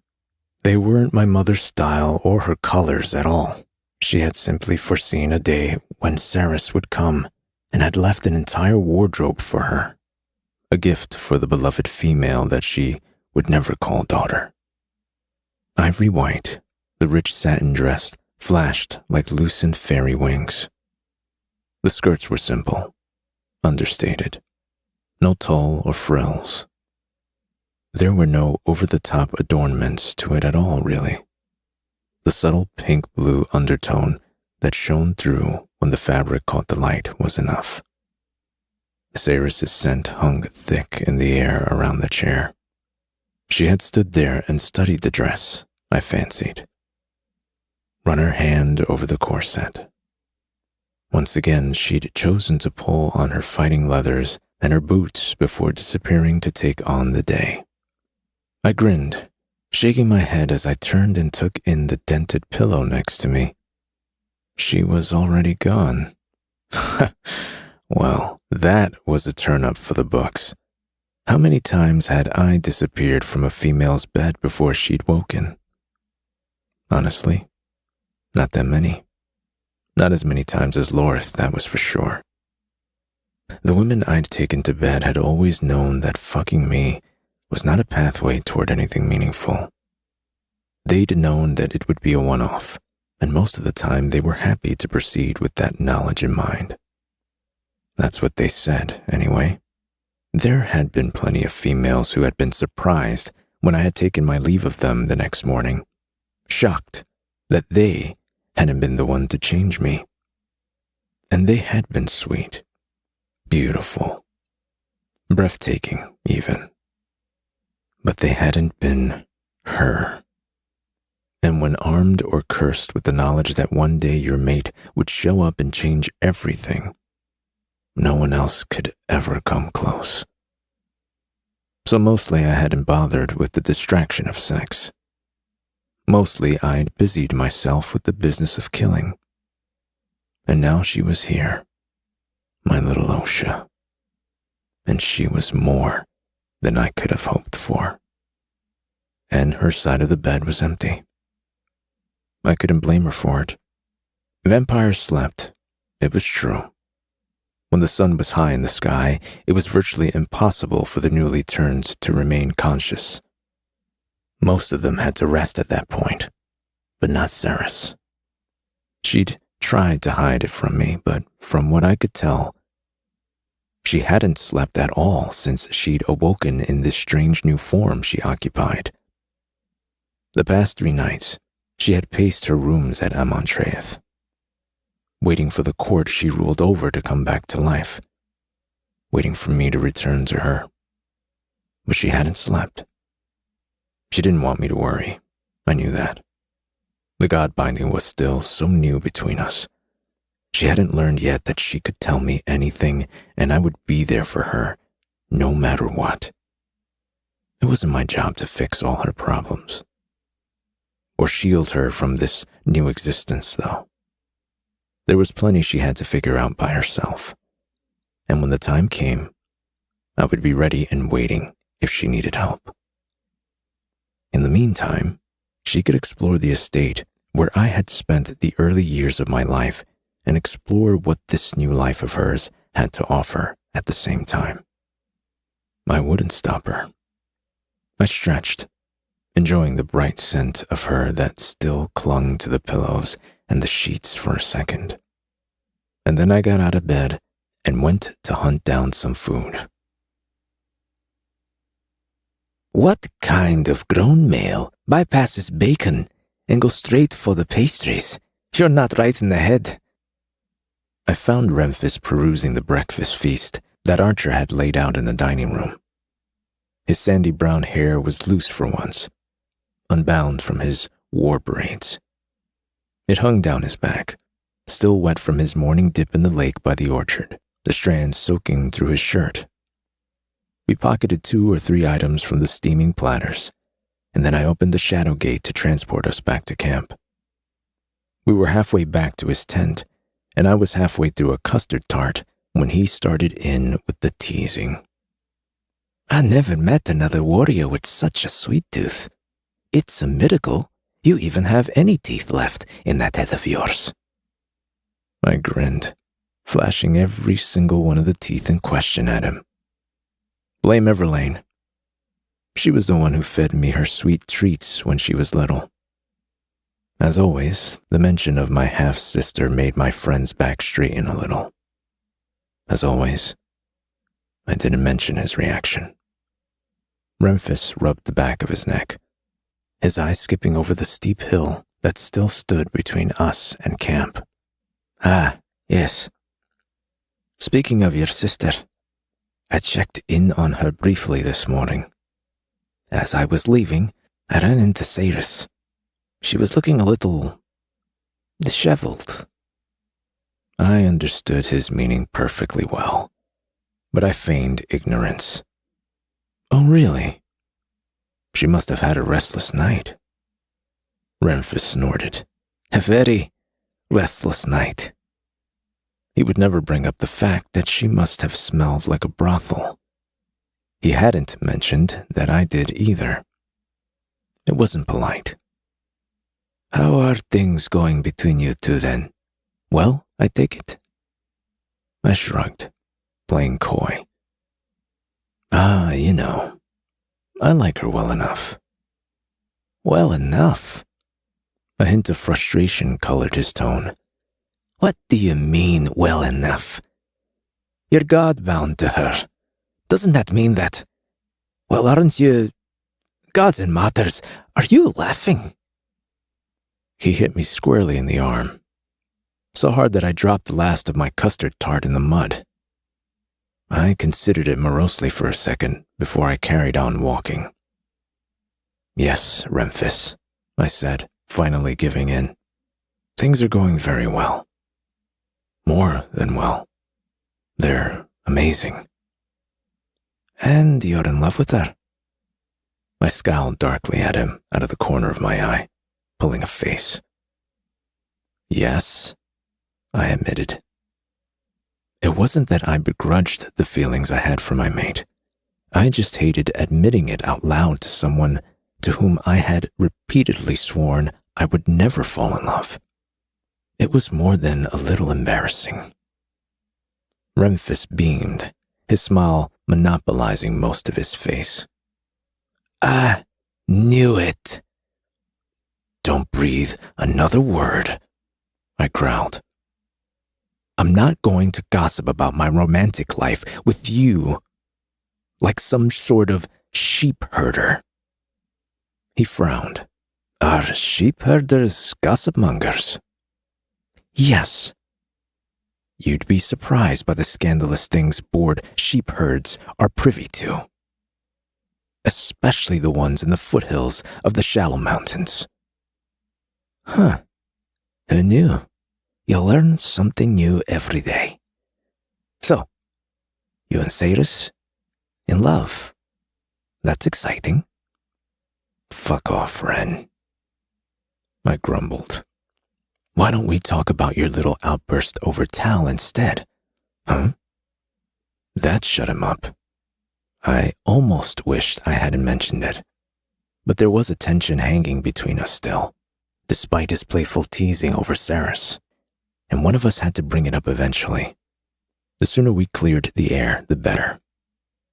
My brother hung his head, thinking hard as we trudged up the slope. It had snowed in the night, and a fresh blanket of powder hid the frozen mud and the black scorch marks that scarred the ground below. I know I have a blind spot when it comes to him, he said after a while. I know it's not as easy for you to hate him as it is for me. Nothing is ever easy here, I muttered. And no matter how badly we might want things to be black and white, most situations never are. You taught me that. I know.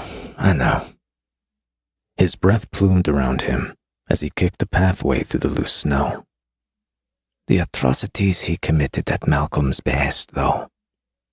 He shook his head, unable to make his peace with it. You know what I'm going to say. I do, he agreed quietly. And I do understand. He didn't have a choice. If Malcolm commanded him to do something, he had to obey. But he should never have found himself in that position in the first place, should he? And this was what it all boiled down to. The night when Teledeus should have joined our brotherhood and foolishly chose death instead. I chewed on the pain of that memory, uncomfortable to find myself thrown back into the past. You've never made a mistake then? I asked softly. I know I have. Too many to count. My brother made an unhappy sound, clearing his throat. He held his tongue, but I already knew the answer to the question. There were scores of decisions that he would have changed if he could have. Plenty of harsh words he would have taken back. 1,000 instances where he would have altered the course of his actions, knowing the consequences they would have after the fact.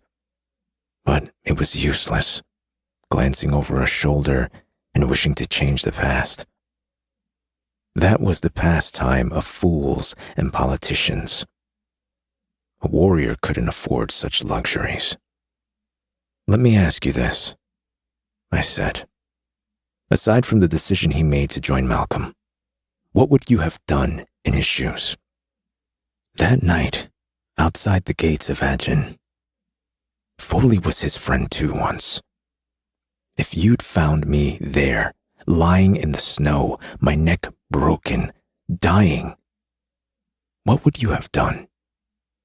He stewed for a moment, but not long enough to convince me that he'd really thought about it. I would have let you go.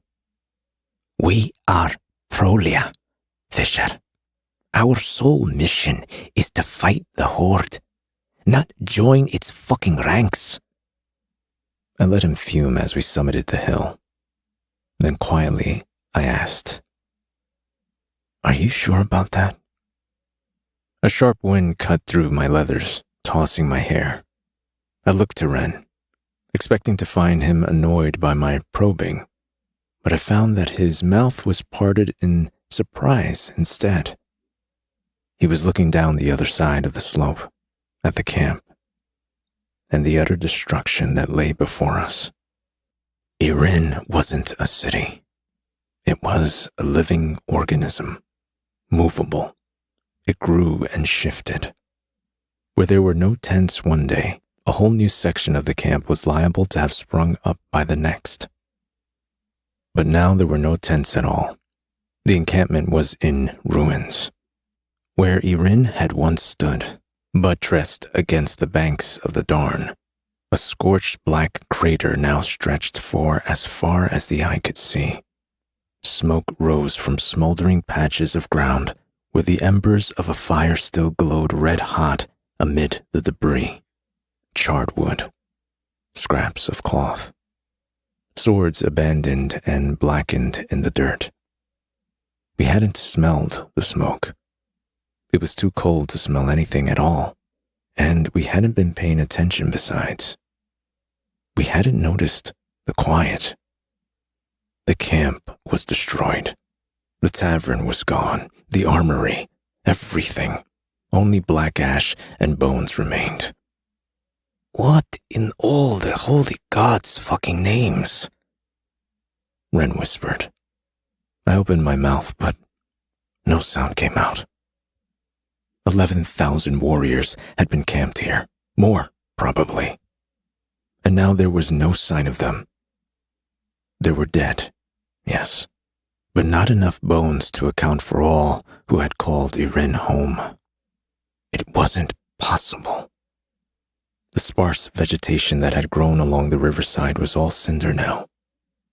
Only the huge oak remained, the very same tree we had tied the feeders to yesterday, before I'd gone to Amantreath to show Ceres and Tal the heads of the feeders we'd fought to put down. Their bodies were still strapped to the tree, but something had changed. The feeders' limbs were fused with the rough trunk, flesh melting into bark.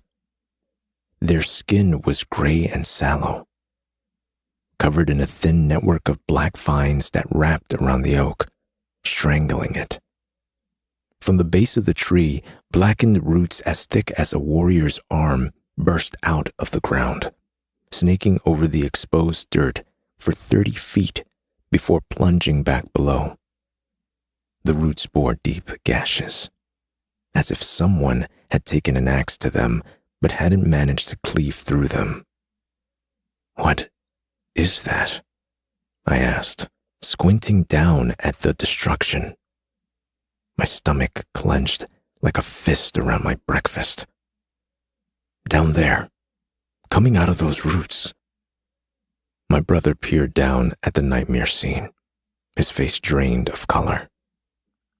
"It looks like blood," he answered. "Black blood, pouring from the gashes as if they're wounds. Look." He pointed down at an area of ground by the river that had been touched by fire. "It's contaminating the ground." And sure enough, it was. Where the black ooze spread, rot and decay followed after it.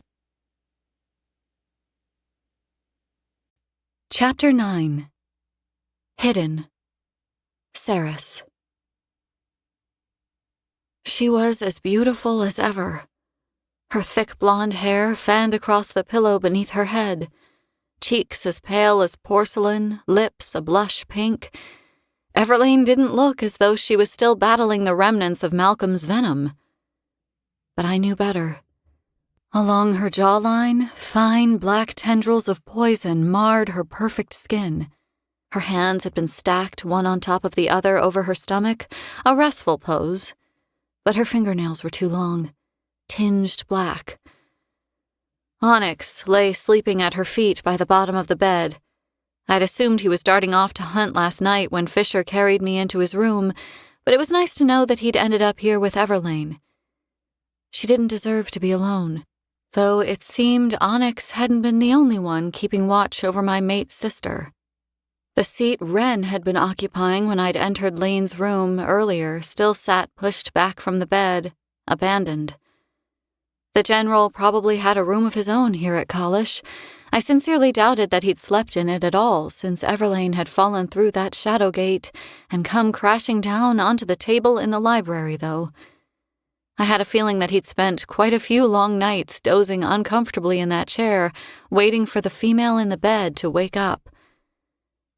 The white fox had fallen asleep right after I'd settled in to keep Lane company.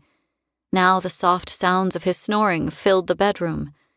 He kicked his legs fitfully, running in his dreams. The room that had been prepared for Everlane's recovery was beautiful. The windows overlooked a sweeping snowy field that dipped down a shallow hill to meet the tree line of a sprawling evergreen forest. The trees were dressed in white, their boughs bent under the weight of fresh snow. Beyond, the mountain ridge scraped the sky. The sleeping giant, Omnimaran, with his sheer face turned toward Kalish, glittered as the first light of dawn crept over the crest of his peak. A thrill of mild discomfort hit me as those very same pale rays washed the walls of Everlane's bedroom, painting them orange. The light held no warmth this early in the morning, but a rising heat grew in my hands as I watched it dapple my skin. I would need to retreat from it soon. But not yet. I owe you an apology, I said softly, lifting Lane's topmost hand from her stomach and taking it in my own. Her skin felt cool to the touch, a little too cool. I didn't mean to leave without saying goodbye, you know. But there were extenuating circumstances, I said dryly. Your brother wasn't exactly the easiest to deal with. I wound up having the choice taken from me, I'm afraid. We've moved on from that now, but still, it didn't feel good going without thanking you at least.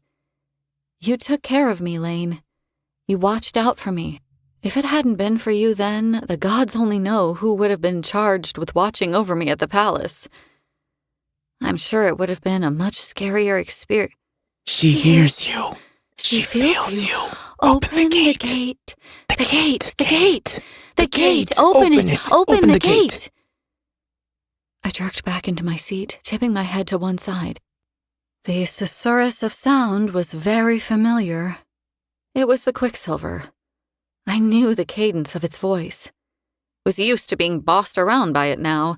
It had spoken to me. But there was no one here with me. I didn't have Solace with me. Wren didn't even have a god sword, and he hadn't left anything behind anyway.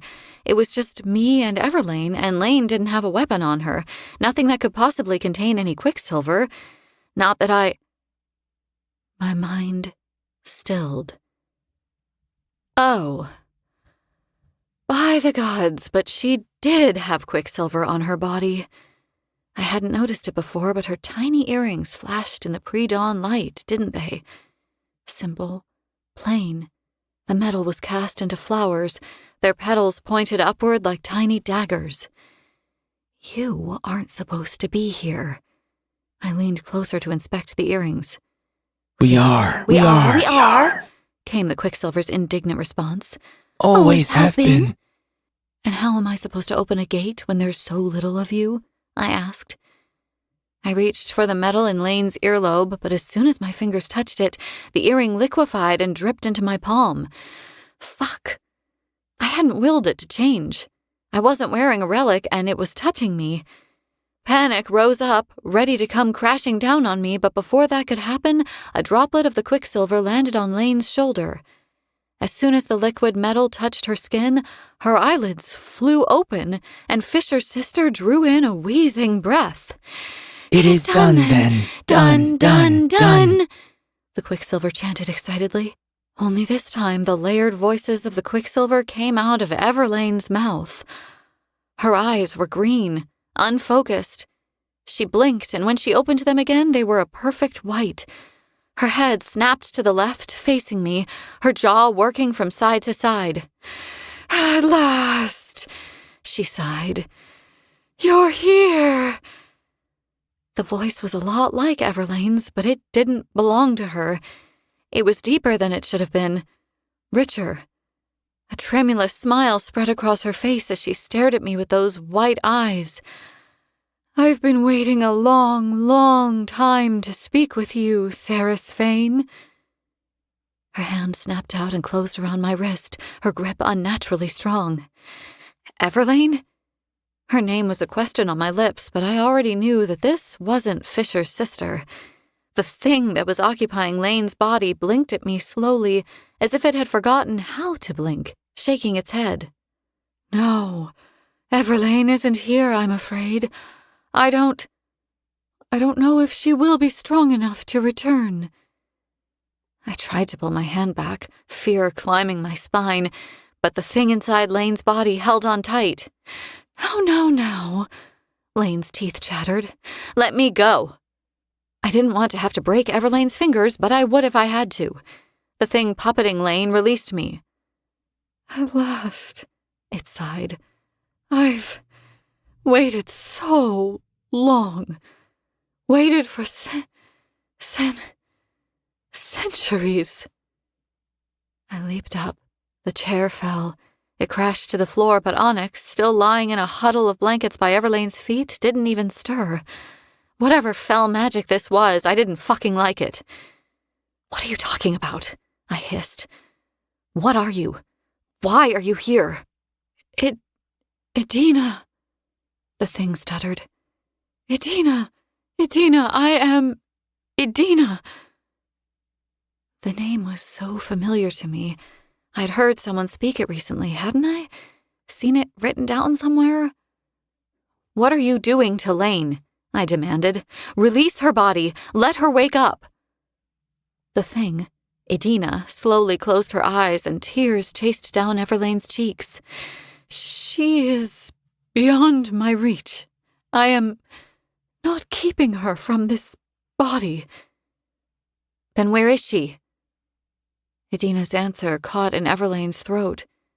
She could hardly speak as it was, but these words seemed especially difficult for her to say. "She is in shadow. I cannot see." "You're scaring me." "Fear is not real, Saris Fane," she croaked. I took a giant step back from the bed. "How the fuck do you know my name?" "You must go." "Yeah, no shit." "The library.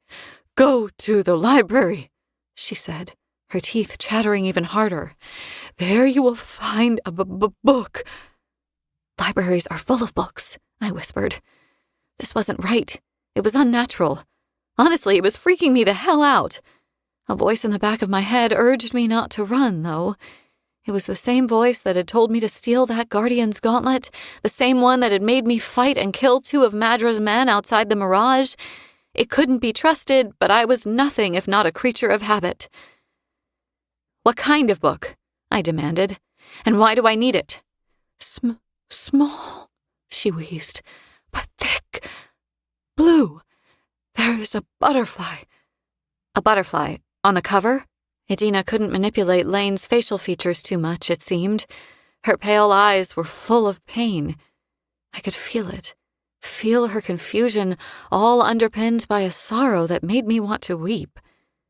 "It's hidden," she rasped, "among the stars." "What does that mean?" "The stars!" Idina's eyes rolled back into her head. "Hey! Hundreds and hundreds of stars!" "Idina!" Why was I suddenly choking on panic? It suffocated me, shoving me back to the bed. I picked up Lane's hand and clasped it tight, fighting for air. "Idina, what's in the book? Why is it so important? Tell me!" An eerie calm settled over the visitor in Lane's body. Her sightless gaze found mine, and for a second her confusion slipped away. "They told you about the rot," she said in a clear voice. They told you it would come. It's here now. You must find the book in order to stop it. Without it, the decay will spread until it swallows this realm and millions more with it. I have seen it, Ceres. Find the book. Stop the spread. It's the only way. Idina. She squeezed my hand tighter than tight. Find it, but do not tell him about it. I mean it. It's important. He can't know about the book. Only you. Do you understand? I didn't, not even a little bit. But I heard the desperation in her tone, and the lie came easily. Yes, I understand. Thank you. Make sure he knows how much I loved him, Ceres, she said. At the end, make sure he knows that I'd do it all again. What did that mean? The question was there, ready to be asked, but it wouldn't come out. Idina's grip on my hand had tightened and it was beginning to hurt. Not my hand, but the ink that marked it. The runes on my fingers, the backs of my hands, chaining my wrists and spiraling up my forearms. Suddenly it felt as though the runes were on fire. Were they glowing? No, oh gods, they were burning. A wisp of smoke curled away from my skin and Idina's milk-white eyes went wide. You haven't sealed them? She gasped. Sealed them? What does that mean? I don't understand. An alchemist must seal her runes, she rasped. You are a well that runs deep. When you were marked with your runes, their magic began pouring into you. It flows and it flows. It will not stop. Idina! She was drifting. Her eyes were still clouded, but I sensed that they'd lost focus. The pain around my wrists and up my arms had intensified, almost unbearable. I tried to pull my hand back, ready to claw away my own skin if it meant escaping the burn, but Idina suddenly seemed to return. Her grip held little strength, but I could not let go of her hand. Seal them, Ceres. If you do not... What? What'll happen if I don't? The pain was too much now. Acrid smoke rose from the runes on the back of my right hand. My flesh was burning. I watched in horror as the marks glowed like a brand, sinking deeper and deeper into my skin. Blisters rose, angry, spreading up my arm. This was worse than a sword in the stomach. It was agony. Tears welled in my eyes, streaming down my cheeks. Idina, what are you doing? Not me, not me. I did what I could, she sighed regretfully. Now the rest is up to you. Idina, help me. Find the book. The book. The white of her eyes started to clear, like silt settling to the bottom of a canister, leaving behind clear water. She was fading. Idina. Idina. The bedroom door crashed open. The pain vanished. My hand. It was fine. The runes no longer formed raw burns, the blisters were gone. My god bindings looked normal. Osha? I dropped Lane's lifeless hand, spinning to face my mate. Fisher stood by the door, his face white as a sheet, his leathers spattered with mud. His voice was rough when he said, Why were you calling my mother's name? Chapter 10. Rot. Ceres. You're sure you're fine? You're so pale. Fisher had been fussing like a mother hen for the past hour. He'd heard me shouting Idina's name. His mother's name. I'd considered making an excuse, some other reason to explain why I had been calling out to her. It seemed cruel to tell him what had happened without properly understanding what had happened. But that thought hadn't fully taken shape before I'd dismissed it. Fisher deserved to know. Idina had only told me not to tell him about the book, anyway. I honored her request and kept that to myself. I didn't care about a mystery book. I was far more concerned about what she'd said regarding my runes. The pain I'd experienced in Everlane's bedroom hadn't been normal. It had felt like it was burning my soul as well as my body. As if the river of magic flowing through me had caught fire and was unmaking me. It had been terrifying. and I did not want it to happen again. Yes, I'm sure. I'm fine, I told him. Just a little shaken, that's all. We were gathered in Kalish's library. Ren was still at Irin, waiting for the remainder of the Evelian forces who had fled the encroaching rot to meet at a rally point downriver. Loreth had gone to help him figure out shelter for the warriors whose homes had been lost during the attack. Taelena, Maynir, and Ishabal had been poking and prodding at me since Fisher had sent for them. Carrion had already been in the library, lounging on a plush sofa by the fire and reading a book when we'd arrived. He hadn't moved an inch. The token concern he'd shown over my well-being had presented itself as a crooked eyebrow, a quick glance up and down, and 2 questions that were neither tactful nor kind. Is she contagious? And, She'll be fine after she eats something. What time's dinner? he'd been buried in his book ever since. I wish I knew more about all of this, Taelena said, pinching the bridge of her nose. It's been a long time since I was this woefully uneducated on a subject. Even dealing with the quicksilver inside Fisher was easier than this. There are plenty of documented cases that speak of quicksilver contamination and how to try to remedy it, but Belicon's men were thorough when they scourged the realm of information regarding the alchemists and their power. There's nothing in the library here about it. There's nothing in the archives at the Winter Palace on the subject either. Maynir spent years trawling through the stacks there before we met. He had a personal interest in the alchemists and their abilities. He's always been fascinated by the lost arts. He said that entire chapters were missing out of books that probably only mentioned the word alchemy. What about you, Ishabal? Do you know anything about sealing alchemical runes? Fisher asked, his voice tight. He seemed distracted. Belicon didn't raid your lands when he purged Evelia of all the alchemist texts. Do you think there still might be anything useful in Nevercross? I hated being so out of the loop sometimes. What's Nevercross? Ishabal herself answered the question. It's our political seat, she said in her soft, lilting accent. A city unlike any other.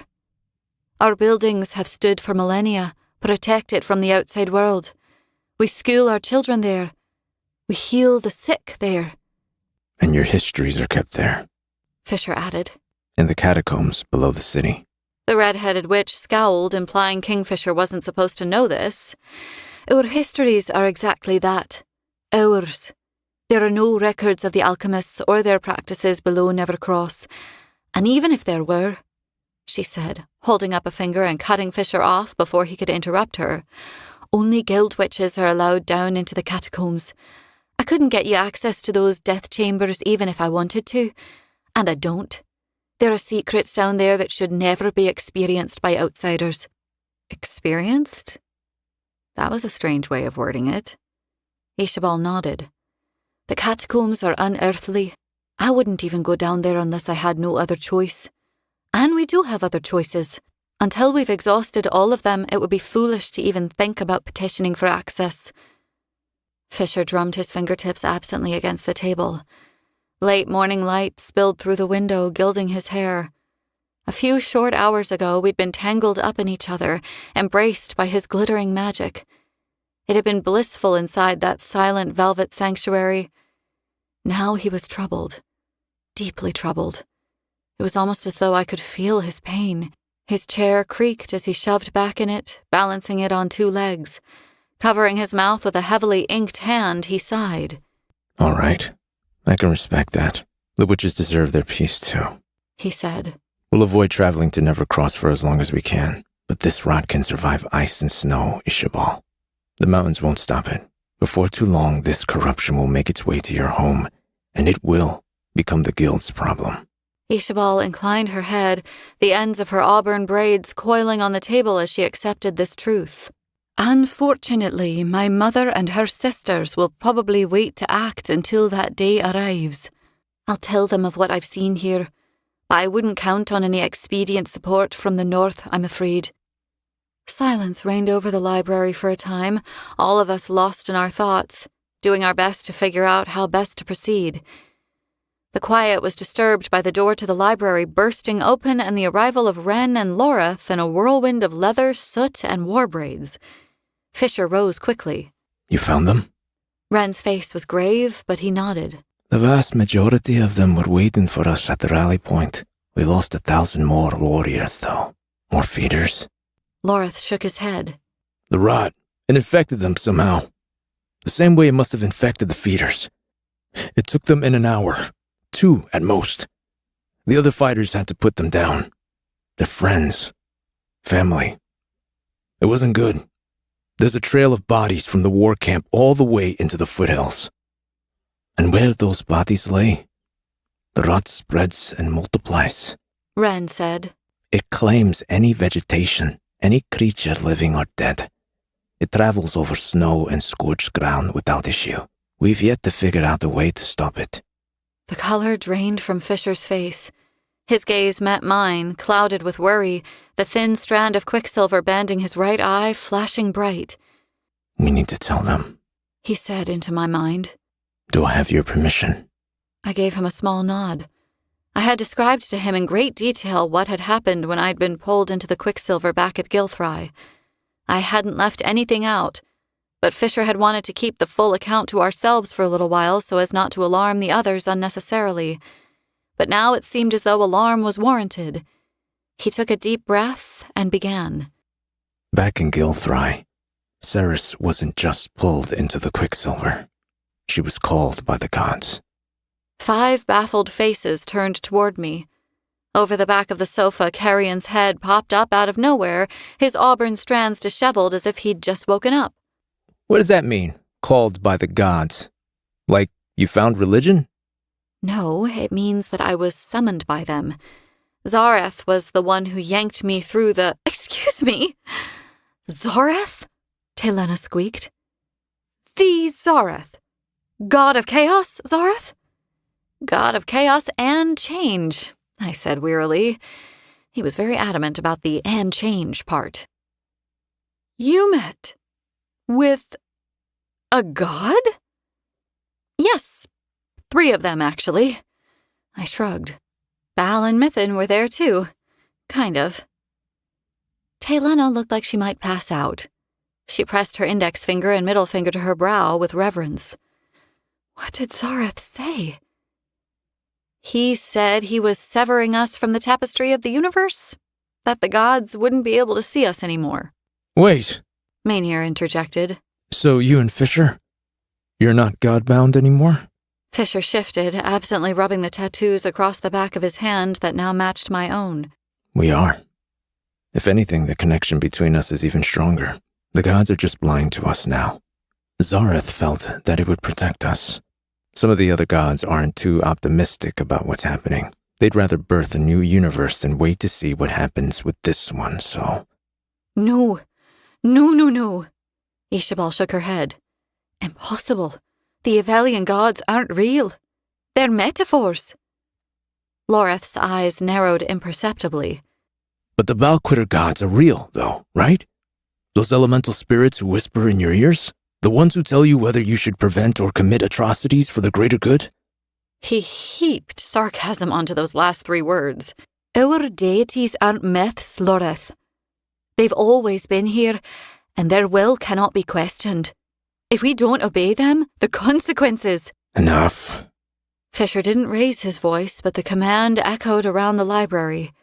Frown lines etched deep grooves between his brows. The gods are real. They're bastards, but they're real. I've met with them myself. We aren't telling you this now to spark a debate about theology. I'm bringing this up because of what they told Ceres. Everyone looked expectantly at me, which was just great. Being stared at was my favorite. Zareth showed me this tree, I explained. There were thousands of leaves on its branches. He said that each leaf represented a realm occupied by countless living beings. Some of the leaves withered and fell as we spoke. He said that those realms were infected by a rot spreading throughout the universe. Whole branches of the tree were blackened and dying. Zareth said that it meant the end. Of everything. Of all realms. That the other gods wanted to wipe the slate clean and start over again, rebuilding the universe from scratch. But he had refused. And so, Ishabal said, This male who claimed to be a god said that you and Fisher were the only ones who could prevent the end of everything, then. Is that what you're telling us? The witch didn't sound upset per se. Her tone was measured, but there was a whirlwind of emotion in her blue eyes.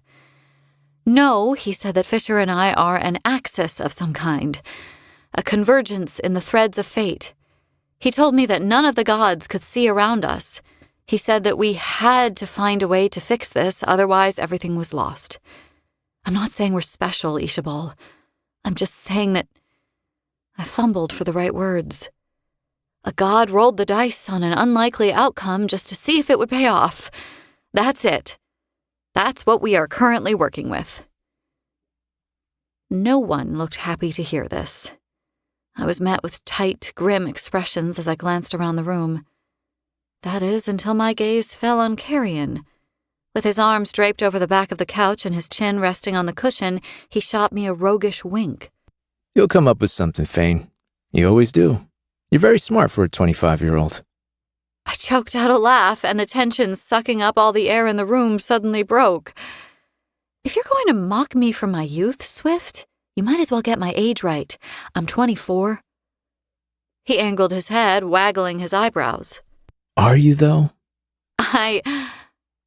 Oh. Huh.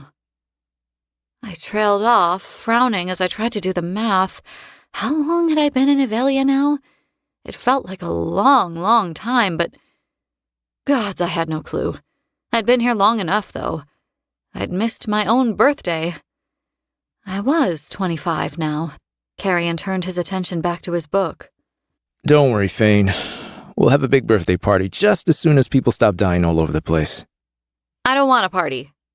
Why not? You always used to come to my birthday parties. I used to go to Kala's, I corrected. You and your drunk friends just so happened to be there too sometimes. Loreth shot Carrion a smirk. Only failings have birthday parties, you know? We stopped celebrating that kind of stuff when we turned 14. What are you now? 1,700 years old? Watch your tongue, old man. I'm not ancient like the rest of you. Carrion snorted, turning a page. I'm only 1,096. Thank you very much. Impossible. The Dianthus heir went missing when we were failings. Loreth frowned, searching his memory. I was 13 when it happened. I was preparing for my oath. What about you, Fisher? Unlike Loreth, my mate was neither perturbed nor confused by the revelation the warrior had stumbled upon. Nearly 10. He said. Right, so that means you are nearly our age. Loreth raised dark brows at Carrion. He isn't. Fisher said softly. It's as he says. He's probably only 1,100 or so. Carrion pointed at Fisher. Thank you. I do know how to count, Loreth of the Broken Spire. So he's not the heir, then? Taylena sounded just as confused as the rest of us. Wait, I'm not? Carrion was sitting up very straight all of a sudden. I'm off the hook? He is the heir. I've thought about it a lot since the maze, and there's a plausible explanation for Carrion's age. Kingfisher explained. When my father took him through the Quicksilver, something must have happened. My money's on the gods, interfering again. You think there's a chance they wanted to speak to him? I asked. The way Zareth spoke to me? Slowly, my mate nodded. Time is strange in their realm. When they took me at Adjin, I stood with Ball and Mithin in the middle of a field of swaying tall grass. I saw two figures up on a hill in the distance. The first was Zareth. The second was you, Osha. Whatever I'd been expecting him to say, it wasn't that. Fisher had fought and nearly died at the Adjin Gate over 1,000 years ago. I had been pulled through the Quicksilver and into the God's realm only a few short weeks ago. But how? And how do you know it was me? I didn't know your name. I didn't see your face, but I knew, Osha. My soul recognized the flicker of itself burning inside someone else, and it knew. The explanation was for me alone. Fisher's eyes burned with intensity as he conveyed the message. To the rest of the room, he said, When my father fled with the Dianthus heir, one or more of the gods must have delayed their escape, At least at their destination anyway. Time continued here in Ivelia. But in Zilvarin, I believe it stood still. It was certainly within their power. And the gods did love to interfere in the matters of the living. I wouldn't have put it past them. But the question was Why? Carrion asked the question before I'd had the chance to finish thinking it. To what end? I don't remember going there. I remember nothing. I don't even remember your father, Fisher. Did he have some kind of plan for me? Do the gods? My mate chewed the inside of his cheek, staring down at his hand where it rested on the table in front of him. It took him a long time to speak. I barely remember my father either, and I don't pretend to know anything of plans made by gods. All we can do is make our own and hope for the best. Agreed. Until now, Renfis had been notably silent throughout this exchange. He rubbed his jaw, looking around the room. The agendas of the gods will have to be tackled later. For now, nothing is more important than the task at hand. We're woefully low on silver, but that doesn't even seem to be an issue anymore. The Horde is at bay. Sadis has forbidden them from leaving the dead fields. We don't have to worry about them showing up at the river anymore. It's true that we don't have the relics yet, but we can do without them for now. Oh, we still need them, I said. Everybody looked at me again. We need them even more than we did before. The feeders at the river yesterday shouldn't have been able to disobey my edict, and yet they did. Because they were infected by the rot. Ren said slowly. His shoulders slumped, his face falling. And the rot is spreading. If the Horde at Amontreath becomes infected, we're screwed. Fisher finished. Fuck. He frowned, his eyes a million miles away as he processed that. The relic still won't help us if we need to face an infected army. Loreth muttered. I kept my mouth shut this time. I wasn't going to be the one to say it. As usual, Fisher took on the burden of the difficult task, bearing the weight of it for the rest of us. If it comes to that, nothing will help us, he said. We have to leave Ivelia. And for a mass evacuation on that level, we'll need far more than 15,000 relics. There were other realms. Places where we might be able to outrun the decay for a while, but it would be a temporary fix. From what Zareth had said, the rot that was fast spreading toward the mountain range separating Irin from Kalish was already finding ways to hop from one realm to another. Renfis inclined his head, nodding. Okay, I stand corrected. We will need more silver, more than we could hope to access here in Ivelia. Agreed.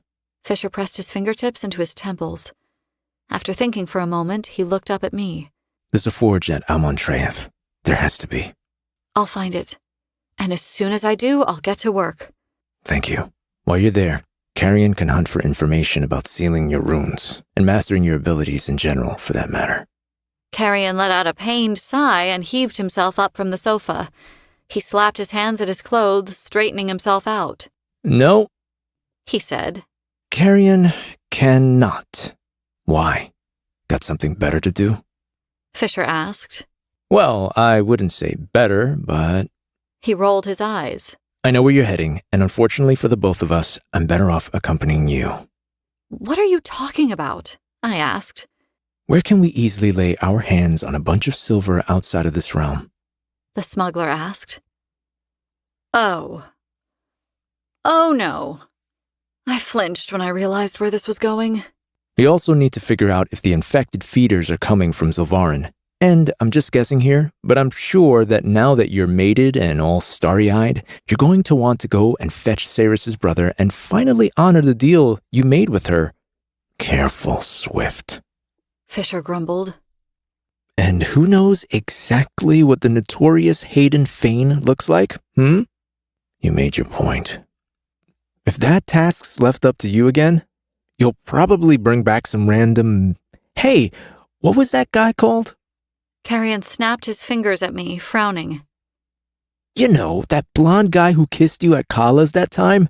You chipped his front tooth when you punched him in the mouth. I was going to punch him in the mouth very soon. Carrion, stop.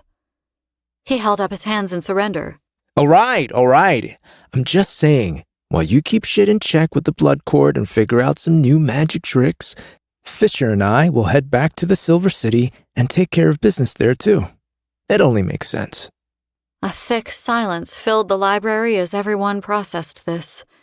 I waited for Fisher to refuse the suggestion, but when I saw his dark scowl, I realized that he wasn't going to shoot down Carrion's plan after all. He looked like he wanted to murder him. Instead, he said, Fine.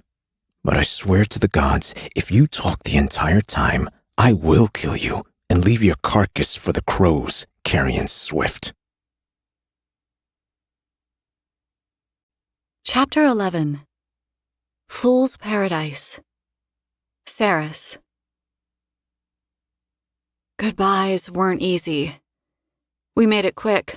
If Madra was responsible for sending the infected feeders to Avelia, then every second the Quicksilver was awake was yet another opportunity for her to deploy more of them. When Kingfisher and Carrion stepped into the Silver, my emotions were so high that I'd cracked the lintel that ran around Kalish's pool. I'd nearly begged Fisher not to go. Instead, I'd given Carrion the relic I'd made for him, and I'd given Fisher the relic I'd made for Hayden. I'd kissed my mate long and deep, promising to reopen the gate for them in 3 days. In return, Fisher had left a shadow gate open for us at Kalish. Using a warding sigil painted below the gate in his blood, he had essentially propped the door open so that we could move between the estate and a safe, uninfected point on the banks of the Darn, where we could cross the river and ride back and forth to Amentraeth. I'd been thinking about my mate as we'd saddled the horses. I hadn't been able to stop thinking about him during the 2-hour ride across the dead fields. Not when I'd swept through the echoing halls of the palace, high bloods dropping to their knees and bowing their heads as I blew past them. Not while I'd read in my rooms to pass some time. Not while I'd picked half-heartedly at the meal a low blood, the lowest ranking of all the vampires in Amentraeth, brought to my chamber. I couldn't stop thinking about him now, either. Hold it up. You're dropping your guard. The sword came crashing down, its edge slicing through the air dangerously close to my face. A thrill of adrenaline buzzed right below the surface of my skin, making me break out in a cold sweat. Loreth probably didn't want to be here. How selfish of me not to have considered it before. The warrior had come close to being drained by 3 rogue feeders once and had nearly died as a result.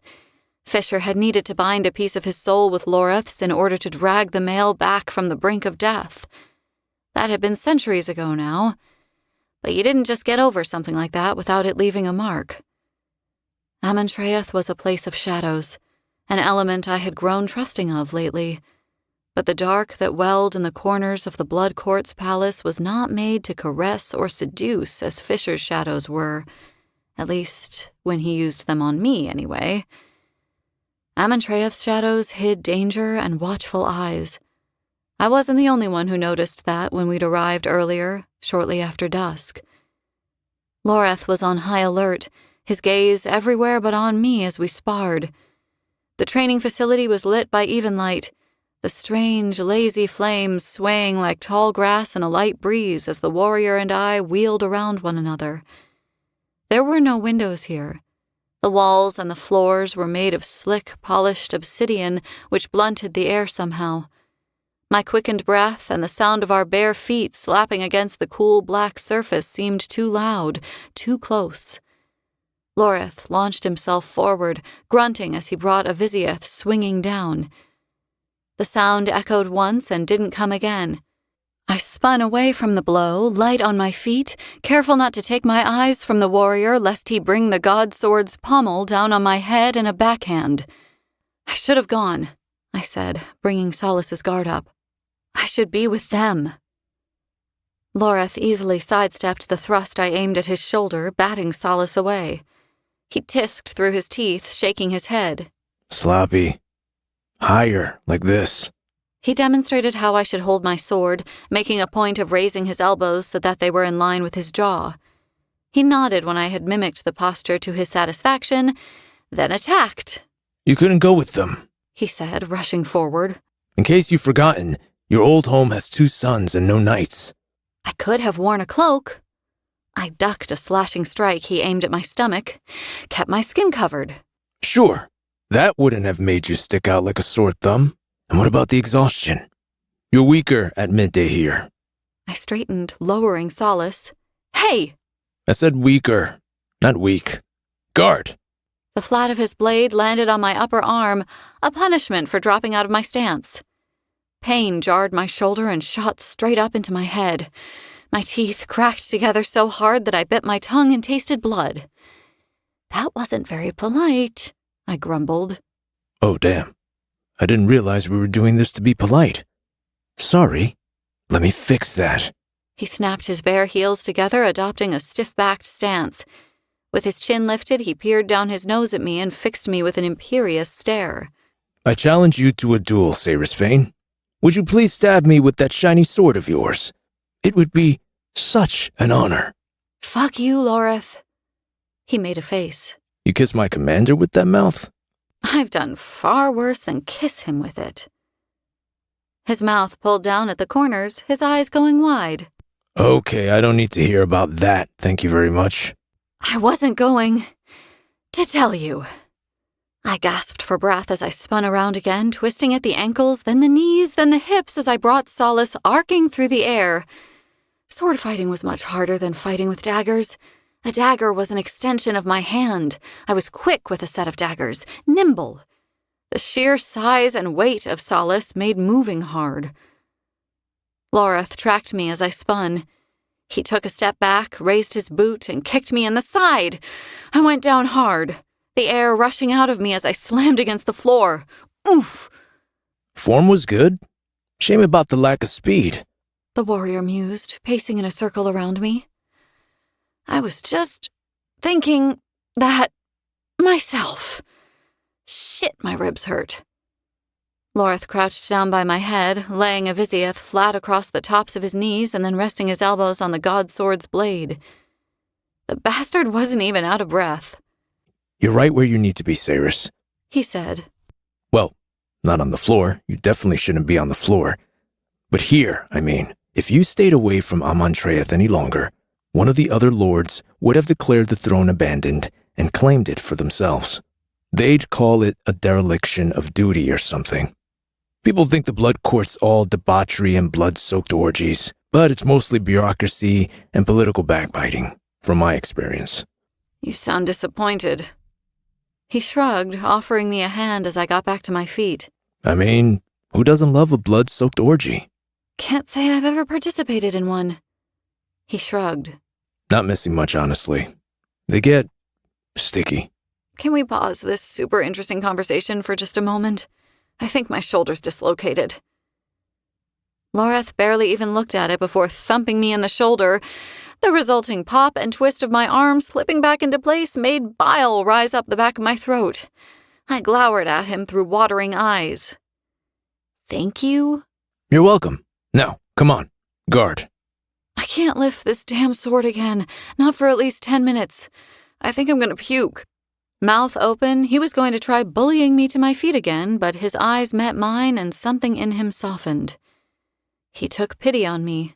All right. You get 5 minutes. Take a breath and... Suddenly, he sounded awkward. I know you feel bad, okay? Useless even. Stuck here in this shitty fucking palace while everyone else is out there without us. Ren's warning the Galarians. Danya's orchestrating efforts to keep the infected at bay. Fisher and Carrion are scoping out whatever they can in Zilvarin while they hunt down the silver and your brother. Oh, gods! I cried, an awful realization striking me out of nowhere. Loreth's eyes grew round. What? What is it? He made you promise to stay here and watch over me, didn't he? Immediately, Loreth's expression went blank. He made you promise to stay and protect me. Gods, I was so blind. That's the only reason you're trapped here in this training room with me, isn't it? Otherwise, you'd be out there with everyone else, doing something useful too. After hashing out the finer points of our plan, we had each set off about our individual tasks. Telena and Maynir had gone to tend to the wounded among the warriors who fled Irin. Ishabal had returned to her people to ask politely if any of the witch elders knew how to seal alchemical runes. Wren had ridden out to the small settlements east of Kalish and along the coast to warn them of the rot. With what was left of the war camp at her disposal, Danya was sending out hunting parties to keep the infected at bay, or at least keep them from progressing inland any farther. The plan was to all meet back in Kalish in 3 days' time, come what may. But Loreth had claimed he wanted to stay here and help me train. He was incapable of lying. He probably did want to help me train. But I would have bet my left eye that he'd rather have been out there with Danya tackling the infected instead. The warrior shrugged off my accusation, trying to feign ignorance. Don't worry about any of that. All you need to focus on is keeping these vampires distracted and figuring out your runes. Loreth! All right. I'm not going to confirm or deny your suspicions either way. But if you don't kick up a stink right now and you finish training with me, I will tell you the story of Agen Gate. All of it. Every single gruesome detail. I know the story. Ha! Loreth grunted. No, you don't. Do you know about Morel? He demanded. Morel. The name was familiar somehow, maybe? I shook my head.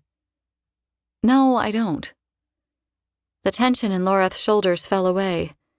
He knew he'd already won. Morel was Wren's sister. She died on the side of that frozen mountain, and none of us have been the same since. Tell me. Now that he'd mentioned her, I had to know. Wren had a sister? Not just a sister, a twin. I was already back on my feet, the pain in my shoulder forgotten. I raised Solace, but Loreth let out an annoyed groan and batted the sword away before I could adopt a defensive stance. You know what? On second thought, if we're talking about Morel, we shouldn't be fighting at the same time. We should be doing the next best thing.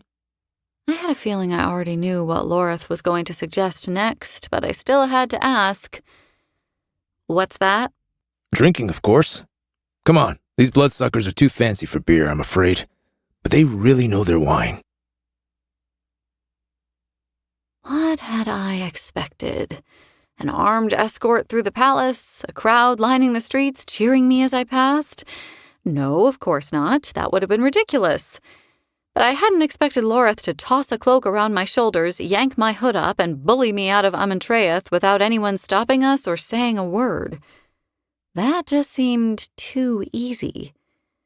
Though I hated it, I was getting used to residents of the Blood Court kneeling whenever I passed them in a hallway or entered a room. With my hood drawn up tonight, my reluctant subjects didn't recognize me for who I was, and so I slipped out of Amentraeth unmolested. I knew there were buildings outside the palace, lots of them. I could see them from the balcony outside my bedroom. I hadn't paid much attention to them, though. When I stood out on the balcony at night, my attention turned northward across the barren plains that stood between me and my mate, and not down at the hub of activity that bustled around Amentraeth's feet. The cogs, that's what Loreth called the circular interlocking neighborhoods, each connected by a steep downward staircase until they reached street level. Rain hammered on the rooftops of the narrow buildings, sluicing over slate and pouring from cracked clay gutters onto the cobbled streets. We cut through the second tier of the cogs, an area frequented by blood mages, the lickborn, and outcast paladins looking to trade questionable goods, according to Loreth.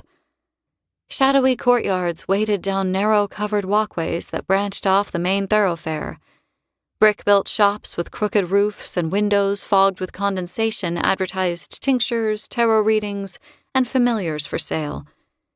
As we walked, Loreth held true to his promise and told the tale of the Agen Gate.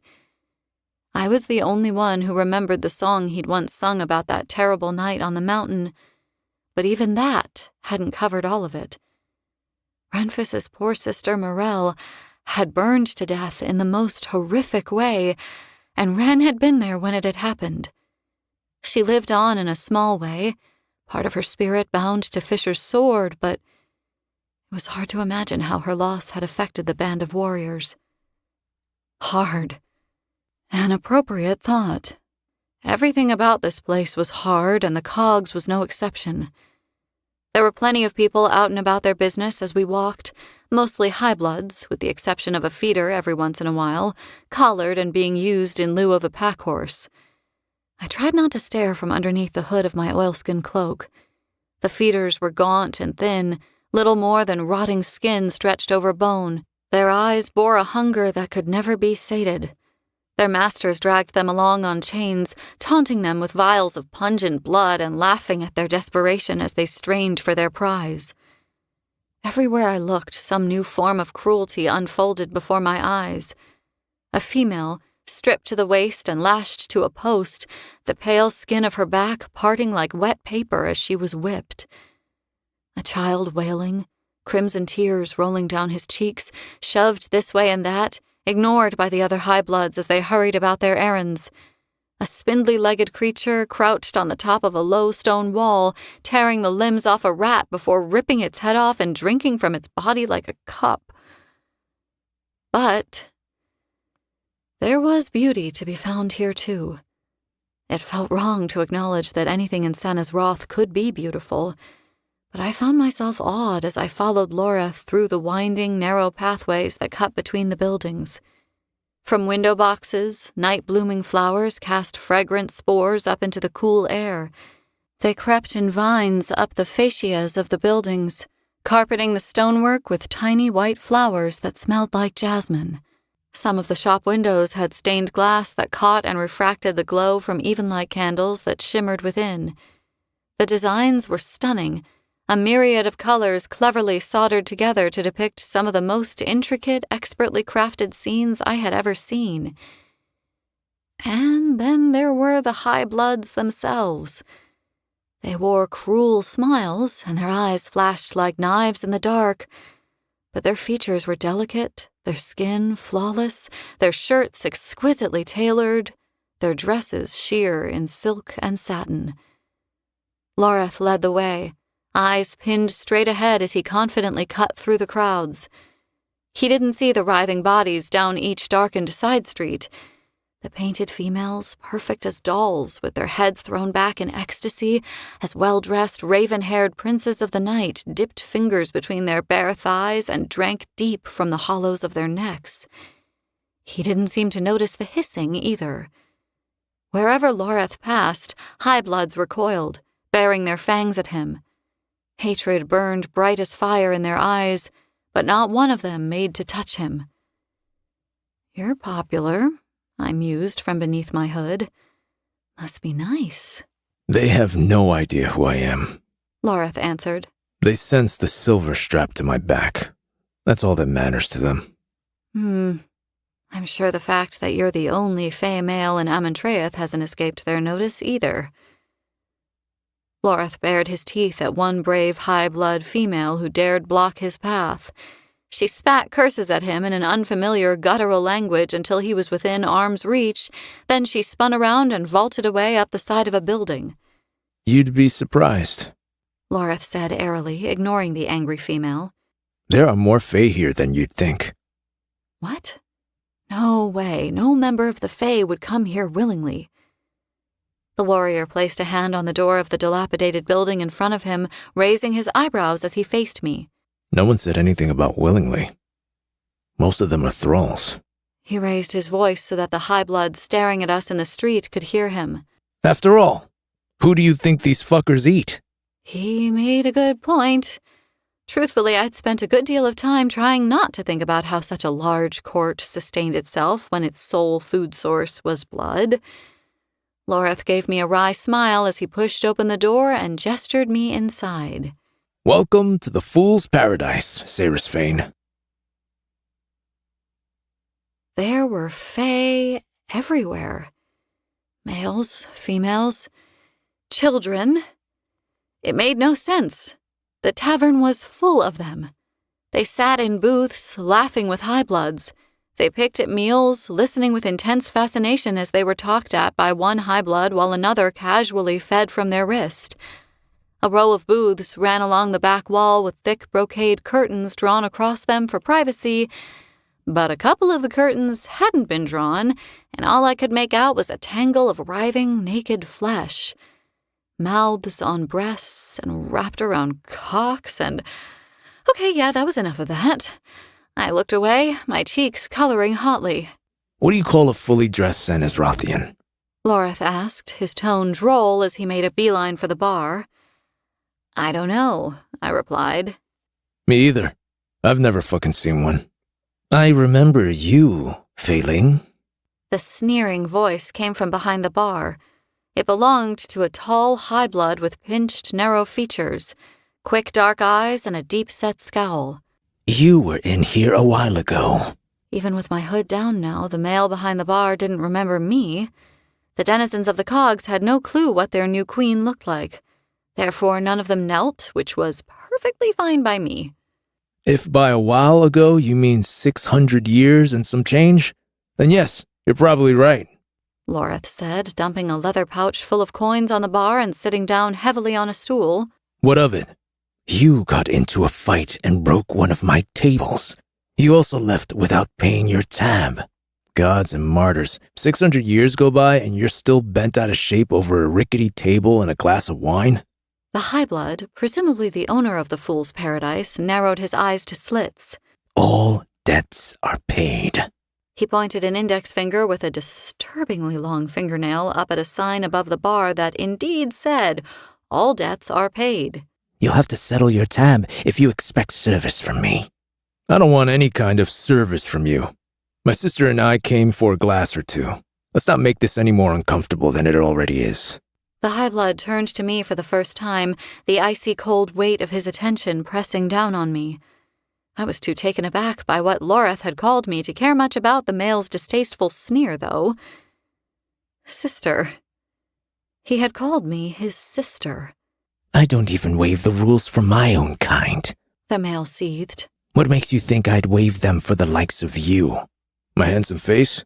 The high-blood gave Loreth a look that could have stripped the flocked wallpaper from the walls. No? All right, then. What about this? The warrior reached back over his shoulder and drew a Vizieth, setting the engraved sword down onto the bar with a clunk. The high-blood's eyes shuddered momentarily, but I had to give it to him. He had balls. He didn't balk for long at the sight of all that sharpened silver. We accept coin or blood. He paused, assessing Loreth, and then said, Blood is preferred. Go fuck yourself, Tick. The only way you're getting at my blood is if you drain it from me yourself. The high-blood perked up. That could be arranged. You'll have to kill me first, Loreth added, baring his teeth. The high-blood folded his arms across his chest, pursing his lips. It's high treason to draw silver in Sanasroth, you realize. What is your name, Failing? Who is your master? A harsh bark of laughter burst out of Loreth. My name is Loreth of the Broken Spires, and I have no master. At last, the high-blood's imperious scowl faded away. There was something oddly satisfying about watching him slowly begin to panic. Only thralls are permitted here. Ungoverned Fae aren't welcome. He took a step back from the bar top. Don't worry. We'll leave once we've enjoyed a carafe of your finest Lycian red. 2 more high-bloods had risen from the nearest table and had come to stand behind us. They were both male and significantly bigger than the vampire behind the bar. One laid a hand on Loreth's shoulder.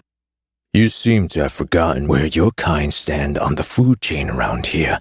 Warm blood? The one on the right said. A thick, silvered scar ran down his right cheek. Arrogant told you to leave. Get up right now, and we might give you a head start before. I knew it was coming. Watching it happen was still shocking, though. Loreth left Vizieth where she sat on the bar. Didn't even touch her. He became a black blur as he spun and launched out of his seat.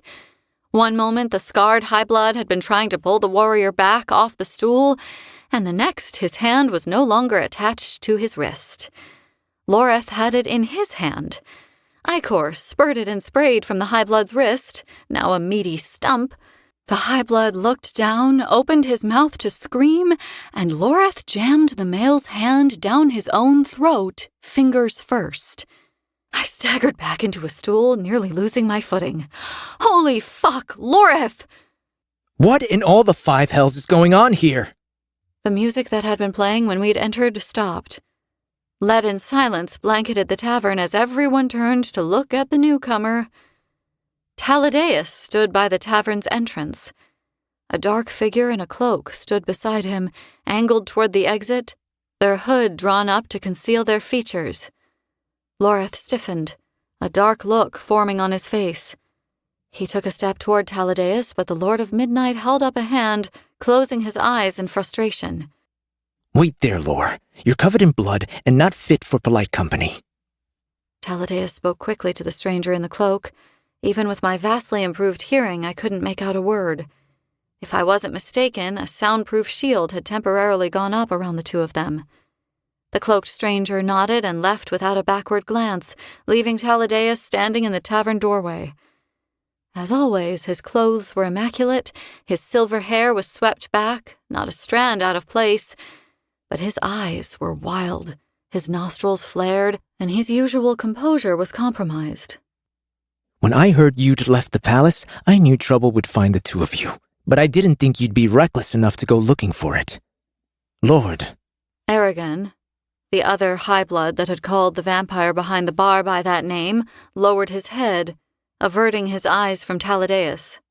I didn't expect you yet. We haven't tallied the night's tithing. Apologies. If you give me a moment. I don't care about the tithe, Aragon. I care about the pool of rapidly growing blood on my tavern floor, and the fact that one of my regulars is currently choking on his own hand. Care to explain what's going on here? My tavern floor? This place belonged to Taladeus? My sire looked fit to burst a blood vessel as he stepped over the pool of blood and planted his hands against the bar top. Well? The male was causing trouble, Aragon muttered. Taladeus squinted sidelong at Loreth. Is that true? Yes. God. He let out a frustrated huff. Can't you even pretend to lie for pity's sake? That's not how being oathbound works, Tal. You must have forgotten. For a split second, the echo of sorrow coming from Taladeus faltered, a spike of something that felt a lot like hurt assuming its place. It was gone just as quickly as it had come. We only came to get a drink. Loreth continued. But this one wouldn't let up about a 600-year-old debt. What? Tal looked like he was at his wit's end. I know, ridiculous, said Loreth, completely missing the fact that Taladeus was frustrated with him. All right. Aragon, bring me the ledger.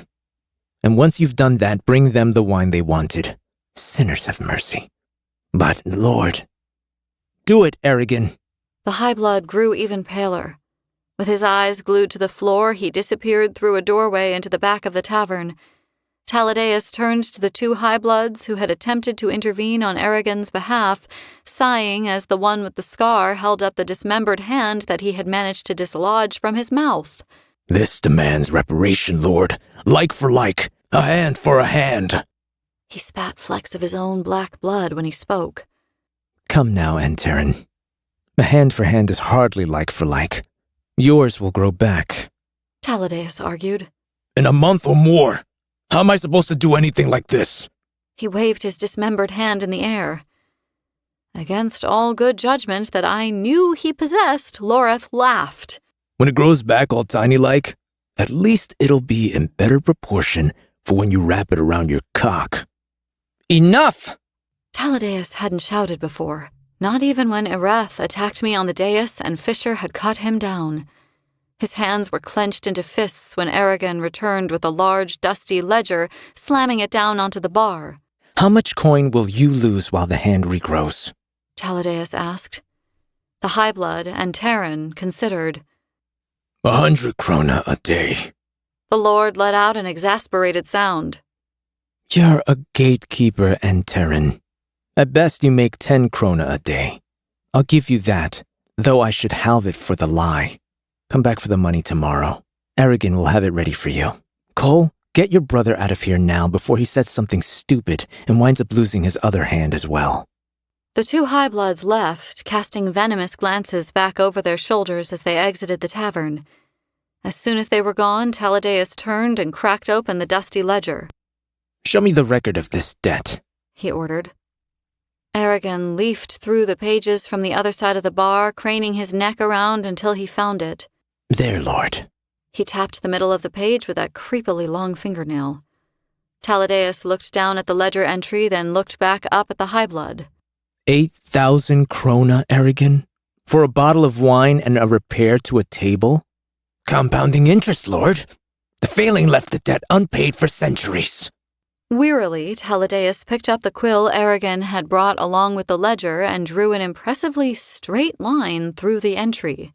Lord! Aragon looked set to faint. I owned this place for 800 years, and I never once forgave a debt. My sire snapped the ledger closed and shoved it across the bar toward the other vampire. And you sold this place to me 50 years ago, along with all its debt. And now I have forgiven one of them. That's the end of it. Give him the wine. He commanded. On the house. And you, he said, taking me by the arm. You're coming with me. I need to talk with you. Chapter 12. Tal. Saris. Who was your friend? Taladeus slammed the door to his office closed behind us, growling with frustration. None of your business. I hadn't expected him to tell me, but I'd still figured it was worth asking. I didn't have you pegged as a tavern owner, Taladeus. There's an awful lot of fucking and feeding going on out there, you know? I went to pick up the obsidian crow's head paperweight from the vampire's extraordinarily tidy desk, but he slapped my hand away from it, growling irritably. Oh, really? I hadn't noticed. Where is your mate? I did a 360, taking in the artwork on the walls and his shelves and shelves of books. He had quite the collection. It smelled good in here, like dry paper and earth, warm vanilla and chocolate. Comforting.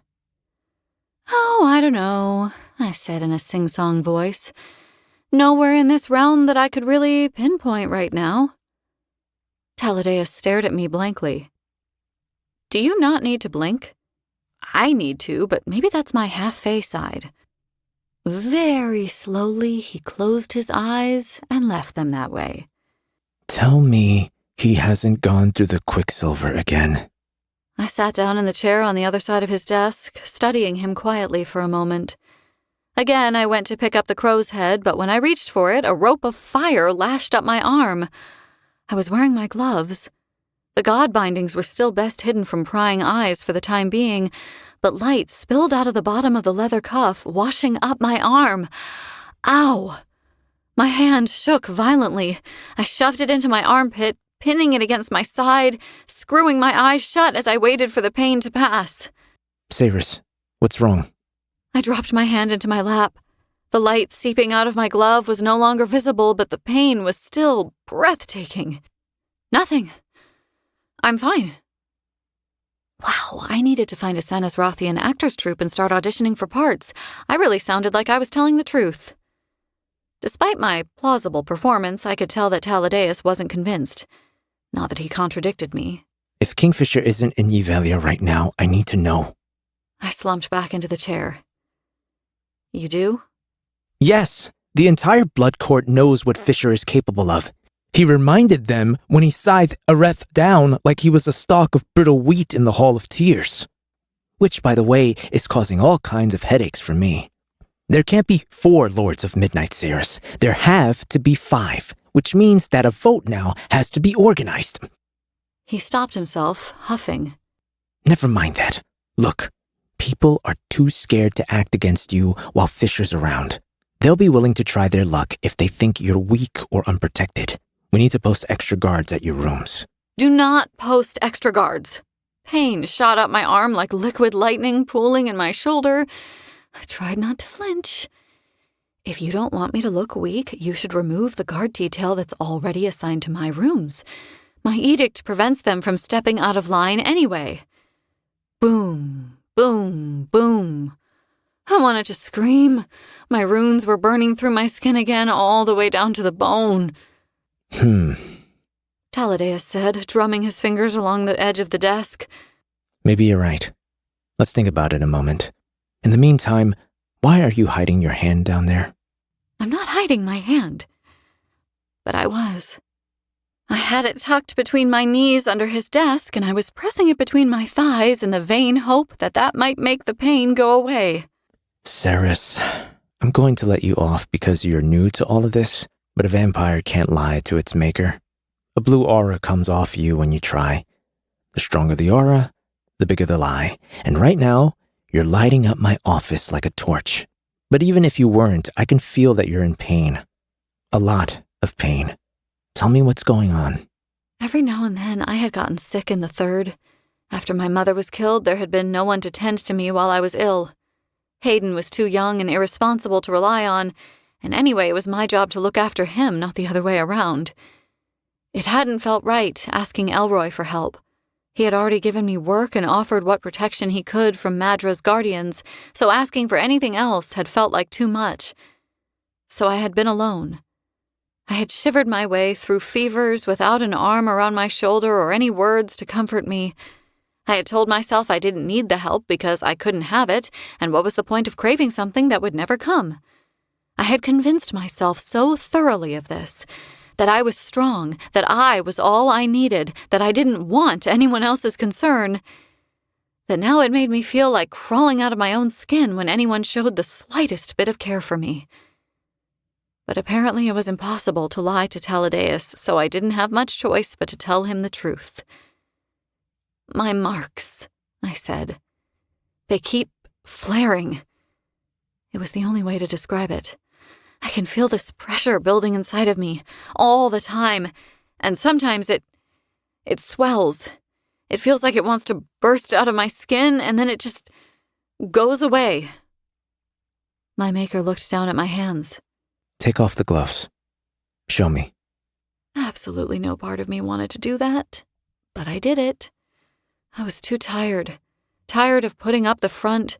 Tired of telling myself I had to deal with everything by myself when for the first time since my mother died, I had people again. I wasn't alone anymore. I showed him my hands.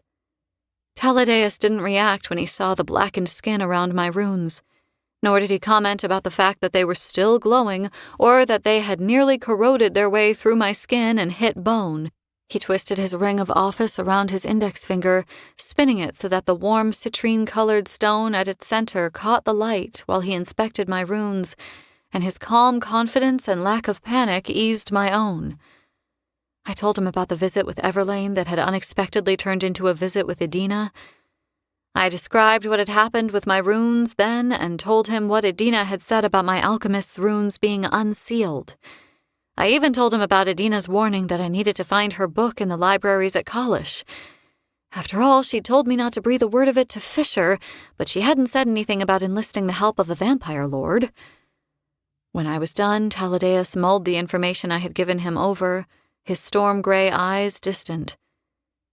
Eventually, he said, And she spoke to you? Edina?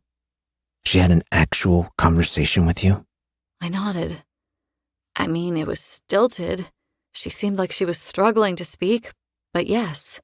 She wasn't repeating phrases? It didn't seem like she was talking to someone who wasn't there? No, it wasn't like that. She was definitely talking to me. She called me by name. Taladeus rocked back, balancing his chair on two legs. He whistled. Well, that's troubling. The whole thing was troubling, Taladeus. Yes, of course, but I mean, there are plenty of shades in this realm. They're echoes, trapped memories a person leaves behind when they die. It often signifies a horrific death, but at least the person's soul moves on. Shades aren't capable of thought, though. They can't have conversations with people. Okay. So that means that the entity that puppeted Everlane's body wasn't an echo of Fisher's mother. It was Fisher's mother. No, that can't be the case. That would mean that her soul has been here ever since she died. Trapped. Right, but not trapped. As far as I know, Edina never gave away a piece of her soul like Fisher did when he saved that idiot out there, he said, jerking his chin back toward the bar. She wouldn't have been tethered to anyone on this side of the veil. which means that she stayed by sheer force of will alone. And that, He slowly shook his head. I don't know what that would have done to a person's soul, but it wouldn't have been good. It would have been torture. Fisher had been very careful not to let his emotions show when I told him that I'd spoken to Edina. His face had remained blank, but he'd known all of this. He'd chosen not to say anything about it, and I knew why. I'd been so worried about my unsealed runes, which once again were completely fine now. The pain had started to diminish while I was explaining everything to Taladeus. My hands didn't hurt at all, and my skin wasn't peeling or burnt anymore either. My maker noted as much when he looked down and saw them. That's a neat trick, alchemist. You think so? I'm a little less impressed by it than you are, I think. Perhaps you're just looking at it the wrong way. Enlighten me. How should I be looking at burning runes and excruciating pain? From where I was sitting, I had yet to find a silver lining to the situation. Well, the way your runes smolder would indicate that you have access to elemental fire magic. Once harnessed, that will be incredibly useful, no? And the fact that your hands are healed now, after the damage I just witnessed, implies that you also have regenerative magic, physical magic, power over the body. At some point, you might be able to heal others with your abilities. Yet another thread that connects you to your alchemist heritage. These things that are happening to your body can all be seen as signs of positive things to come. Signs won't do me much good if I can't access the magic, Taladeus. They won't do much good if these powers keep pouring into me and I explode and kill everybody in a 40-mile radius.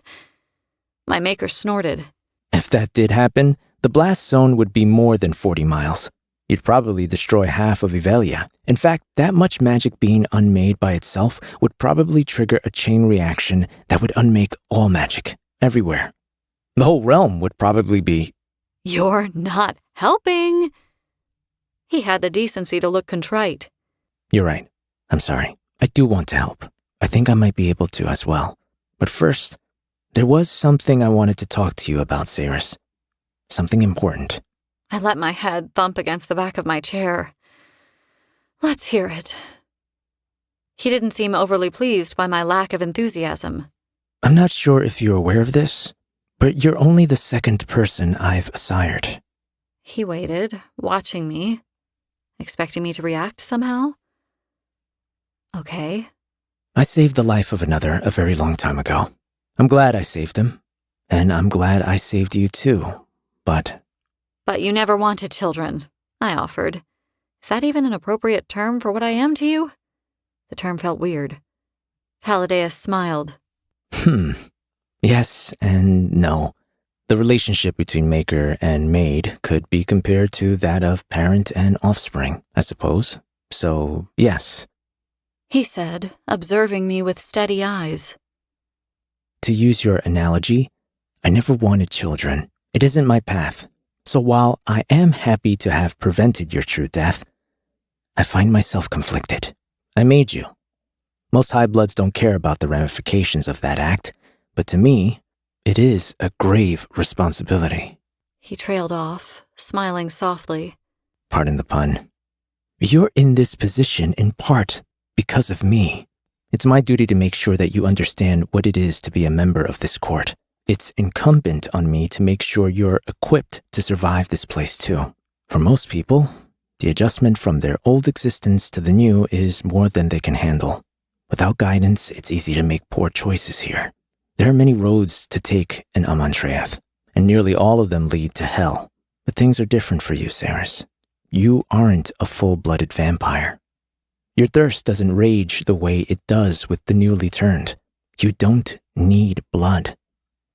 And while you might not know the rules and restrictions of our court, you find yourself in the unique position of not being bound by any of them. He shrugged a shoulder. Perks of being a queen. With all that said, I wanted to speak with you about Fisher.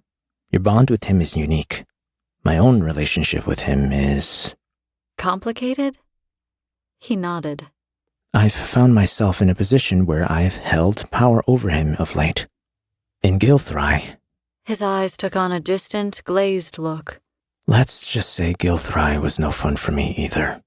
I would never have stepped foot into that maze if I'd had my way, but I suppose it was better that Malcolm did send me there in some ways.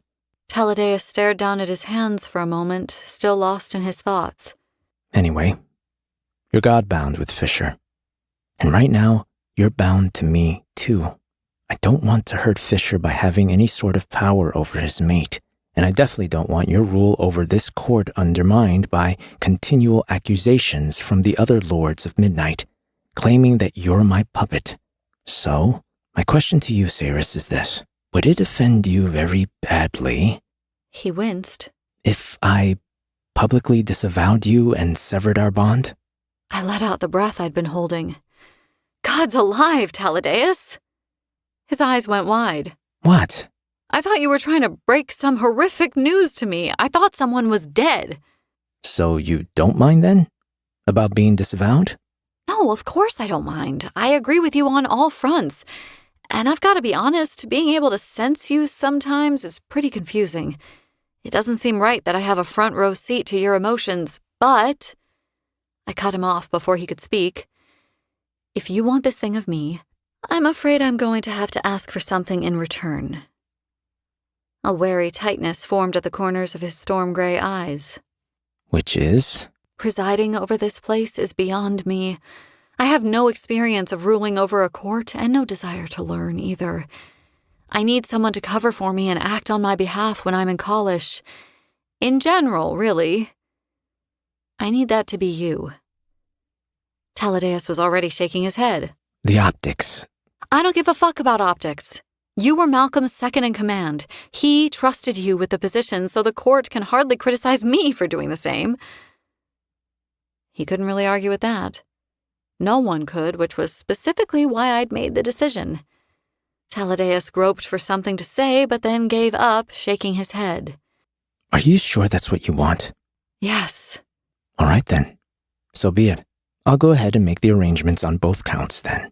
As far as the disavowalment goes, it's a simple right. But we should make a spectacle out of it. I'm sorry, he said. I know you're not one for grand scenes. Believe me, I'm not either. But we have to sell it to make the High-Bloods believe it. And that will unfortunately require some theatrics. Great. Just what I needed.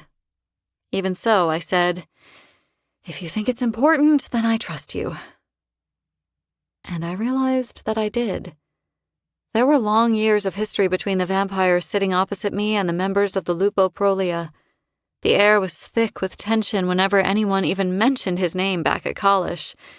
There was so much I didn't know when it came to their relationship with Taladeus, but at the end of the day, I could only go by my own experiences with him. I knew that he had saved my life. I knew that he was sad. I knew that I believed him when he said this disavowalment was for the best, and honestly, I had hated the idea of sharing such an intimate connection with anyone other than my mate since the second I had woken up. What Taladeus was offering me was a kindness. I stood up and held out my hand to him. All right then. Disavowed it is. No more maker and maid bullshit for us. The tide of Taladeus' sadness broke for a moment, and I felt his relief rushing in. He accepted my hand and shook it. No more maker and maid bullshit. He agreed. But how about friends? I grinned, because the vampire who had saved me, who was at least 1,500 years older than me and had half of Amontreath pissing in their pants whenever he walked, lest he turn their blood to smoke, actually seemed nervous. I think I'd like that. At that, he returned my grin. In that case, you'd better call me Tal. Chapter 13. Silver City. Kingfisher. I was ready for the bloodshed. Carrion Swift was not. Scores of iron-tipped arrows tinged off the heavy shield I held in front of us as we emerged from the quicksilver. The sliver of metal that still clung to the rim of my iris cackled with delight as Swift let out a panicked yelp and grabbed hold of my leather backplate, almost unbalancing both of us and sending us back into the pool. The smart mouth is not so smart now, it purred. The smart mouth sounds stupid. Shit! We are definitely going to die. You're choking me, Carrion. Let go so I can move. The smuggler relinquished his hold on my armor. He staggered to the left, taking a position where I'd told him I would need him to stand earlier. We hadn't had much time to make plans, so I'd made it very simple. Stand right there, behind me, on my left.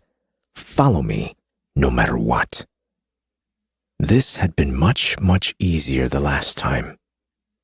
Madra's guardians hadn't expected anyone to come bursting out of the Quicksilver then.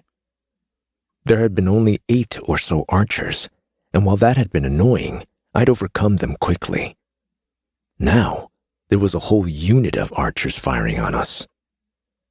And just to round things out so very nicely, I was also babysitting a jackass who was struggling not to trip over his own fucking feet. The heat in the air hit me like a physical blow. I ground my teeth together, throwing my shoulder into the shield, and I pushed forward. The second we'd made it out of the pool, and the soles of my boots had hit the sandstone floor, I threw the world into darkness. My eyes! I can't see! Where are they? Keep firing! Cries went up throughout the hall of mirrors. My shadows filled the huge hall from floor to ceiling. The air hummed with my magic, blotting out the light, and suddenly, it didn't matter that Madra had assigned an entire unit to guard the Quicksilver pool. Her men were human, and humans couldn't see in the dark, one of their many flaws. In fairness, the Fae couldn't see when my shadows flooded their vision either. I'd warned Carrion of this before we'd entered the pool, and had told him what to expect. There would be shouting, there would be large-scale panic, there would be a lot of scrambling, and then the dying would start. To my eyes, the room was in monochrome, the chaos unfolding before me in different tones of gray. Guardians fumbled around in their cumbersome armor, crashing into one another. Those who fell to the ground were taken out by their inability to find their own feet again. Archers shot at each other in the dark. Arrows cut through the air, aimed high, aimed at pillars, aimed at anywhere but us. I made sure of that. It didn't take much. A gentle nudge here, a little tap there. Bowstrings snapped. Guardians went down screaming, shot by their own friends.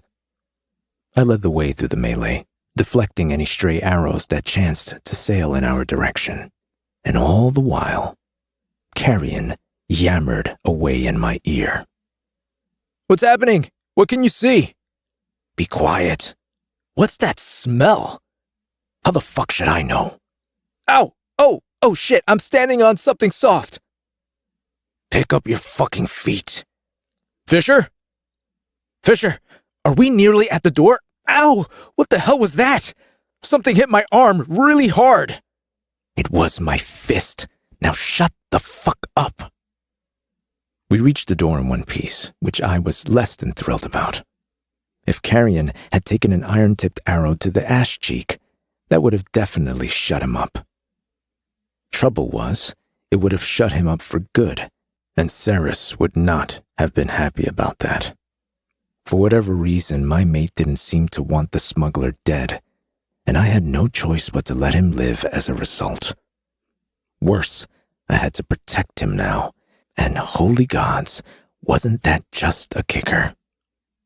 I shoved him ahead of me as soon as we were through the door that led out of the Hall of Mirrors and into Madra's palace.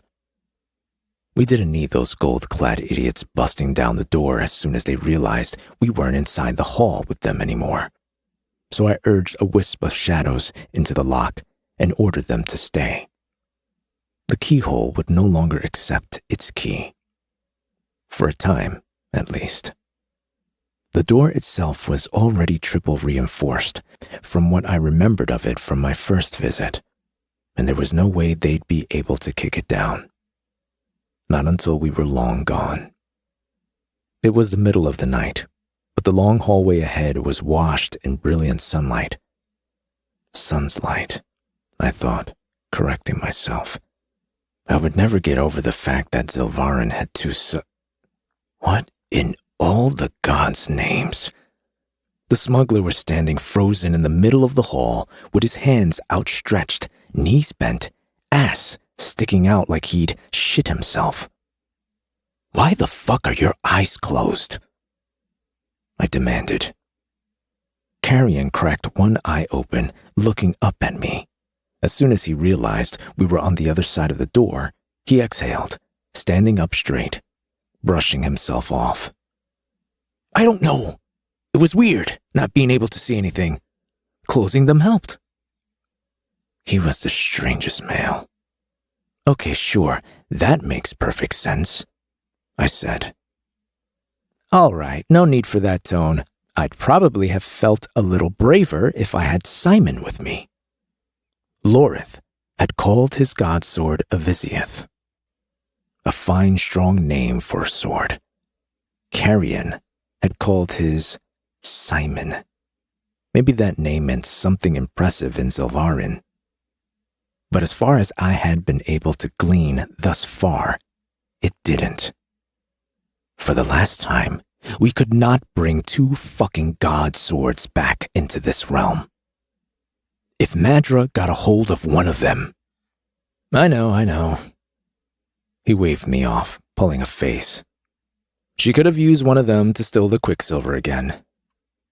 I don't like being here without my sword any more than you do, trust me. But I am not getting trapped in this hellhole. Now come on, we need to move. I didn't give him the opportunity to say anything else.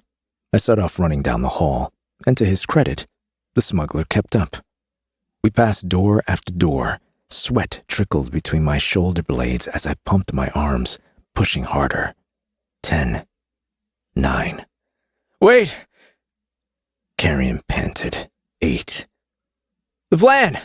Why didn't you tell me what came after the hall? 7. Because I knew you wouldn't like it. I grunted. 6. 5. Fisher? 4. Fisher, why are we sprinting straight for that window? 3. He started to slow, but I grabbed him by the back of the armor Renfis had lent him, and I held on tight. 2. Pick up your fucking feet, Your Highness, I snarled. 1. I threw him out of the window. Howling dry wind ripped at my clothes as I launched out of the damned thing after him. Fuck you, Fisher! Even hurtling toward the ground at a rate of knots, the smuggler still didn't shut up. I reached for Carrion, and a rope made of smoke and flashing black sand erupted from my hand, zipping through the air and lashing around the male's ankles. Below, the tops of faded red tents rushed up to greet us. Grains of sand stung my eyes, but I kept them open so I could judge when to act. The fall was easy, quick, 60 feet from the ground. I reached for my secondary magic and prayed that it answered. It was fickle and often off-wandering when I called. Luck was on my side today, though. I pictured a vast net stretching across the wide street below, and the crosshatch rope began to lash and twine across the gap. It anchored to the roof of the building on the left. One corner of it anchored to the building on the right. Shit. Carrion hit the net. The rope sagged in the middle, cushioning his weight.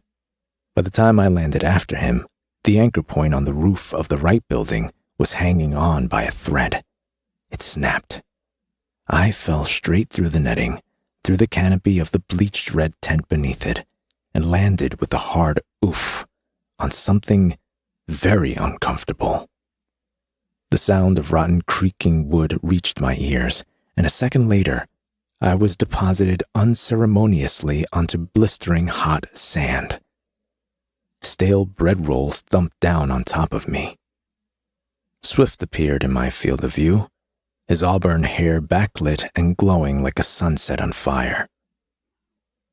"That was not okay," he said in a flat tone. I blinked sand out of my eyes. Quiet. I broke your fall, didn't I? My cart! Bastards, you've destroyed my— The shout cut off when the old woman took in the two miscreants who had destroyed her property. Carrion had lived in Zilvarin for lifetimes, but he had done so as one of them. Glamored, he'd been tall and broad for a human, but now he was hovering near 7 feet and possessed the pointed ears of the Fae. As for me, I was a sight taller than Swift, significantly better looking too, but that was beside the point. I flashed my canines at the sunburnt woman, giving her a broad smile. "Apologies, madam. We had a little argument with gravity. Looks like gravity won." I acted fast. It would have been smarter to glamour us as soon as we'd left the Hall of Mirrors, but there hadn't been time. I dove deep into my magic and cast it over myself and the smuggler, the change taking effect in the blink of an eye. It didn't feel any different, per se, but the layer of illusion clung close to my body like a second skin. An itchy one that I immediately wanted to shed. When I looked at Carrion, he was shorter again, rounded ears, shoulders narrower, stubby, ineffective teeth. He looked human. I tried not to think about what I looked like, masquerading as one of them. The stall owner righted her lopsided hat, rubbing her forehead. Was she about to pass out? She had just seen us morph from Fae to human, which accounted for the confusion on her face. "Ha! Looks like gravity won. That was almost funny." Carrion groused. He thrust out his hand, offering to help me up. Loath as I was, I accepted. My ribs were on fire, and I was so caught up in the debris I made of the woman's bread cart that I kind of needed the help. The smuggler looked far too pleased with himself as he hauled me to my feet. "Where to now?" he asked. "You tell me. The whole point of you coming back to Zilvarin was because you know this city. Better than anyone, you said." "And that's true," Carrion snapped back. "But I need to know what you want to take care of first. The silver, the infected feeders, or the brother?" "There! Down in the square!" Through the gigantic hole we'd ripped in the tent's canopy, we could see 3 guardians leaning out of the window high above, peering down onto the street. They'd already spotted us. It wouldn't be long before they were on top of us. "The silver," I answered. "We'll take care of the silver first. Now let's move." "You're too pale," Carrion hissed. He charged headfirst through a network of winding side streets, keeping his eyes firmly fixed on the tops of his boots. I followed, hand resting on the hilt of the dagger at my hip. "What do you mean, too pale?" "I mean, even the dead in Zilvarin have more color in their cheeks than you do. The suns are pretty intense here. Everyone's burned or tanned or both. You look like you lived underground all your life. It's making people stare." I glanced around and saw that he was right. People were staring. And it would be better if we went unnoticed right now. We don't fit in here as it is. I've already glamored us. I can't do any more than that. My magic needs time to replenish. Carrion's pace slowed a fraction. Replenish? What does that mean? It means to refill, refuel, Saints and martyrs, do you have to be so literal? I know what the word means. I want to know why your magic needs to replenish. I bit back a sigh, eyeing the crowd from deep inside my drawn-up hood. I'm not Zilvarin-born, Carrion. My magic isn't of this place. I can't draw from it as freely as I would back in Evelia. We're lucky I can draw from it at all. There are realms and worlds amid the void of this universe that are entirely barren of magic. If a seed of magic still didn't cling for purchase somewhere within the bowels of this miserable place, I'd be completely cut off from my gifts. I just exhausted a good portion of the magic available to me back in the hall. It'll be a while before I have full access to my magic again. Glamoring us might not demand much of my resources, but that doesn't mean I'm going to sacrifice precious energy by giving myself a fucking tan. Carrion didn't say anything for a beat, but then a thought occurred to him. If you exhaust all of your magic, you'll be as powerless as me then? I scoffed at that. Of course not, don't be ridiculous. I'll still know how to hold a fucking sword. All right, there's no need to be rude about it. Can you just stop scowling at people? This is the hub. Zilvarin's elite live here. Everybody knows everybody, and we do not look like we belong to the city's rich and well-to-do. If you keep glowering like that, they're definitely going to notice us. This is the nice part of the city. Believe it or not, yes. Quickly, we're going this way. Carrion squinted up and down the street before darting down a side alley. I grumbled, following, not liking any of this one bit. We had 3 days until Ceres awoke the Quicksilver again, though. There was a lot to be accomplished in that time. And Carrion's knowledge of Zilvarin was already paying off. He seemed to know where he was going.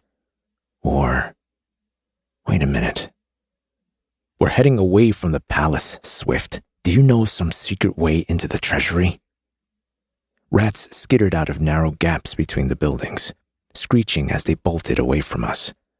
There was nothing back here but a few ancient-looking sandstone houses that looked like they would crumble with the smallest shove.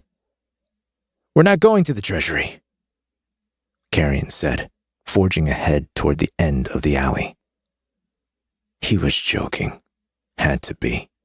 Say that again? Madra stripped this whole city of all metal, precious and otherwise, a long time ago. She's paranoid as hell about people having access to it. So what do you think her treasury is going to be like, Kingfisher? Is she likely to store all of her metals in the kind of place that would be easy to break into? Or is she going to put them someplace not even the gods themselves would be able to access? We had reached the end of the alleyway. Your point? No one has ever broken into Madra's treasury. No one even knows where it is. And believe me, I spent a good part of the last 1,000 years trying to figure that out myself. We don't have time to solve that mystery right now. So, I'm taking you to the next best source of silver I can think of. He cut me a roguish grin. The Brigands Bank. Why am I not surprised that you have an account at a place called the Brigands Bank? Oh, I don't have an account, Lord Kalish. He winked at me. I own it. He arced his boot over the ground between us, sweeping back waves of sand to reveal a worn wooden hatch with no handle beneath. The bastard was unbearably smug as he squatted down and pressed his palm against the splintered wood. I heard the inner workings of a lock being opened from the other side, and then the small hatch popped up just enough for Carrion to wedge his fingers into the gap and lift it open. An act of small magic. I shouldn't have been surprised that he was capable of such things. Even uneducated and untrained in his powers, Carrion must have noticed he could do things that other people couldn't. The Dianthus line possessed more magic than many of the other houses in Evalia. That smells like a sewer, I observed, peering into the dark hole. Swift laughed. It does, but you'll be relieved to know that this is actually how the hub's supply of clean water is delivered. Delightful, right? Zilvarin was an ancient city. It had existed long before Madra ascended to the throne. A feat of engineering, It had once been the seat of a council of magic users. Laws had been passed here. There had been hanging gardens and beautiful water fountains large enough for the city's children to play in. The history of this place was well documented in Evelia. It had always been circular, shaped like a wheel, yes, but it was Madra who had segregated it into wards. The huge walls that divided Zilvarin and its people sank deep underground. When you wanted to build high on an unstable foundation, you had no choice but to dig deep for purchase. The dank tunnels Carrion guided us through were tall enough for a man to stand at his full height, but not a female. I habitually ducked my head along most of the route, forgetting I was shorter than normal. Whenever we hit one of the wall's buttresses, Carrion using magic I hadn't known he possessed to open heavy wooden doors in the meter-thick stonework, we did have to double over to make it through the gap. Carrion had found a torch that he'd apparently left at the tunnel entrance for this exact purpose. Its orange glow threw a halo of light up the walls and gave off just enough light for us to see by as we sloshed through the ankle-deep water. The smell had gone from unpleasant to downright foul as we'd passed beneath one ward, then another, then another. I had smelled fields of corpses after a battle that were less offensive than these tunnels. I started breathing through my mouth after the fourth door we passed through, and then quickly reverted back to inhaling through my nose. Breathing through my mouth meant I could taste it. I admit, this was a whole lot less disgusting when I was glamored before. Carrion groaned. You might have changed the way I looked, but I think I retained my face sense of smell this time around. I kept my mouth shut and glowered at the back of his head. Eventually, he announced that we had come far enough and gestured to yet another wooden hatch overhead. I can't reach it. There's nothing for me to stand on, he said. You're gonna have to let me boost up on your shoulders. No. All right then, you boost yourself up on my shoulder. Either way, one of us has to get up there, and unless you can grow your arms or something, for fuck's sake. I made a cradle for his boot out of my hands. Just get it over with already. The next few minutes were very annoying. I had Swift's ass in my face for at least 30 seconds, which were 30 seconds I would have to remember to blot from my memory once all of this was done. Then I had to help push him out of the fucking hole. And then I had to jump up and grab the sides of the hatch and pull myself up anyway, because he couldn't find anything long enough to lower down and pull me up. Useless. The light from the twin suns had somehow gotten stronger while we'd been navigating the tunnels. My eyes took a moment to adjust to the brightness as I stretched my back and brushed off my leathers. Carrion sat on top of a low, crumbling wall, watching me with that telltale glimmer in his eyes that meant he was about to say something that would make my blood boil. And sure enough. You know, I just realized something. What? You are completely at my disposal right now, aren't you? This next step in our plan relies entirely on me taking us somewhere and securing us an inordinate amount of silver. Which I think is probably worth something, no? No. And that got me thinking that I could probably leverage the deep gratitude you must be feeling toward me right now by suggesting that we go and visit an old haunt of mine along the way. We don't have time, Carrion. I beg to differ. It should take us no more than a couple of hours to load up with the silver. Once we've done that, we'll have to wait until tomorrow to go and fetch Hayden anyway. You could just point me in the direction of Ceres's brother and go about your business, Swift. Carrion looked off down the side street we had stepped into, the corners of his mouth tugging down as he thought about this. The sight of his face like that, in profile, stirred a long dead memory from the archives of my mind. A memory that was faded and moth-eaten at its corners. The courtyard in front of the apartment back in Ballard. My mother had been speaking with someone, and I had been tugging on her skirts, pestering her for Betel biscuits. In that gentle way of hers, she had urged me to go and buy the biscuits for myself since I wasn't a failing anymore, and had pressed a coin made of brass into my hands. A whole krona, an old one, worth twice as much as the new ones among the right circles. The piece of brass had been the most money I had ever held in my hands back then. I had marveled at it, stroking its surface reverently as I walked barefoot down the pathways of Ballard, onto my way to Wendy's to spend my fortune.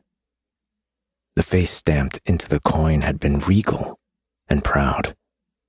The face of Ruick Dianthus. It took me by surprise in that moment that Carrion Swift bore a striking resemblance to his father. He turned away from the street and looked back at me, his eyes clear and sharp.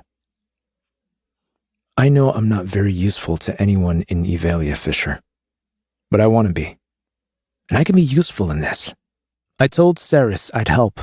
I told her I'd come back. So no, I can't just leave you. A pang of something spasmed in my chest, but I pushed it away, for once annoyed with myself for letting the past work its way under my skin. There was no denying it. Yes, Saris had slept with the smuggler, but she wasn't sleeping with him now, and she was entitled to her past, as I was entitled to mine. There was no sense regretting events that had helped form us as beings. And she was my mate now. My mate. She was beautiful, fierce, clever, independent, and strong. It made sense that even Carrion Swift, a seasoned thief and well-versed in the art of duplicity, by all accounts, wanted to keep his word when he gave it to her. He was her friend, much as it irked me, and I would accept that. All right, I set my jaw, huffing unhappily. Fine. Where is this old haunt of yours? Swift leaped up from the wall, kicking up a cloud of powder-fine sand when he landed on the ground. He clapped, crowing. You are going to love this place. They have this ale that, well, yes, it is distilled from rat urine, but... Carrion! I'm joking! He held up his hands, still grinning. He turned and started walking up the alley. Seriously? Can't you tell when someone's joking, Fisher? The beer tasted so bad that I feared Carrion had not been joking. He was putting it back so enthusiastically that I figured it wouldn't kill me, though. I sipped on the contents of my tankard, watching the humans as they came in and out of the tavern. The woman behind the bar had recognized Carrion immediately. She obviously knew him well, too, given that she warned him to behave himself or she would toss him out on his ass. A line of questionable-looking individuals stopped by our table. They all greeted the smuggler and asked him where he'd been. And Carrion came up with a new and even more unbelievable excuse for his absence every time. I hid my face in my beer, ignoring the stares from Swift's compatriots. Their curiosity had them loitering at the table for longer than felt polite as they waited for Carrion to introduce his new friend. But Carrion was only loosely acquainted with the universal rules of etiquette and tolerated the awkward silence while he waited for them to leave without breaking a sweat. I, on the other hand, was sweating. My shirt was plastered to my back. My hair was damp. It was hotter than the 5th level of hell in the tavern. And the temperature showed no signs of abating anytime soon. I fucking hate it here, I murmured into my cup. Carrion huffed out a breath of laughter. The third grows on you after a while. I shot him an incredulous look. Which part? The children starving in the streets? Or is it the hot beer? Isn't beer supposed to be hot? No, it is not. Huh. I didn't know that. He shrugged, downing another huge mouthful of his drink. The magnanimous mood that had struck me earlier had fled a while back, and now I was getting restless. I threw back what was left in my tankard, wincing as I swallowed, and then slammed it down onto the table. We're done here, Carrion. Time to go. No, we're not. We're nowhere near done.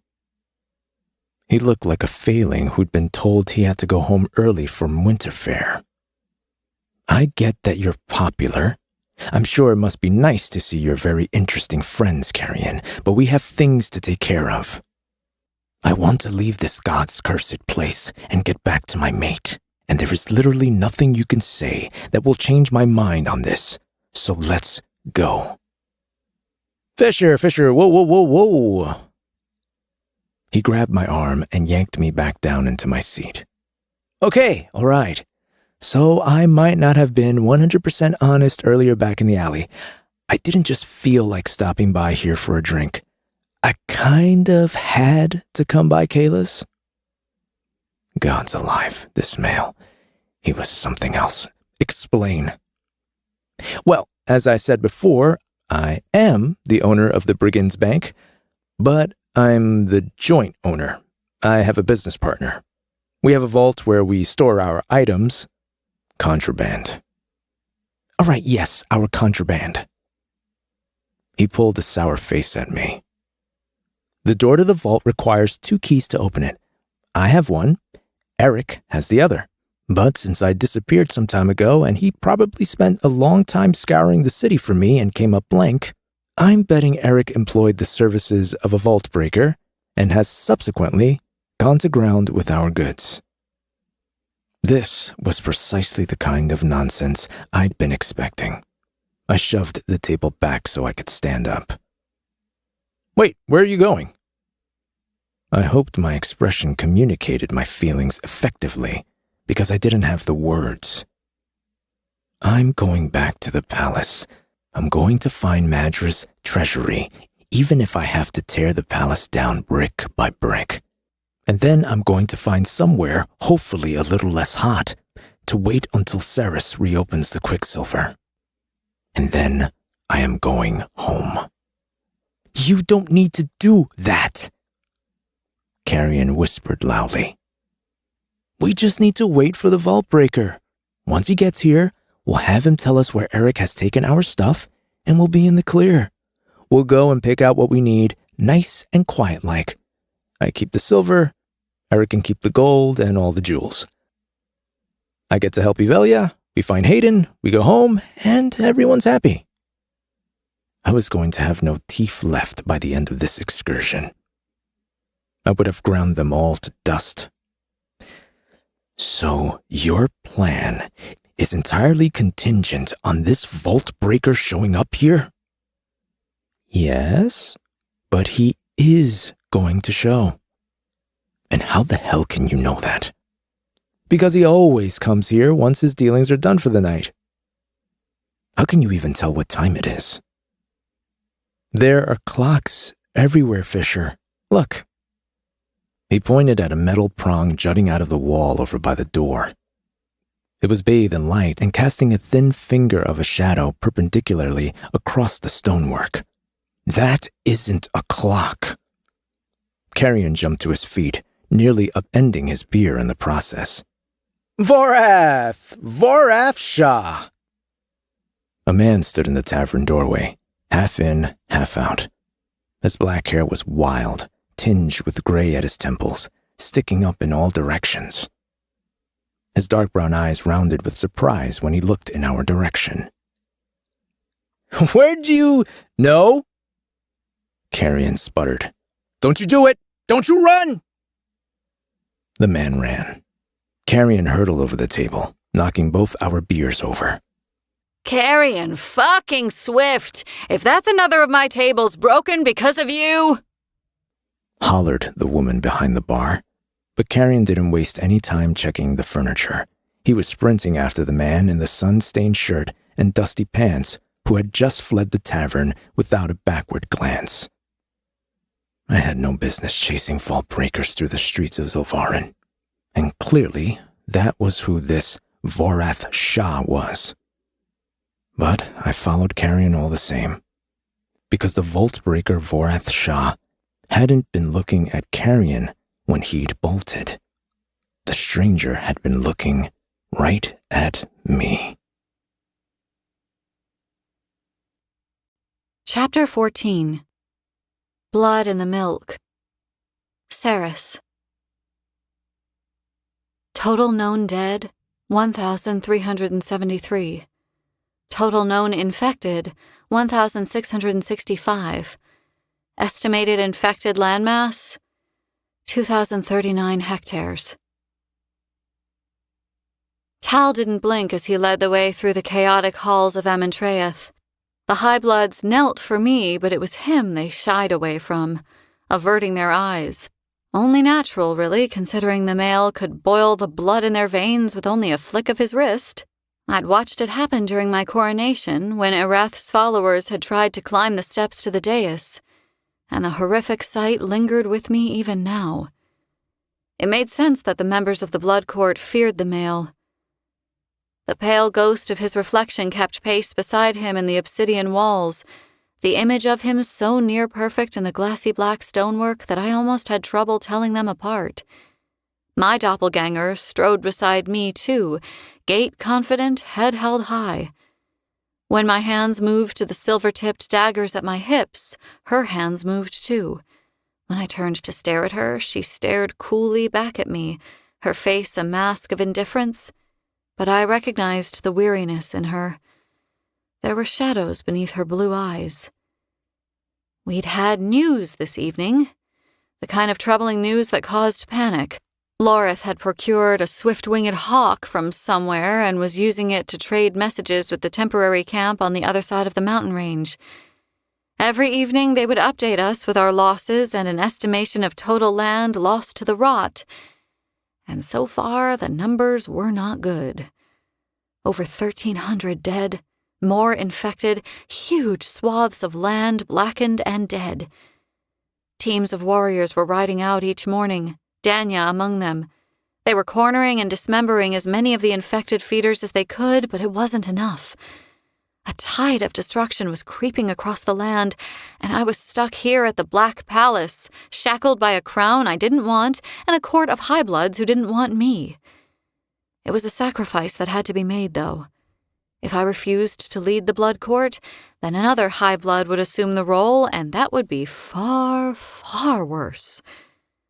The sound of our heels striking the polished floor echoed loudly as we made our way deeper into the bowels of the palace. Lorith was with Carrion in the training hall, attempting to whip him into shape, and without the warrior at my side to remind them of their manners, it seemed as though the members of the Blood Court had taken to staring. Groups of High-Bloods halted their hushed conversations, their eyes carving chunks out of me before resentfully dropping to their knees as we passed. Ignore them, Taladeus said as we rounded a corner and found ourselves alone. We stood at the foot of a long, steep flight of stairs that rose into darkness. The Blood Court is an archaic place. Its members are like insects trapped in amber. Nothing changes here. We are predictable in our cruelty, predictable in our violence. It's change that is feared most in a place like this. They aren't worried about you, per se. More what you represent. I hummed thoughtfully, glancing back in the direction of the well-dressed vipers who had been sizing me up so openly. I know I've given you discretionary rule here, Tal, but I still have ultimate power over this entire court. Have you thought that maybe they should be worried about me? My maker, my new friend, hovered in place, foot placed on the first step of the staircase, something dark and intrigued glittering in his pale gray eyes. I have found myself wondering that question, actually, he mused. And? A lot hinged on this moment. There was so much unspoken between us. He had saved me and brought me here. He had placed the crown on my head and given me this power, and he had never once asked me what I intended to do with it. I was mated to an enemy of Senisroth. I had already decommissioned their army, as it were. At any moment it was within my purview to defang the entire court and bring the black spires of Amentraeth crashing down on all their heads. Tal was more aware of this than anyone. And yet he shrugged. I know you hope to save the High Bloods who live here, Cerys, to instill in them some kind of belated moral compass. I know you hope to eradicate the Horde and put them in the ground eventually, after you've given the court some time to get used to the idea. Apart from that, I try not to bother myself with the politics of regents, Your Highness. His voice held no emotion, but the slight bow he offered me gave the impression that he was being very sarcastic. I'm but a lowly lord of midnight. It would be impertinent for me to second-guess the motives of our esteemed queen. I was puffing and clutching a stitch in my side by the time we reached the top of the stairs. 573 steps. That's how far I'd gotten before I'd given up counting and focused on my breathing. Apparently, even half vampires don't possess a bottomless well of energy.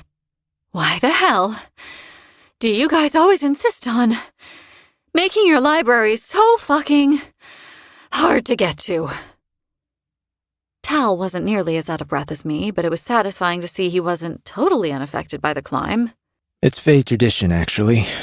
Malcolm rejected most of the old conventions when he realized what he had become, but this was one he held on to.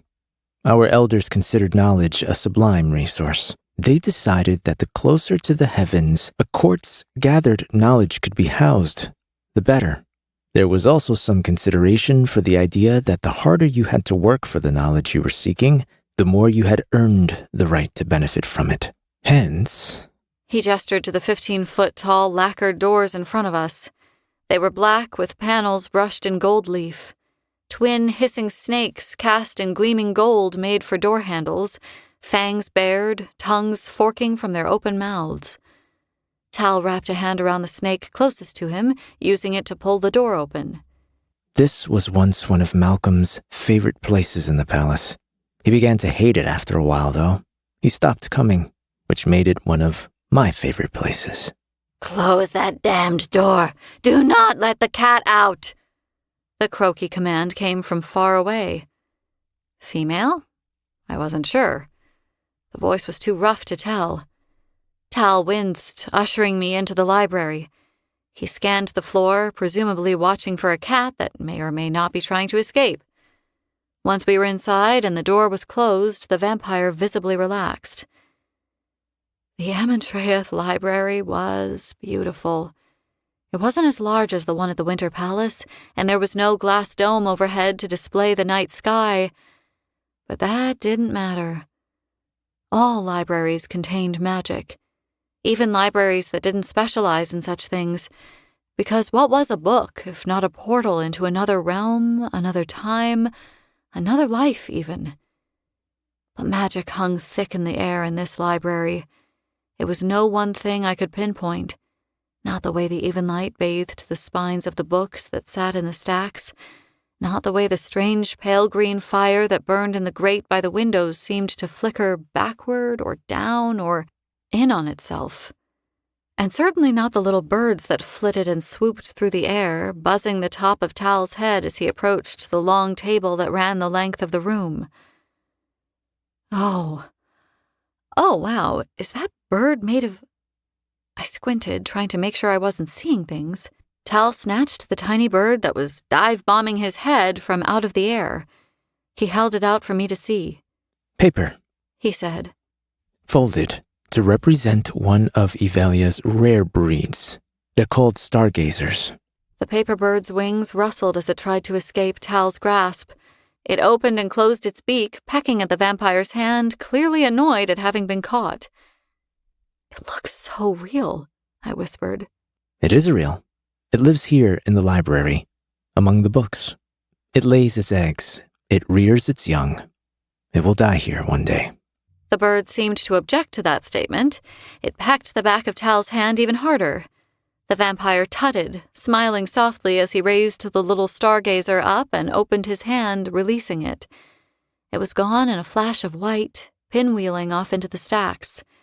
There are hundreds and hundreds of them up there, nesting in the rafters. They've been here for as long as anyone can remember, over 1,000 years probably. Someone folded mating pairs a long time ago and gave them a spark of magic. They kept hold of that magic and passed it on, and passed it on again. But how? It didn't seem possible. They're just paper. Tal was solemn, letting his head hang as he pulled out a chair at the end of the long reading table and slowly sat down. He stacked his hands on his stomach, storm-gray gaze finding me at last. Aren't we just the same? Made from the same material as the sea and the dirt and the sky? Folded from the scraps of the gods and entrusted with a spark of magic that makes us real? The statement rocked me a little. It undid me at the same time. You believe that we were made by the gods? Put here by them as part of some grand design? Taladeus snorted. No, I don't. I think that one day a magician folded some paper and created these birds.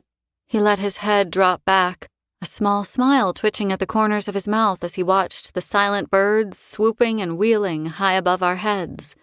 I think it took a curious mind to combine the ingredients it took to make us too. But that's all. Where any kind of life exists, magic proliferates, Cyrus. We create all the wonders of this realm just by being present to witness them. And it's always magic that lights the way. That is what I believe. He speaks like he knows what he's talking about. A dry voice observed from the shadows. It was the same voice that had demanded we close the door. Tal's smile became rueful as he turned to face the female who hobbled out of the stacks. She was stooped double, her back hunched, shoulders hiked up around her ears. Deep wrinkles lined her face. The puff of hair floating around her head was as white as the fresh snow that capped Omnimaran. I had only seen her once before, at my coronation. Algat's eyes were shrunken into her head, black and glassy as the obsidian walls of the palace.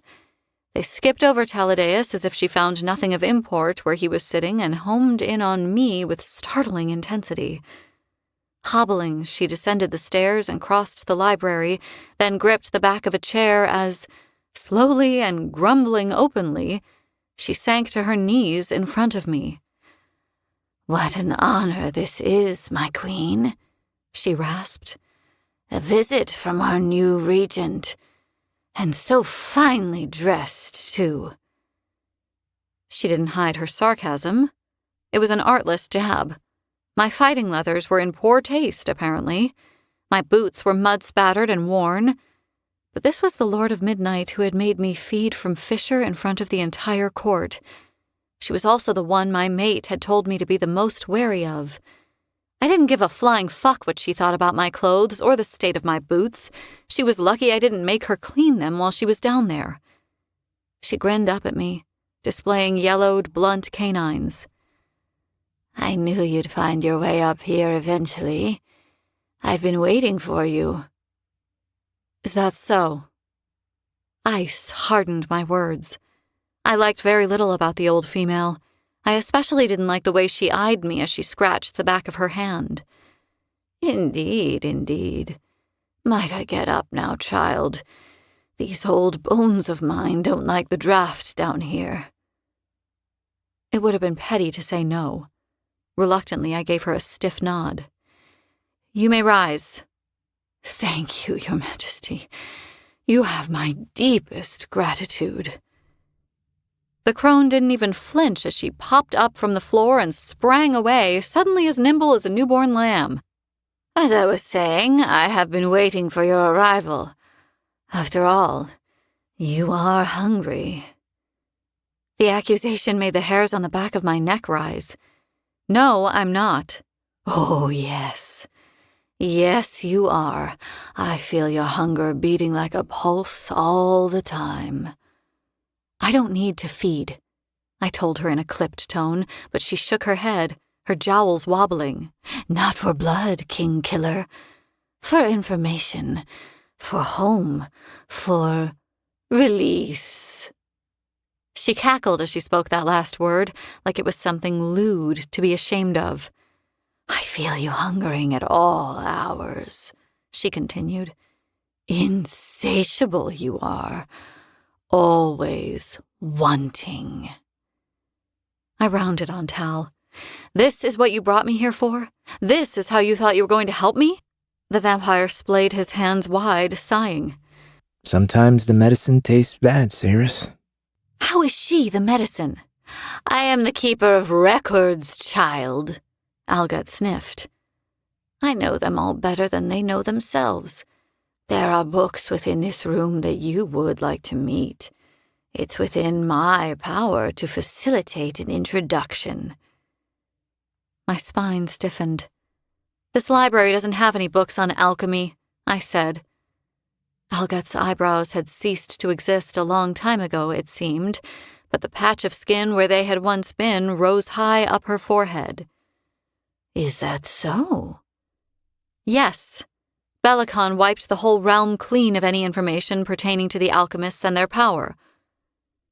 The ancient female aimed a very serious expression at me, nodding her head sagely, but she couldn't keep it up. She burst out laughing before I was finished speaking. Oh, child, you are wet behind the ears. Did you finish suckling at your mother's teat yesterday? Algut, Tal said in a warning tone. Remember who you're speaking to. The female scowled at the silver-haired lord. My memory is as sharp as yours, and then some, Wraith. I know exactly to whom I speak. King Killer. Day's End. The Last Tide. Name-breaker. Enough! Tal brought his fist crashing down onto the table. The ancient female cut off her tirade, a rope of spittle dangling from her top lip. She stared at Tal for a second, her face expressionless, but the air was suddenly still, thick with a prickling tension. Tal kept her locked in his sights. He did not look away. All right, then. Algut clapped her hands together, suddenly standing on the other side of the table. Where the hell had she come from? I hadn't seen her move. As she swung around, her body moved in a jerky, unnatural way that made my skin crawl. Belicon de Barra, Belicon de Barra, she chanted in a childish, high-pitched voice that was nothing like her earlier croak. The king of the Avelian Fae has never stepped foot across the threshold of your domain, my queen, she said mockingly. My father forbade it. That poisonous old toad has never sought an audience with my books. They are intact. I didn't want her to know what kind of an effect this news was having on me, but I wasn't quick enough. The stooped female heard my pulse quicken, and a rotten smile slowly crept across her face. My father was a patron of the alchemists.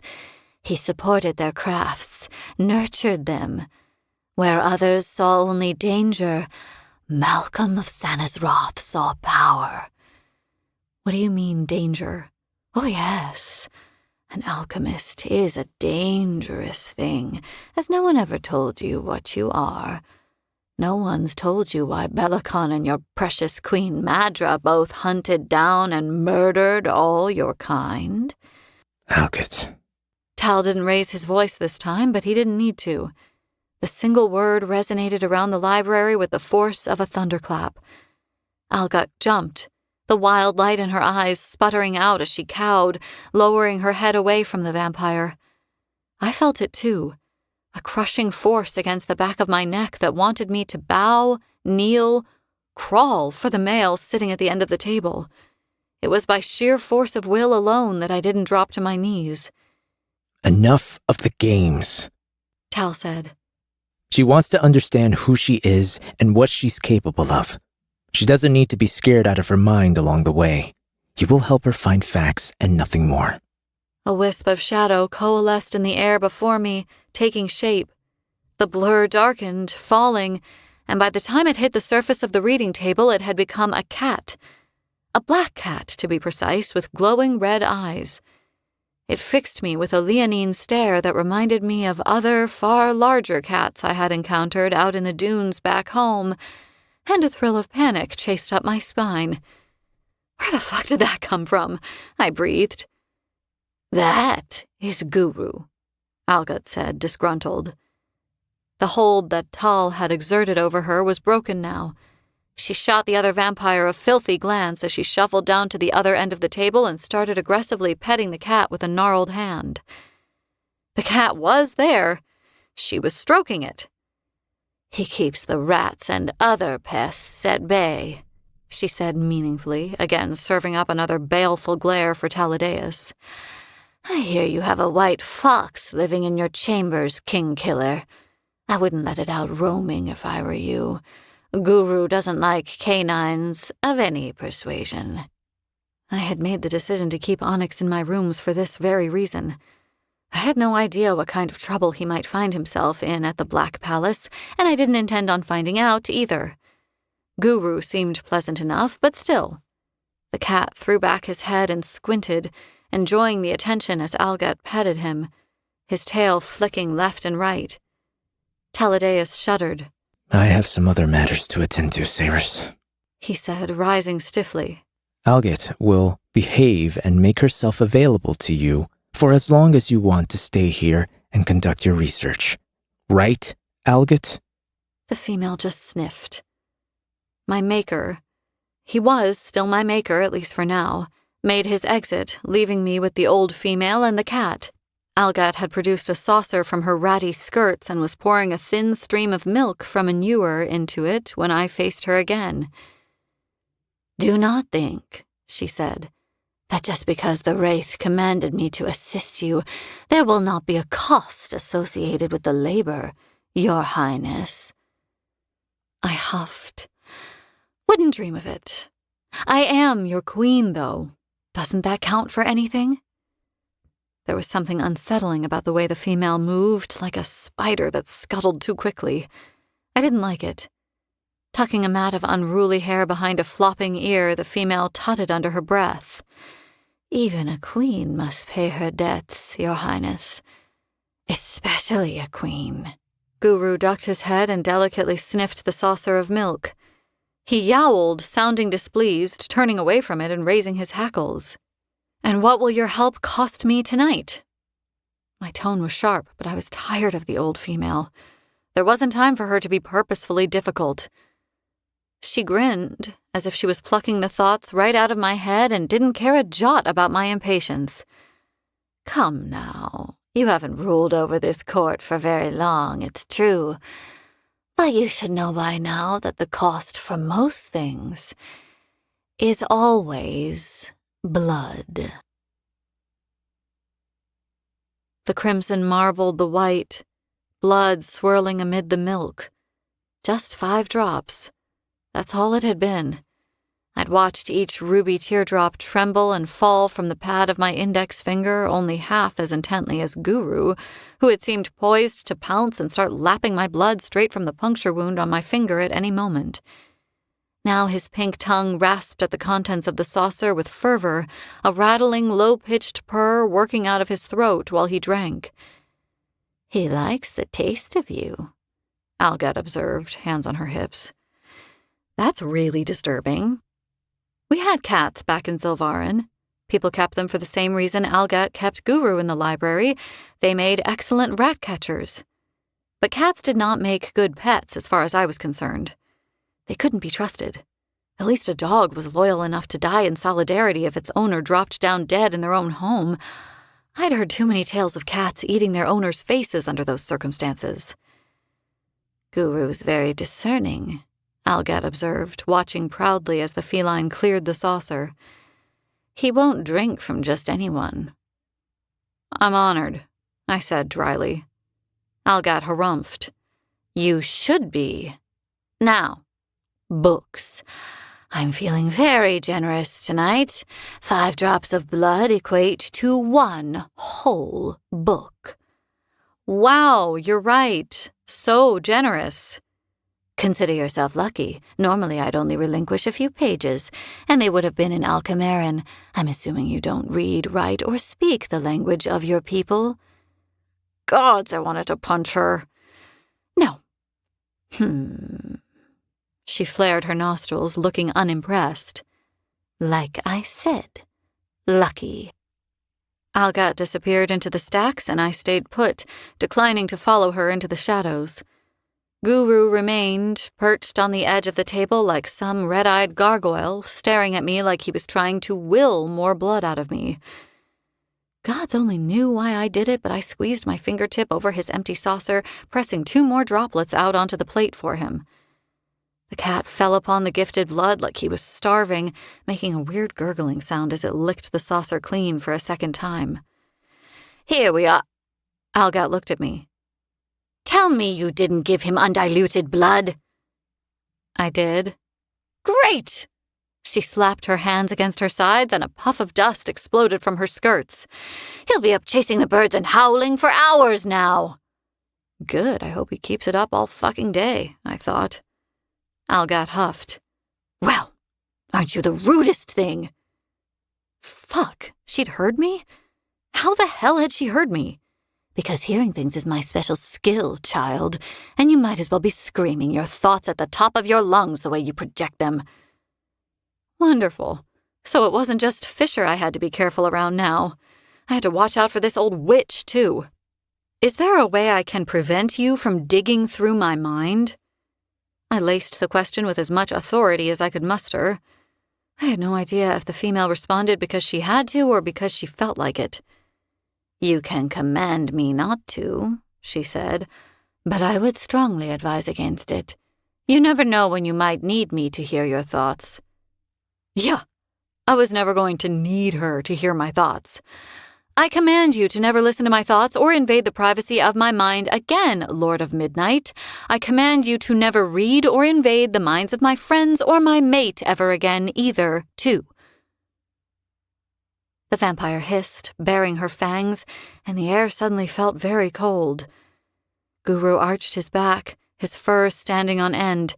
He mirrored his master, hissing, and then launched off the end of the table, turning into a puddle of shadow that fell across the floor and merged with the large shadow cast by a grand writing desk. You come with your hand out, asking for help from Algat, and then you bind her hands behind her back?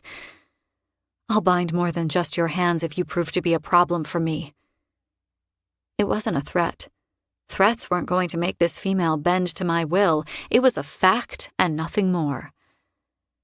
I'd like to see that book now. I don't have all night to waste on this. Seems to me that this should be the only thing you're focusing on right now, the female observed. Her eyes had roved down my body and were fixed on my gloves, and the glowing runes that were burning right through the leather. Quickly, I hid my hands behind my back, alarm prickling across my shoulder blades. The book, Algat. Please.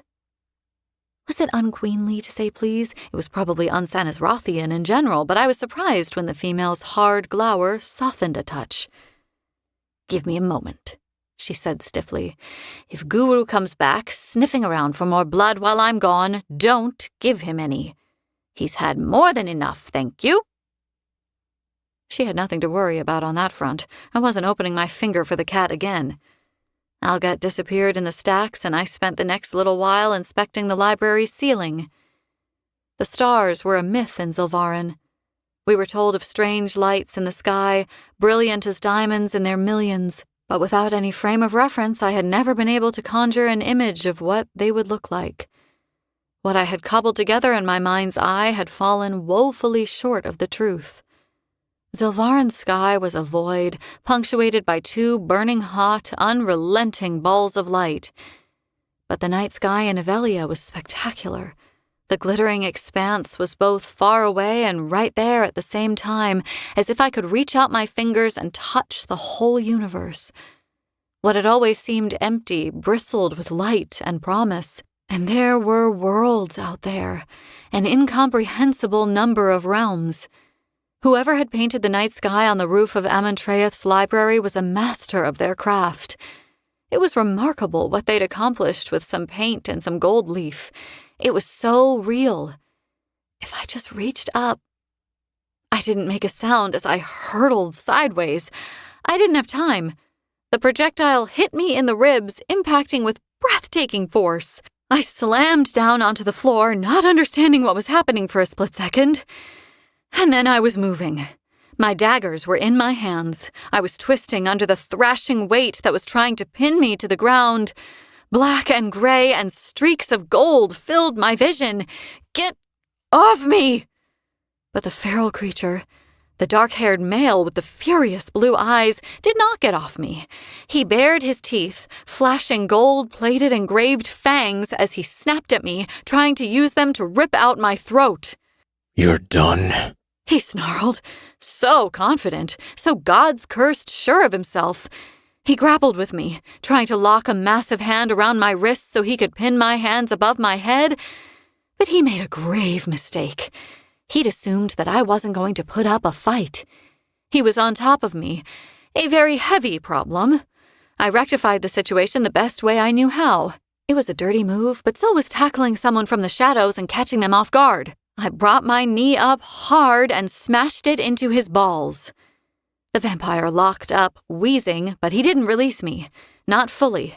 The brief lapse in his grip gave me room to yank a hand free, though. Took me all of 2 seconds to find the dagger I dropped when he'd pinned me. I didn't flinch as I drove the point of the blade into his side, up between his ribs. The vampire shuddered, pulling back. "What?" He looked down in confusion.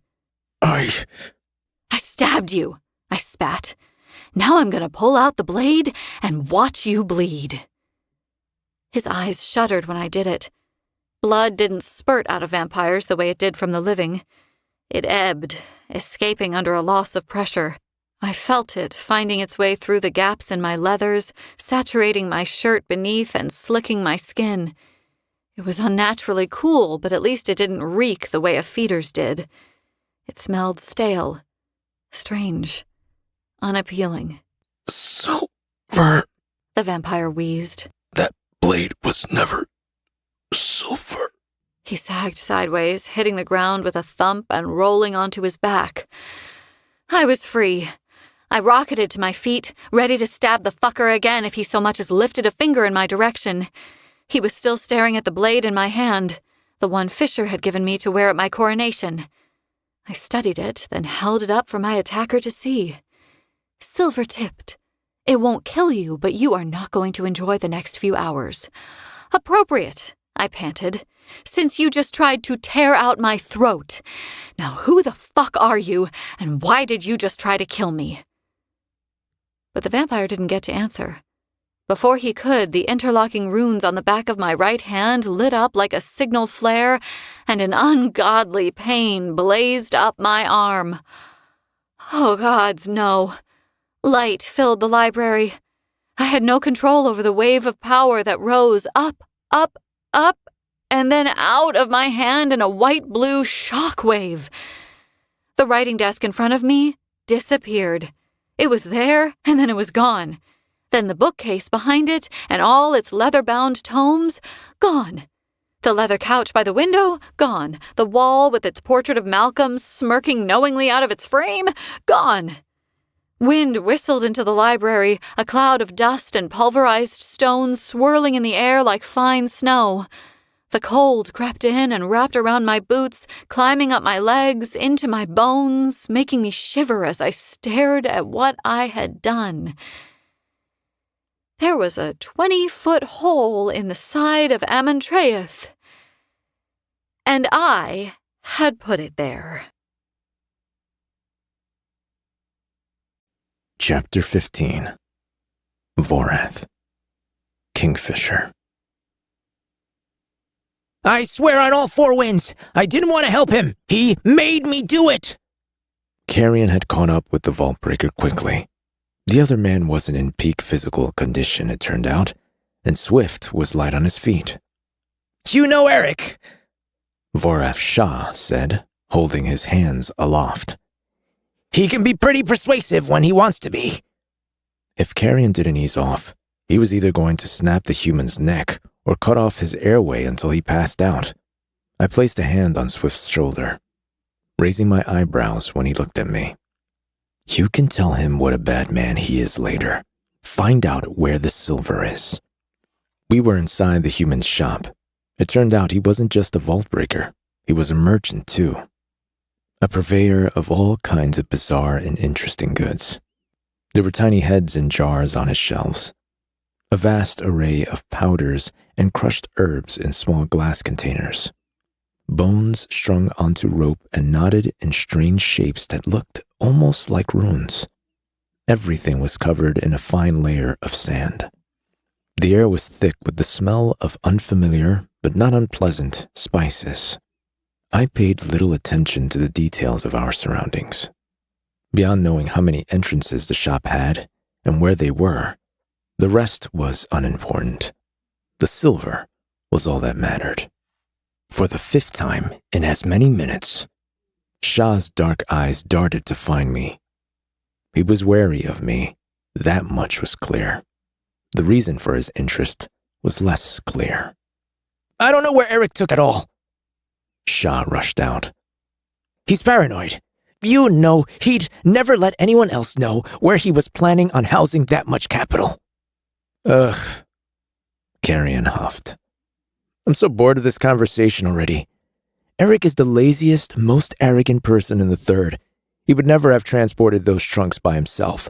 That kind of grunt work is beneath him, and he wouldn't have brought anyone else in to deal with it. Because you're right, he is paranoid, which means he got you to shift it all.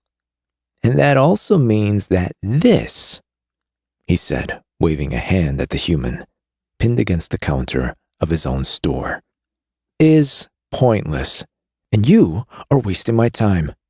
Where's my money, Vorath? Again, Shah glanced at me and flinched. I was wearing armor, but he couldn't see that. I was glamored. He was looking at me strangely for some other reason, and that had piqued my interest. If I tell you where he is, I'm siding with you, Shah gasped. If I don't tell you where he is, I'm siding with him. You're both out of your God's cursed minds. How am I supposed to decide which one of you to piss off? Oh, you should definitely piss off the one who isn't here, Carrion suggested. Or the one who is here will rip out your fingernails. Yes, I can see the wisdom in that, the human said. He squeezed his eyes shut when Carrion strengthened the grip he had on his throat. I don't mean to complain, Carrion, but your elbow is digging into my ribcage. Shah wasn't as afraid as he needed to be. He knew there might be some pain along the path that stretched before him, but he wasn't concerned about any real consequences. Not from Carrion, but I was an unknown entity. Just kill him and be done with it, I said, affecting an air of boredom. The vault breaker began thrashing his arms and legs. No, you don't need to do that. I'll tell you. It's fine. You just have to understand. The Third isn't the kind of place you can just double-cross someone and walk away. Shah had double-crossed plenty of people in his time. My gut instincts were rarely wrong.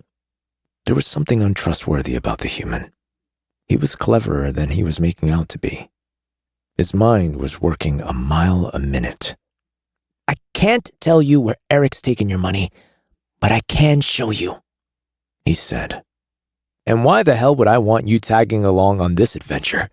It's already 0% fun, Carrion said, shooting a none-too-subtle look in my direction. Because I'm useful. Because I want to make it up. He coughed, struggling to swallow around the forearm Carrion was pressing into his windpipe. Up to you for running just now. You know how it is. I panicked. I'm sorry, Carrion. Come on. We're friends. This man had no friends. If I was right about him, then he had a barrow where he dumped the bodies of his victims. But I kept my thoughts to myself. Carrion pulled back, easing the pressure from Shah's throat a little. His pale blue eyes went to me. Well, are we letting him escort us to the goods or what? I say we torture the location out of him and then dispose of him. Thump, thump, thump. Shah's pulse was as lazy as could be. It didn't spike at all as he pretended to panic again. No, Eric's laid out traps. You'll need me if you want to get past them. Why did he want to come with us so badly? I supposed there was only one way to find out. All right, fine. He can come. But he's your pet, Swift. Make sure you keep him on a short leash. It was morning now. At least I thought it was. It was impossible to tell. I borrowed an oversized gray scarf from the human and used it to shield my head from the sun's and the third's prying eyes as we made our way through the ward, silently hating the sensation of the sweat running down my back. Carrion kept his head down, moving with the flow of the crowded streets. His shoulders were relaxed, his gait unhurried and easy, but his eyes skipped over the faces of the humans who passed us. His hand rested casually at his side, but his fingers brushed his hip, where I knew a dagger was strapped to his side, concealed beneath his shirt. He was ready. If we had to run, he wouldn't need telling twice. If we had to fight, that steel would be in his hand in a heartbeat, and he wouldn't be afraid to use it. A little ruefully, I squirreled away the observation to process later. Shah was twitchy as a ferret. 10 feet ahead of us, he wove through the press of bodies like a minnow swimming upstream. I kept an eye on the back of his head, determined not to let him give us the slip among the crowds. What are all these people doing out here? I muttered. Don't they have homes? Work? Next to me, Carrion laughed bitterly down his nose. They're on their way to the ward gate to claim their water ration for the day. If they don't get there early, there'll be none left, and they'll have to wait until tomorrow. It was one thing knowing that Madra kept her people under the heel of her boot by keeping them thirsty. Seeing it in action was another thing entirely. The humans who shuffled toward the ward's entrance were dirty, their clothes worn. Many of them were rail-thin, eyes sunken in their sockets. But there were smiles on their faces. They laughed and catcalled at one another as they made their way to collect just enough water to keep them going until tomorrow. Their homes were little more than crumbling shells. They were beaten and oppressed at every turn. They barely had enough food to feed their children, and it had become normal. They had accepted it, found a way to cope with it. In the face of abject misery, they had built lives for themselves and community. They weren't yet broken.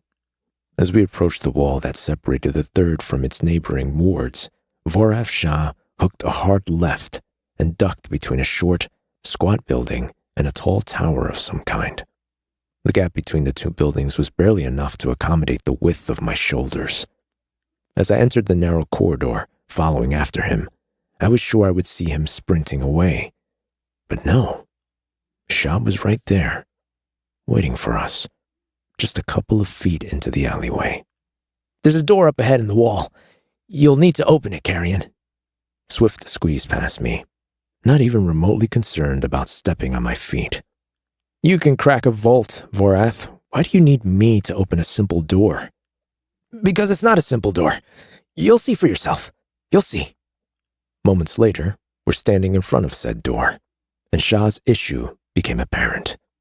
There was no door handle. There was no keyhole. There was no lock. In fact, the wall was so smooth and free of defining features that it was almost impossible to tell there was a door there at all. If it weren't for the thin, oblong seam in the sandstone, even I would have missed it. Shah held out his hands in a universal, see what I mean, kind of gesture. Carrion frowned, running a hand along the seam. How did you get in here when you were with Eric? He has a special key. He holds it against the wall and sweeps it to the left. It opens without a sound. The awe in Shah's tone was there for anybody to hear. I don't know how he has access to charmed objects. All I know is that he didn't get it from me. Did Carrion know that this magic trick of Eric's wasn't magic at all? From the way he snorted, reaching for the dagger beneath his shirt, it seemed that he did. Give me some space, he murmured. The blade flashed as he drew it and held it against the wall. He angled his body, blocking his movements from Shah. What are you doing? The vault breaker stood on his tiptoes, trying to peer over Carrion's shoulder. Carrion's eyes met mine. There was a question there. Should I tell him? I shrugged, not caring either way. It isn't magic, Shaw. It's just a really big magnet. Carrion swept his dagger along the middle of the door, grinning with satisfaction when the metal caught the metal on the other side, and he began dragging it to the left. Surprising, really. The dagger was made of face steel. The iron had been refined out of it, and it had been tempered with other alloys to make it strong. Turned out that face steel was highly magnetic, though. "What's a magnet?" Shaw asked. "I'll tell you later. No time for that now. We have silver to collect." As Carrion spoke, the huge sandstone block popped out and swung open, revealing a darkened passageway beyond. The bell tower is the highest point in the third. There's a ladder bolted to the outside of it, but no door, Shaw prattled. My whole life, I always assumed it was a solid structure, but no. Look at all this. Rooms and rooms, all empty, but still. I asked Eric how he found out about all of this, but he wouldn't say. He led us up the internal spiral staircase that wound up the center of the bell tower. Without any windows, the interior of the building was pitch black, but Shaw had come prepared. He handed out small vials filled with a glowing green substance that looked an awful lot like liquefied concentrated evenlight. All three of us held the vials aloft as we climbed, using them to light the way. I could see perfectly well in the dark.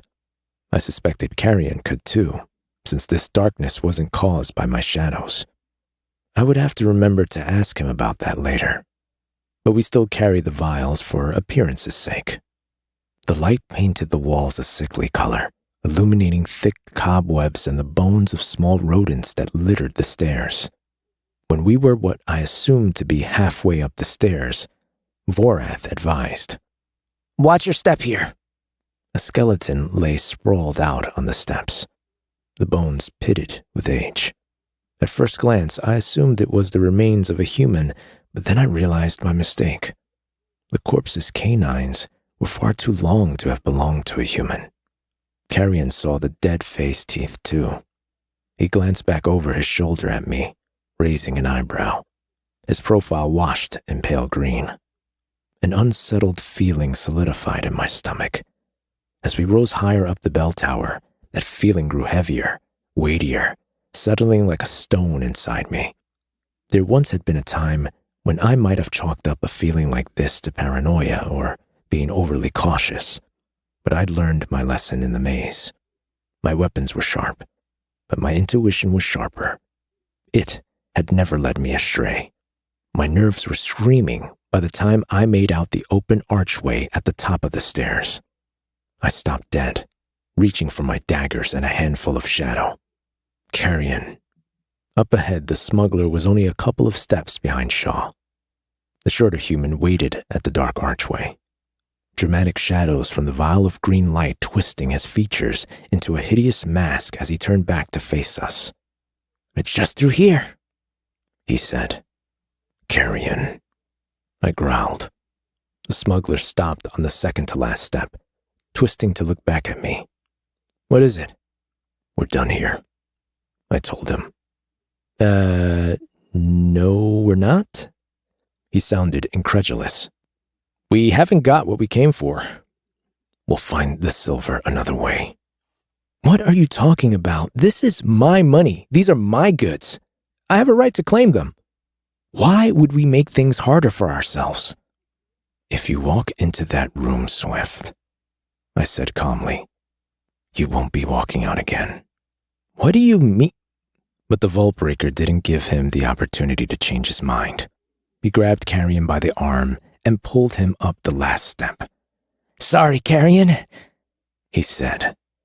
"I am your friend, but he's still hungry." "Who's hungry?" Swift tripped on the top step, falling forward, past Shaw, who moved out of Carrion's way, pressing his back against the archway.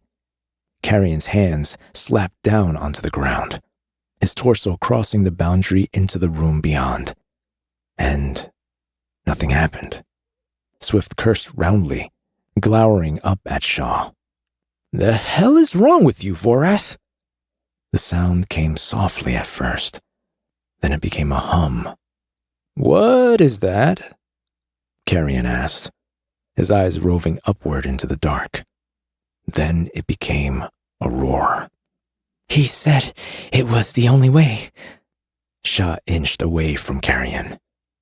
"I wouldn't have done it otherwise." "Vorath?" Carrion went to get up, but as he tried to stand, he realized that he couldn't. "Why are my hands glued to the floor?" God's a fucking live. Sighing, I trudged up the last few steps, already regretting the fact that I hadn't just turned and left. "It's a demon's trap," I said, peering down at the ground in front of Carrion. I couldn't see anything marking the floor of the empty room beyond. Not until I kicked away the glowing vial Carrion had dropped when he'd fallen and tossed the one Vorath had given me over my shoulder too. As soon as the green glow was gone, the marks flared to life, brilliant and white. They were everywhere, runes, scrawled messily into a layer of centuries-old dust, interlocking, hundreds of them, thousands. The walls of the room at the top of the stairs were covered in them, the ceiling, the floor too. And Carrion had just slapped his hands down right in the middle of them. "What the hell is a demon trap?" Carrion asked in an oddly calm voice. I crouched down beside him, squinting at the runes. They were Galarian, maybe. Ancient Galarian? Or... shit. No, it wasn't Galarian. "Why is your face doing that?" Carrion tugged hard, trying to free his hands from the floor without any success. "And why is that rushing sound getting louder?" "You might as well stop," I grumbled, getting to my feet. "You could cut your hands off and you'd still be fucked. A demon trap is old magic. Alchemaran magic. And it's exactly what it sounds like. A trap that catches demons." "Then why the hell has it trapped me?" he demanded. "Because magic this old is powerful, yes, but it does deteriorate over time. Not enough to be broken altogether, but it can be manipulated. The beast that was imprisoned here is using the trap like a spider's web now, isn't it, Shah? The beast is using it so that it can eat." The Vaultbreaker's eyes sparkled with an unhinged delight. This was who he was, the version of himself that he had been hiding. "My master does have a prodigious appetite," he said. "What is it?" I demanded. "Arangoth? Noltik? Brisheth?" It couldn't have been Morthil. Morthil had been trapped in the maze with me for the past century. I couldn't remember the names of any of the other lost demons. From the mad excitement on Vorath Shah's face, I knew that whatever he was about to say was going to be bad. "His holy name is Joshin, Lord of the Desert, King of the Dark Dream." And I was right. It was bad. Really, really, really bad. Fuck. "Will someone please tell me what that sound is?" Carrion bellowed. Drawing my hands together, I called on my primary and my secondary magic, gritting my teeth as the sword, a replica of Nimarel, cast in silver, formed in my hands. "Scorpions, Carrion. That is the sound of 1,000,000 fucking scorpions." Chapter 16. The Blood. Saras. "How many more times do I have to tell you?" I protested. "I didn't do it on purpose." When I was a child, I accidentally melted my mother's only cooking pot. I told her I'd left it hanging over the fire unattended and had forgotten about it. That hadn't been true, of course. I touched it and the metal had liquefied unexpectedly, splashing to the floor like water. It had solidified there like that, a puddle of metal that had once been one of my mother's most prized possessions. When she'd returned home and found the remains of her pot lying on the kitchen table, her anger had been the stuff of legends. I hadn't been able to sit down for a week. But this was far worse. The whole palace was in chaos, and Algat was baying for blood.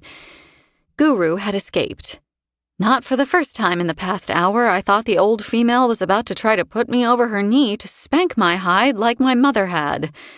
"He is an indoor cat, Your Highness," she spat viciously. "He's never stepped foot outside of this library." I almost laughed. Guru was a shadow, and a shadow would go wherever it pleased, regardless of a closed door or a rule that couldn't be enforced. Guru had probably explored the entire palace from top to bottom, and if Algat didn't know that, then she was an idiot. She jabbed a book at me across the reading table. "There are far worse things out there than Guru, far bigger predators that would inhale him without a second thought." "He's going to be fine, Algat. He's probably just sitting up on the roof watching everyone freaking out in the courtyard." "He doesn't like the wind," the crone said sourly. "It scatters him when he's transitioning from one form to the other." Algat's eyes widened, overflowing with annoyance. She jabbed the book at the vampire asshole with the gold-plated teeth. "And what the hell have you done to him?" she demanded. "Nothing he didn't deserve. He attacked me. Ergo, he gets tied up in chains and lashed to a chair. I had used the length of silver that Fisher had given to me before my coronation, the one he had tied around my waist to act as a belt." Algat let out a stiff laugh. "Well, I can't wait for you to explain that one to your sire, child. I really can't. He's going to get a kick out of this." My hand throbbed like crazy. Before, when the runes had blazed through my skin, my hands had healed themselves instantly once the episode was over. This time I hadn't been so lucky. My fingertips were split open, the skin charred and black from where the magic had discharged from my hand. Blood dripped from deep slices on my palms, and my runes were still raw and blistered, as if someone had just pressed a burning brand to my skin. It was healing, I could feel that it was, but it was taking way longer than I would have liked. It fucking hurt. "Tal won't have anything to say about me defending myself, Algat. I'm the queen of this court. By rights, this crazy bastard should be dead already."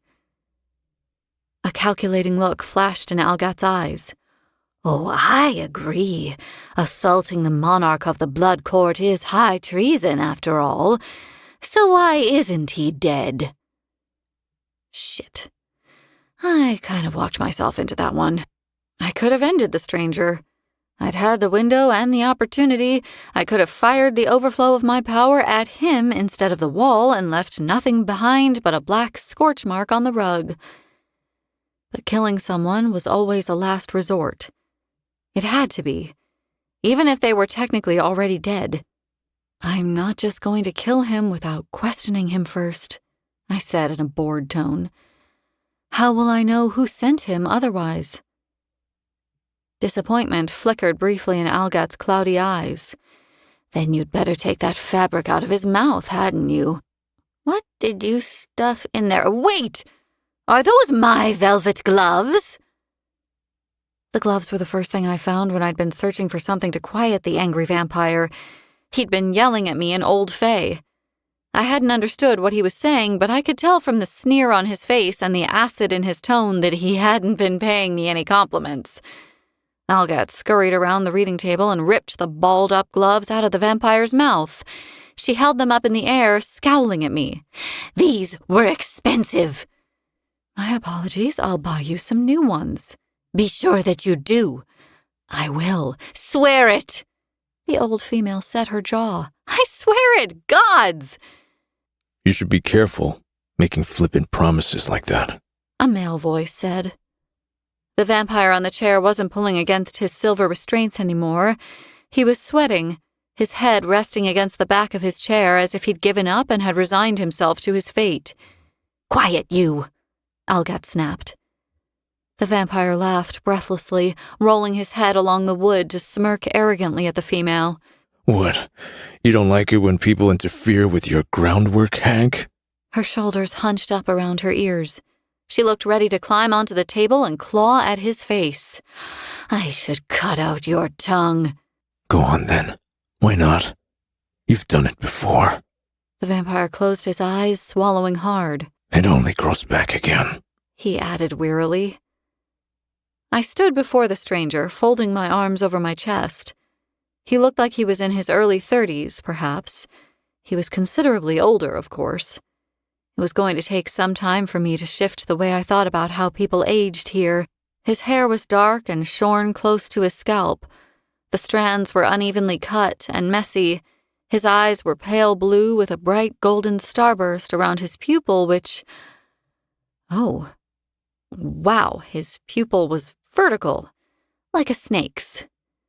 I hadn't registered that he had turned back to me. I hadn't registered the hatred on his face either. Not until he bared his teeth, flashing those sharp golden canines at me again. Please, feel free to stare, he snarled. You might as well kill me now, unless you want to be looking over your shoulder for the rest of your life. I won't stop coming for you. Not until I've cleaved that pretty head from your shoulders. I huffed, rocking on my heels. Am I supposed to be grateful that you think I'm pretty? He ignored the question. What did you do to him? He spat. The change in direction sent my eyebrows skyrocketing upward. Him? I didn't do anything to him. Taladeus is fine. I'm guessing you've been lurking in the shadows since I got here. You must have watched him Not Tal. What did you do to Kingfisher? I jerked, taking a step back. I hadn't been expecting my mate's name to come out of the vampire's mouth. It would have been better to keep the surprise from my face, but it was too late for that now. The vampire had definitely registered my reaction. He narrowed his strange eyes at me, anger flaring in them as he strained forward against the silver chain that tied him to the chair. That's right. I know, he said. You killed him, didn't you? An accusation, not a question. I sized the vampire up. Why the hell would you think that? That dagger you stabbed me with. I know it well. I know its owner even better. And you wouldn't have been parted from it without a fight. So either you killed him and took it, or someone else killed him, and they gave it to you.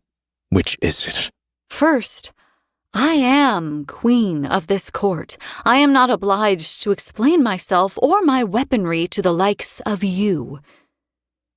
I spoke slowly, my words laced with sarcasm. But aside from that fact, there's obviously no possibility in your mind that the blade was given to me, of course, because I'm unworthy or because I'm female or... You're a vampire, he hissed. I can smell it on you. The blood. I cleared my throat, staring down at my boots as I considered how to word this next part. I'm half vampire, yes, but the only blood I have tasted was given freely, by my mate. Maybe it's the scent of his blood that you can smell on me. I don't care who you drank from, or if they... He stopped speaking, his mouth open, still forming the shape of whatever word he had been about to speak. I saw the shock ripple over his features. No, you're not. That's not possible, he whispered. Isn't it? My gloves were already ruined, the leather hanging in tatters. I took them off gingerly, trying to avoid the burns on my palms. Once the gloves were gone, I slowly pushed up my sleeves, revealing the black scrolling inkwork that spread across the backs of my hands and up my forearms. What in the name of sin and salt is that?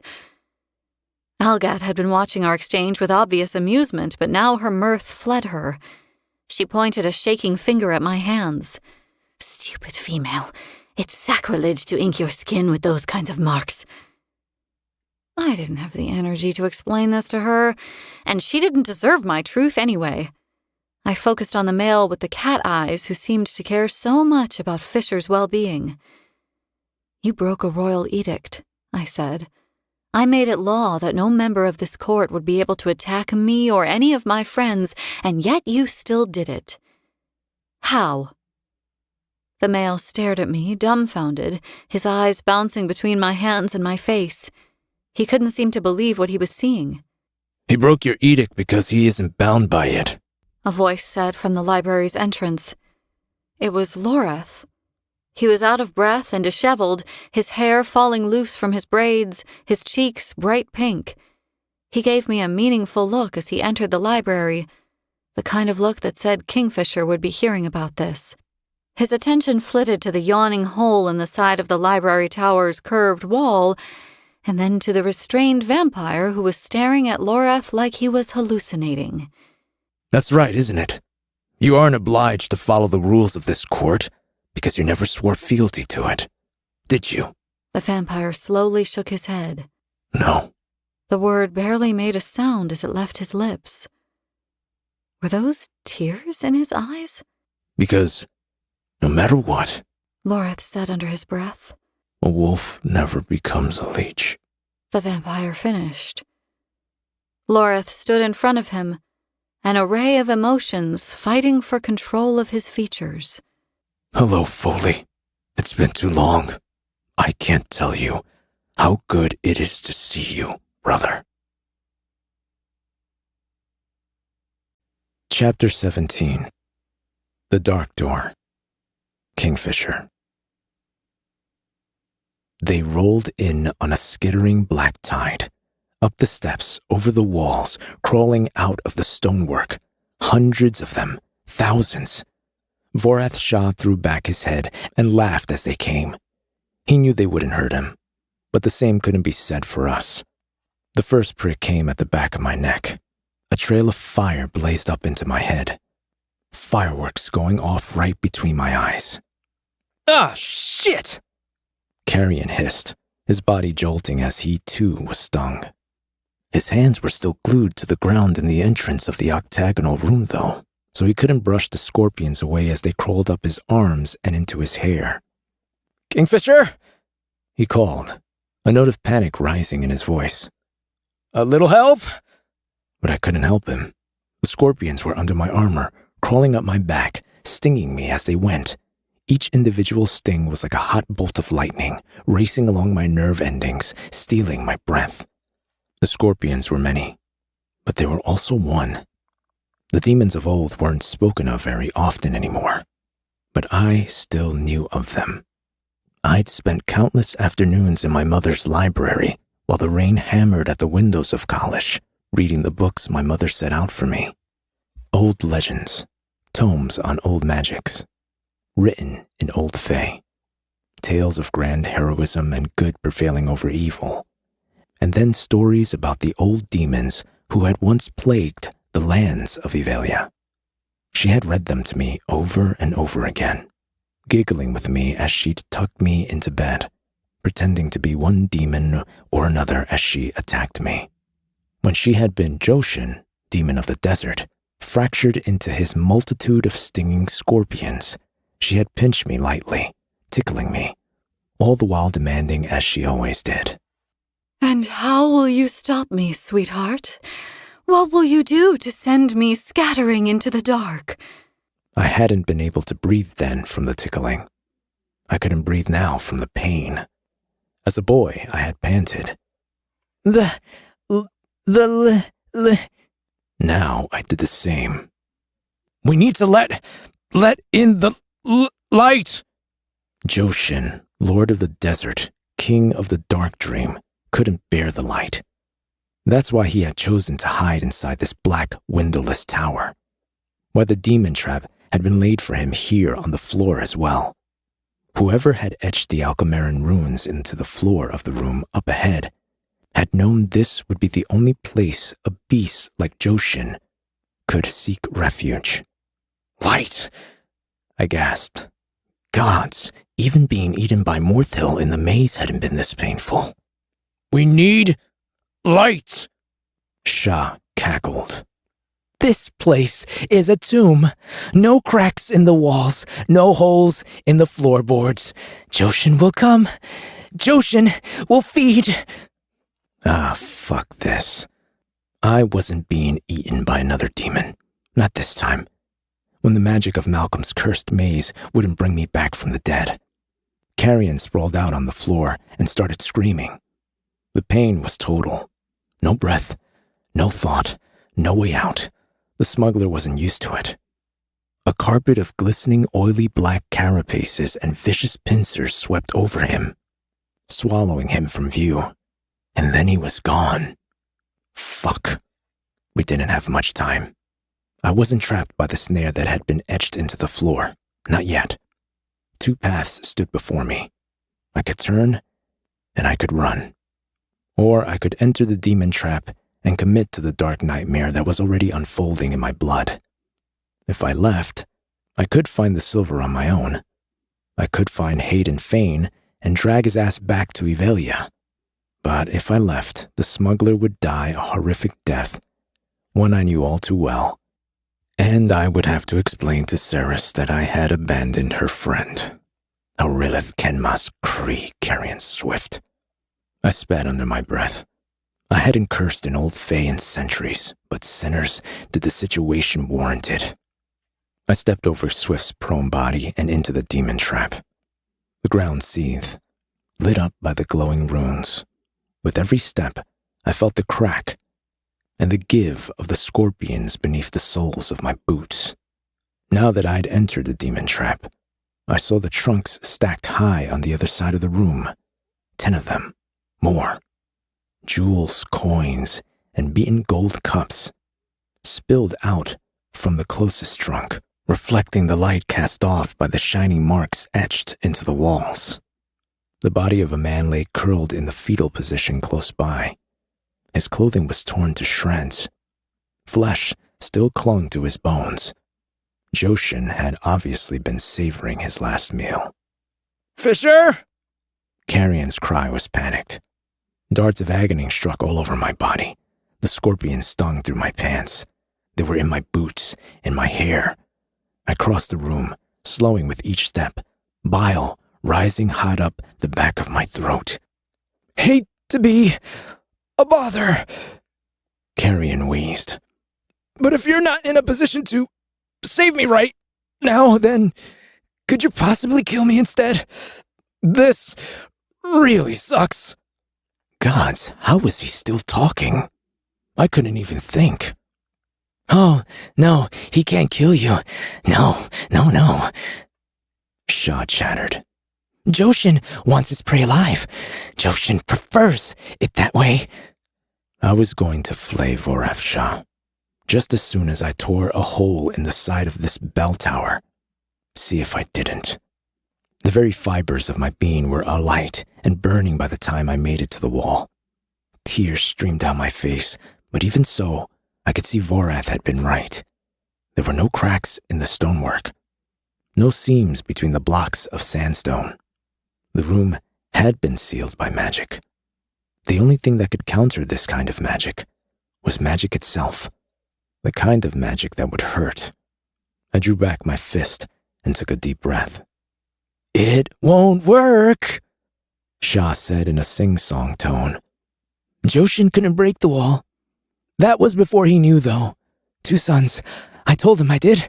2 suns and no night. No safety from the light. 1,000 years he tried. I heard him pounding from the tunnels. That's how I found him. Boom, boom, boom. I had thought he was just evil, but there was more to it. Vorath Shah was mad. He crowed with delight as I brought my fist forward and sent it crashing into the wall. Joshin didn't have my magic, I grunted. My shadows could only do so much.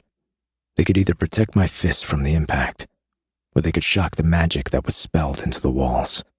I sent all my power into the wall. Oh gods! Fisher! Suddenly, Carrion wasn't screaming anymore. He sounded very concerned. I brought my fist back and smashed it into the wall again. A ripple of shadows fanned out over the stone, and an answering ripple of black energy chased after it. I frowned at the sight, not trusting what I was seeing. Why was my magic pulsing twice?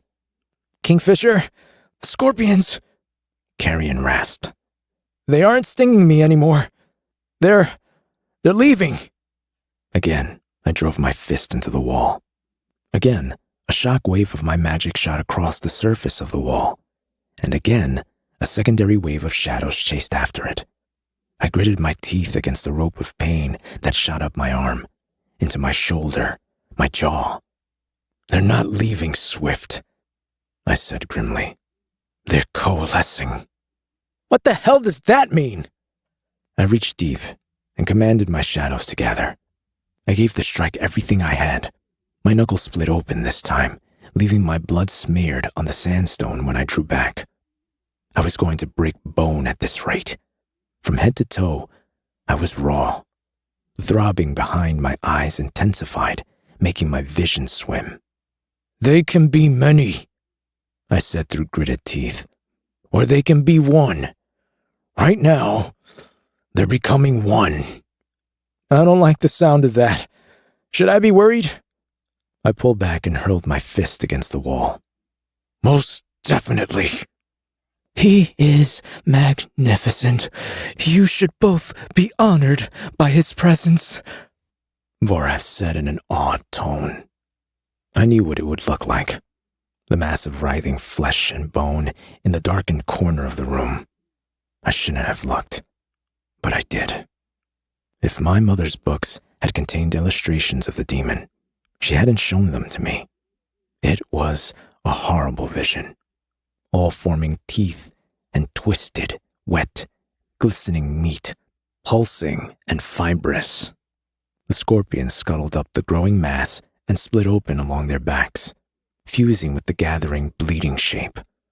Arms were forming, legs, a bulbous body rising into a vaguely humanoid-shaped torso. I think I'm going to throw up. Carrion groaned. He would definitely be throwing up soon. He had just been hit with a monumental amount of venom. It was a wonder he wasn't hallucinating already. The edges of my vision were dancing with a shimmering green light that did not bode well for the next few hours, and Carrion had been stung way more than me. I gathered my shadows faster, whispering to them, urging them to help me break the magic that protected the wall. I struck the stone again, and finally felt the bones in my hand give way. Wendalith Comerenta. The rumbling sound shook the entire tower. Many rushing, whispering, shouting voices, intertwining and layering on top of each other.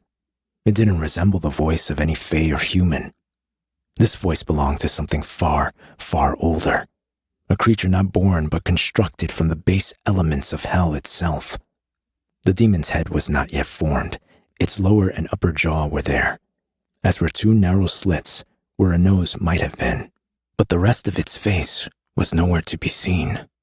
Tiny stingers probed and struck at the air, rising up from the demon's half-formed head. Its left arm terminated in a hand. Normal for all intents and purposes, but its right ended in a huge, glossy, hard-shelled pincer that snapped open and closed reflexively. Its lower half was all scorpion, but nightmarishly large. 8 legs, a long carapace, a curved stinger dripping with venom. Great. Wendalith Comerenta. The demon repeated, spittle flying from its mouth as it spoke. I turned from it and gave my attention to the wall. We were officially out of time. If I didn't break this thing open soon, we were so fucked. What the hell is it saying? Carrion called. He's singing to you. Shah cooed. Listen to him sing. I snorted. It's asking who stands before it, who walks in its path, something like that. It's speaking Old Fae, which it should not know, I said pointedly, throwing those last words over my shoulder at the ancient monster. Click, click, click. It scuttled forward. I know many languages I should not know, it rasped. I hear them through the walls. Great. It speaks common fate, too. Perfect. I muttered to myself as I drove my fists into the wall again, staining the stone even redder with my blood. 2 souls I sense, 2 strong bodies too. A feast for a weak prince such as myself. You're no prince, I growled. You're an abomination. One I'll gladly be sending back to hell momentarily. Don't antagonize it, Carrion hissed. Its teeth are really fucking sharp. I do not want to get eaten. Be quiet, Swift. It can't eat you if it can't find you. It was true that most demons didn't have eyes. There were tales of how this had come to pass, but many agreed demons resided in darkness and didn't need to see to torment their victims. That had certainly been the case with Morthill. But according to lore, Joshin was different. It didn't share the same abilities its siblings had been gifted with. It was dangerous, yes, but it possessed no heightened spatial awareness. Boom, boom. The bones in my hands splintered, but still, I pounded against the magic that held the wall together. I watched my shadows roil across the stone, shivering as a second wave came again and again, rolling after my magic and merging with it. It made no sense. My shadows should be having some effect. The old magic that formed the demon trap should have weakened a little, but it wasn't even reacting. At least, not how it should have been. It was almost as though click, click, click, click, clack. Fisher? Holy gods, fuck me. Fisher, do something! I fell forward against the wall, exhausted. Turning, I found that the demon was steady on its 8 legs now and venturing forward in search of its prey. Here, master. This way, Vorath coaxed. Follow the sound of my voice. Gods curse it all. I'd had enough of this human. I shoved away from the wall and staggered forward. And suddenly, there she was, my mother, standing next to me. She wore her favorite dress, blue, with birds embroidered onto the skirt. I realized with the start that they were kingfishers. Their wings flashed metallic blue. Their proud chests were painted umber. She looked as she had always looked, beautiful and sad. Her long black hair fell in waves to her waist, blowing on an invisible wind. Where are you going, sweet boy? Have you lost your way? The soft lilt of her voice. God, how I had missed the sound of it. I shook my head. I'm not lost. I'm going to kill that fucking human. A deep sorrow filled her eyes. Who is he to trouble you? Great and mighty Kingfisher. Leave him be, my love. This is his fault. I was sweating again, even worse than before. My skin was prickling all over. If he hadn't brought us here... Excuses, my mother said sharply. You always were one for excuses. I felt it then, a sick twist in the pit of my stomach. The nausea had taken a back seat to the pain, but my limbs were turning numb now. My hand barely even ached, even though it was badly broken. Fuck, I was going to throw up. I doubled over, the room seesawing as I emptied my stomach onto the ground. And so it begins, Joshin said. Click, click, click. He wasn't heading for Carrion anymore. He was coming for me. Even as a child, you were a nuisance, always following me like a pathetic little puppy. I never had a moment's peace. You were the reason your father went away, you know. You were the reason he died. I straightened and found my mother's face twisted with disgust. Look at the mess you've made, always making such a mess. And now you want to hurt that man? Why? Because you were stupid enough to follow him into this tower? Because you weren't paying attention, Because you were lazy and too distracted by thoughts of the half-breed you left back in Ivelia to pay attention to the task at hand. The words spewed out of her in a torrent, dripping with disdain. What sort of male have you become? I don't even recognize you. I've never been more ashamed. And at that, the room and the situation snapped into focus. The figure standing beside me looked real. I bet that if I reached out and touched her, she'd feel real too. But my mother was nothing like the cold-hearted illusion that stalked after me as I turned away from Vorath Shah and went back to the wall. My mother was too kind and too sweet for such harsh words. The dark dream had begun. Where are you going? What are you doing? She hurried after me, her skirts swishing over the glowing runes at her feet. So now you aren't going to kill the human? Weak. Weak in your convictions, weak-willed. That's all you will ever be, Fisher. Weak. Her words flowed over me and fell away, having no effect. My mother knew I wasn't weak. She'd made sure of that herself. And I'd had way too much practice closing my mind off to the madness of the Quicksilver to be affected by any vision that Joshin's venom could show me. I went back to work. The section of the wall that I had struck just now was glowing softly. I hadn't noticed it before, but now that my eyes were clearing, the room sharpening, I was picking up things I hadn't seen before. It was glowing because of the blood. Not content with leaving your dinner on the floor? You need to smear your blood all over the walls as well? The female who was not my mother said. Just give in already. Haven't you had enough of all this? The constant challenges and the pain and the sacrifices. Always you. No matter what, you are the one who must give up his freedom. You are the one who must tolerate the pain. You are always the one who must sacrifice when there are other people in the world who could be called upon every once in a while. Aren't you tired? She sounded incredulous. Oh, yes, I'm tired, I admitted.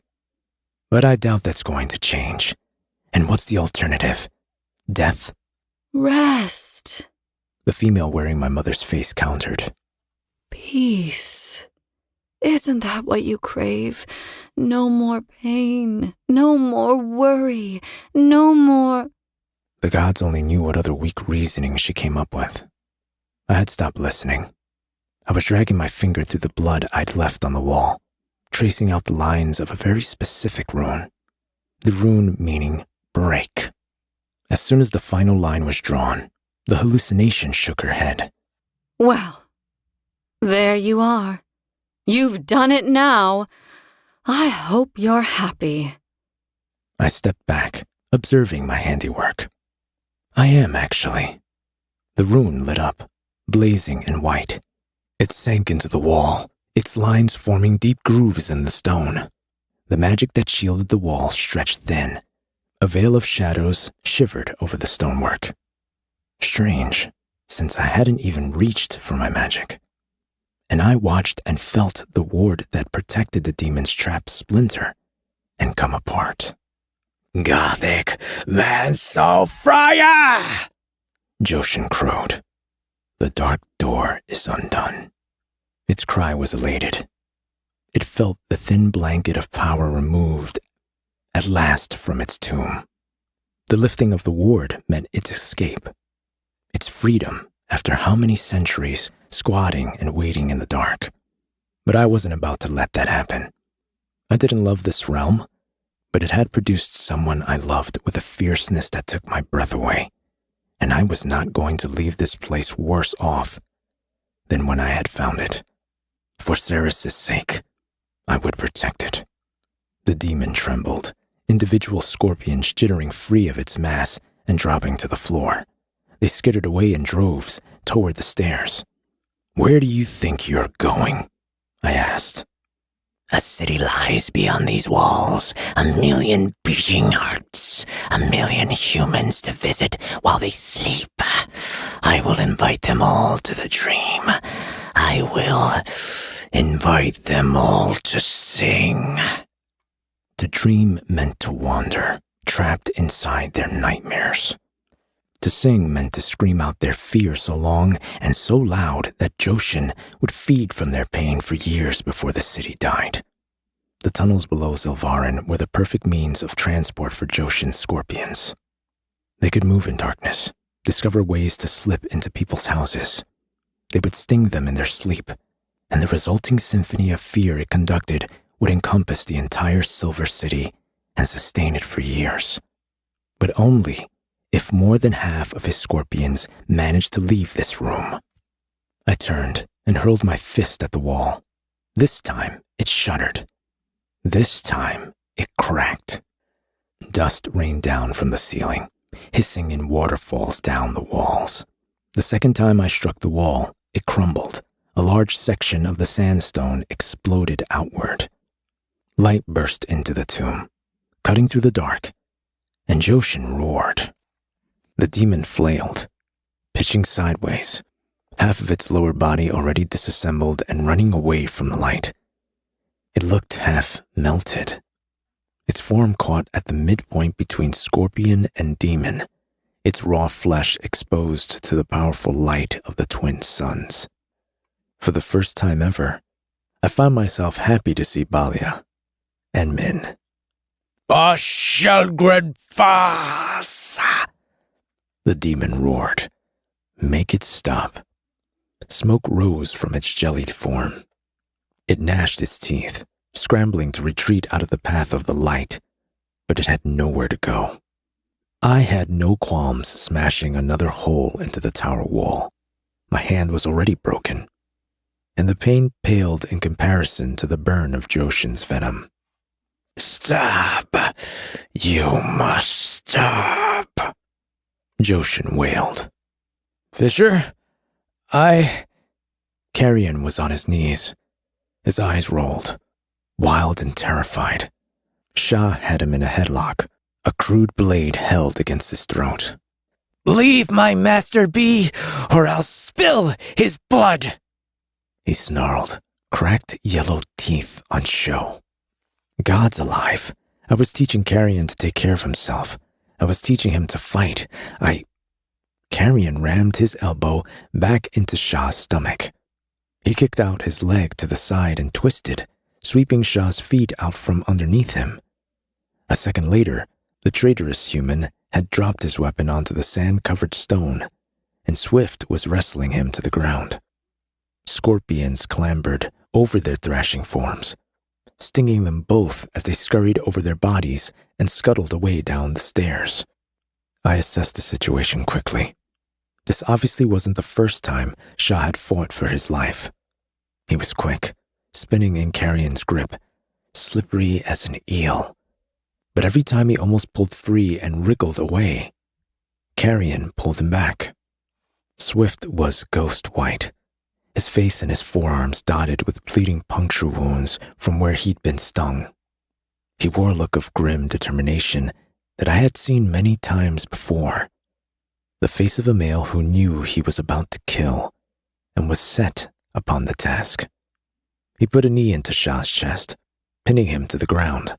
The black market trader spat, his hand scrabbling in the sand, trying to find the blade he'd dropped.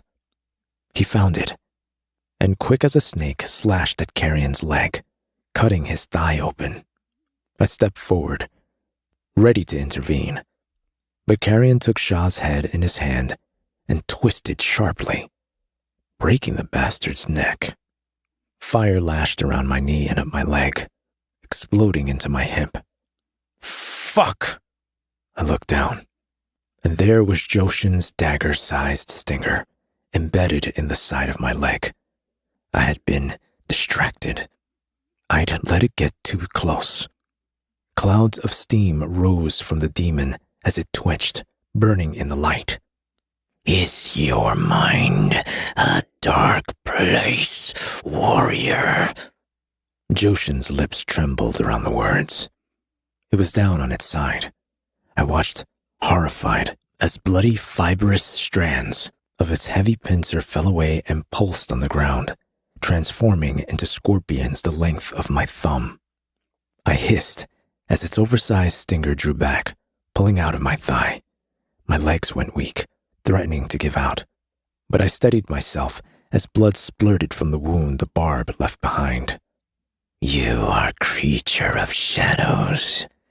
Yes, I know your kind well, the demon said, in a wheedling voice. A mind full of shadows is a dangerous thing. When you already live in the darkness, hell is right there at your fingertips. So thin the veil. Are you ready for the dream, Shadow Weaver? Will you have the strength to wake? The demon's tomb pitched. I could already feel the dream, the nightmare, closing in around me, fighting to take shape before my eyes. We need to go. The Guardians will be here any second. We need to kill it. Carrion swayed, dragging his right leg behind him as he crossed the tomb. With the sun hitting him square in the face, his hair shone brilliant copper and gold. There was blood on his hands, blood on the blade he carried, blood staining his clothes and running down his forearms. His cheeks had a sickly greenish cast to them, the blue of his eyes too pale. He raised his dagger, about to bring it down on Joshin's weakened form himself. But I caught a hold of his wrist. No, wait. This piece of shit is dying, Fisher. Now. Do not tell me you're experiencing an uncharacteristic bout of mercy.